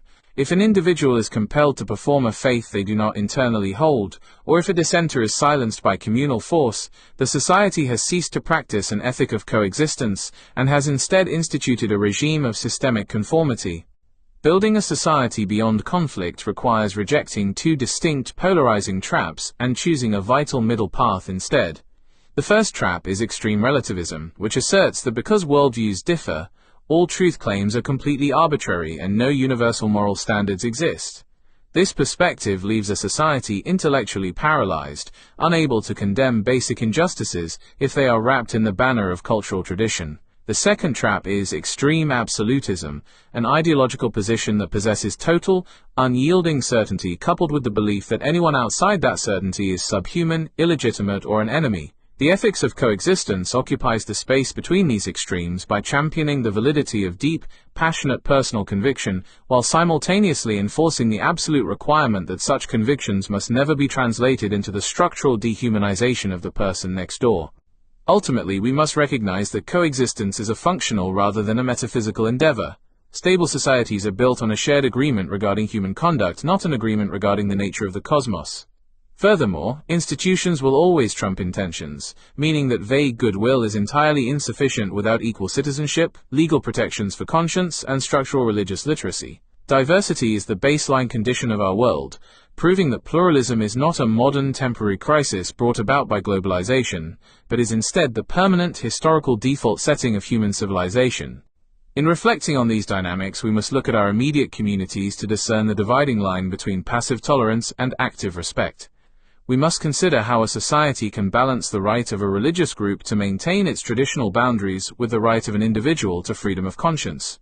We should evaluate why collaborative, secular humanitarian action often dissolves religious prejudice faster than formal interfaith dialogue, and determine what specific institutional safeguards must be present in a democracy to prevent political actors from turning religious identity into a tool of power. Finally, we must understand how the mathematical concept of the highest common factor helps us navigate moral disagreements without forcing anyone to abandon their faith. Chapter 14: Institutional Mechanics and the Architecture of Pluralism. The philosophical foundation outlined in the preceding analysis provides the conceptual blueprint for a society beyond conflict, yet theory remains an inert safeguard without the deliberate construction of concrete institutional mechanisms. If the highest common factor of human ethical convergence is to be realized, it must be codified within the very fabric of statecraft, legal frameworks, and educational systems. Translating abstract human dignity into daily, lived reality requires moving past mere declarations of intent. It demands that we construct resilient social architecture capable of absorbing the inevitable frictions of a diverse populace. The historical default setting of human civilization may indeed be pluralistic, but the survival of that pluralism depends entirely on the robust engineering of the institutions that govern it. Therefore, this chapter examines the structural scaffolding necessary to sustain a multi-faith and multi-ethnic society, exploring the granular mechanics of legal neutrality, systemic education, municipal integration, and the proactive de-escalation of identity-driven crises. To build a social framework capable of enduring structural strain, a society must first establish the absolute legal neutrality of the state apparatus. This neutrality is not an expression of institutional indifference toward the spiritual lives of citizens, rather it is the ultimate guarantor of their religious liberty. When the state alignment tilts toward a single majoritarian faith, it inadvertently transforms all alternative worldviews into subordinate categories of citizenship. Radical equal citizenship requires that the law remain blind to the theological pedigree of its subjects. Every constitutional right, every judicial remedy, and every avenue of economic mobility must be completely decoupled from an individual's personal convictions or ancestral lineage. The moment a state indexes civic privilege to a specific creed, it institutionalizes a competitive hierarchy that incentivizes aggressive identity politics. Minorities, sensing a structural vulnerability, are forced into defensive posturing, while the majority begins to view its cultural hegemony as a political right. The neutral state breaks this cycle by acting as an objective referee, ensuring that the safety and dignity of the individual are anchored in universal jurisprudence rather than majoritarian whim. This institutional neutrality must be robustly applied within the judicial system, particularly in the management of deep-seated cultural disputes. A resilient legal architecture avoids the dual traps of minoritarian parallel legal systems and majoritarian legal erasure. While a state must protect the right of cultural communities to engage in voluntary arbitration for civil or family matters in accordance with their traditions, these systems must always remain subordinate to the overarching constitutional framework. No community standard can be permitted to violate the fundamental human rights of an individual, including the right to dissent, the right to exit the group, or the right to gender equality. The law must ensure that the exit options from any traditional sub-community are clear, legally protected, and free from economic or physical coercion. By maintaining a single, unyielding standard of human rights across all demographic strata, the state prevents the internal oppression of vulnerable members within minority communities, balancing the preservation of group identity with the absolute sovereignty of individual conscience. Beyond the courtroom, the primary site for the cultivation of a durable pluralism is the universal education system. Ignorance of the neighbor is the raw material from which political entrepreneurs manufacture public fear. When children are educated in isolation, surrounding themselves only with identical theological narratives, they develop a cognitive vulnerability to external manipulation. The remedy is not the eradication of religious education, but the implementation of comprehensive, objective religious literacy. Education systems must treat the study of world faiths and philosophical traditions as a critical civic competency rather than an exercise in theological indoctrination. Students should be taught the history, internal diversity, major tenets and ethical contributions of various worldviews from an empathetic yet academic perspective. Understanding the internal logic of a neighbor's faith allows a young citizen to dismantle weaponized caricatures before they can take root. This form of literacy does not compromise a child's personal faith. Instead, it provides the cognitive tools necessary to distinguish between the core ethical principles of a religion and the political manipulation of that religion by extremist actors. Furthermore, the physical and spatial design of human settlements plays a profound, often overlooked role in the success or failure of coexistence. Structural segregation within urban environments routinely fosters the growth of isolated enclaves, where social distance breeds mutual suspicion. When city planning permits the creation of monolithic neighborhoods divided along ethnic or religious lines, the lowest common denominator of tribalism finds fertile soil. A mature approach to municipal governance requires active interventions to encourage integrated living spaces, mixed-income housing, and shared public spheres. Parks, community centers, and civic forums must be designed as neutral, accessible spaces where diverse populations naturally encounter one another in the course of daily life.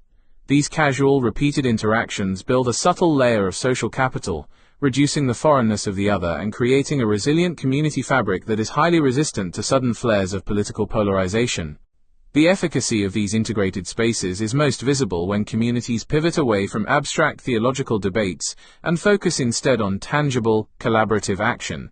While formal interfaith dialogue has its place among scholars and clerics, it frequently suffers from an excess of politeness and a lack of practical utility.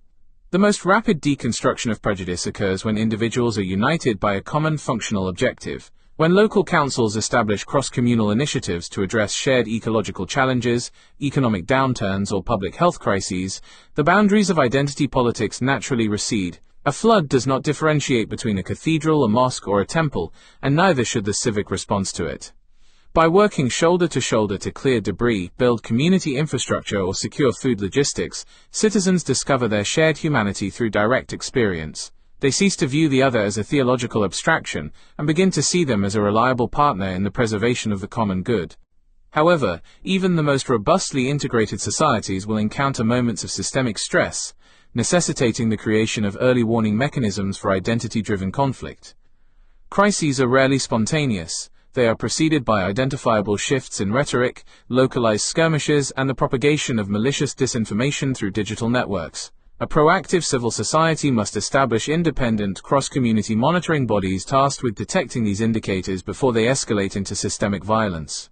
These councils, comprising trusted local leaders, independent journalists, and legal experts, act as institutional shock absorbers. When an incident occurs that threatens to inflame sectarian tensions, these bodies move swiftly to verify facts, counter inflammatory rumors, and facilitate immediate communication between the aggrieved parties. By starving the conflict of the misinformation it requires to grow, these mechanisms protect the wider social fabric from the destabilizing actions of fringe provocateurs. Ultimately, the architecture of coexistence must address the profound tension between the right to believe and the right to question. True diversity cannot exist within a regime of enforced conformity, whether that conformity is demanded by a majoritarian state or by the internal authorities of a minority group.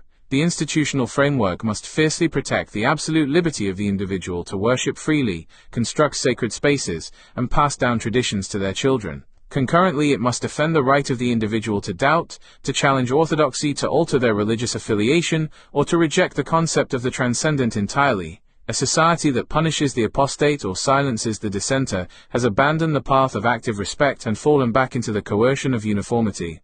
The state must remain the unyielding guardian of this dual freedom of conscience, ensuring that no individual faces legal penalties, economic ruin, or social erasure for their interior convictions.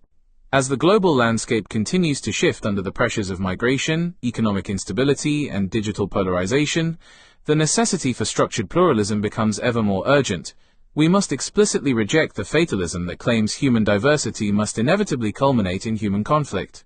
The path forward requires an unyielding commitment to the vital middle ground, where deep, passionate personal faith is balanced by a rigorous empathy for the rights of the dissenter. By embedding these principles into neutral courts, literate schools, integrated cities, and collaborative civic projects, we transform pluralism from a vulnerable social condition into an unshakable civilizational asset. The blueprint for a society beyond conflict is not found in the erasure of our differences, but in the deliberate, courageous engineering of the institutions that allow us to live together in peace. Chapter 15. The Technological Frontier and Digital Pluralism. The stabilization of pluralistic institutions within physical space represents a monumental achievement in civil engineering, yet the contemporary era demands that we confront a rapidly expanding domain that operates entirely outside traditional physical boundaries. The modern town square is no longer merely a collection of brick-and-mortar municipal districts, public schools, and local civic forums. It has been fundamentally re-engineered as a vast, decentralized digital ecosystem. In this new electronic landscape, the structural mechanisms designed to protect human dignity face an entirely unprecedented series of systemic stresses. The algorithmic architecture of the early 21st century has completely transformed the speed, scale, and nature of human communication, rapidly accelerating the baseline dynamics of social polarization. If the master blueprint for coexistence is to endure across generational lines, its structural principles must be explicitly extended into the digital sphere. The preservation of peaceful pluralism requires that we shift from treating the digital environment as a neutral communications utility and begin to recognize it as a primary, heavily engineered battleground for human identity. To understand how digital spaces destabilize coexistence, one must examine the specific commercial mechanics that govern modern information architecture. The financial survival of major data monopolies depends entirely on an engagement-maximizing model driven by complex recommendation algorithms. These mathematical systems are not designed to optimize public harmony, philosophical nuance, or the cultivation of active respect. Their singular underlying objective is the capturing and retaining of human attention. Behavioral data demonstrates that the most effective way to prolong an individual's engagement is to elicit intense emotional responses, particularly those rooted in moral outrage, tribal defensiveness, and outgroup hostility. Consequently, these platforms systematically prioritize the lowest common denominator of human identity politics, elevating fringe viewpoints and highly radicalized rhetoric above balanced cooperative narratives. The moderate, nuanced voice that seeks to articulate the highest common factor across distinct communities is algorithmically suppressed, while the polarizing entrepreneur who manufactures fear is awarded unprecedented public visibility. This structural distortion creates a profound fragmentation of the shared public sphere, dividing populations into isolated, digitally insulated echo chambers. Within these algorithmic enclaves, individuals are consistently exposed to curated streams of information that confirm their pre-existing biases while simultaneously demonizing their ideological competitors. Because these digital spaces operate globally, they allow disconnected, extremist actors to find one another, pool their resources, and construct parallel realities completely detached from verifiable empirical truths. The internal logic of these enclaves encourages an extreme absolutism, wherein any attempt to engage in empathetic dialogue with an outsider is framed as a betrayal of the group.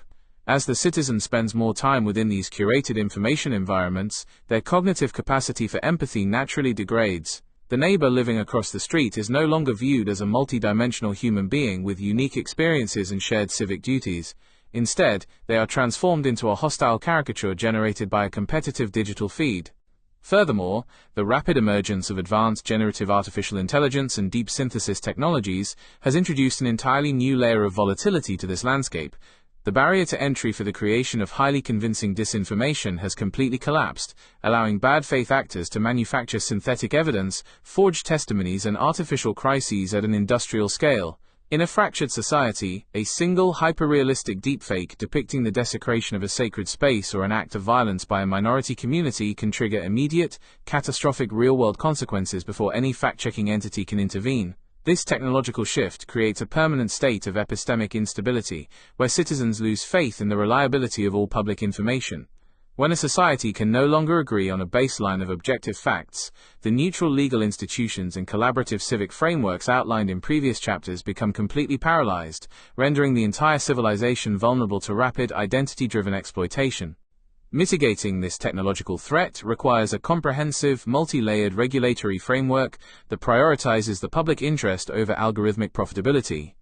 A resilient society cannot rely on the voluntary self-regulation of tech conglomerates, whose fiduciary duties are fundamentally aligned with the maximization of data collection and user engagement.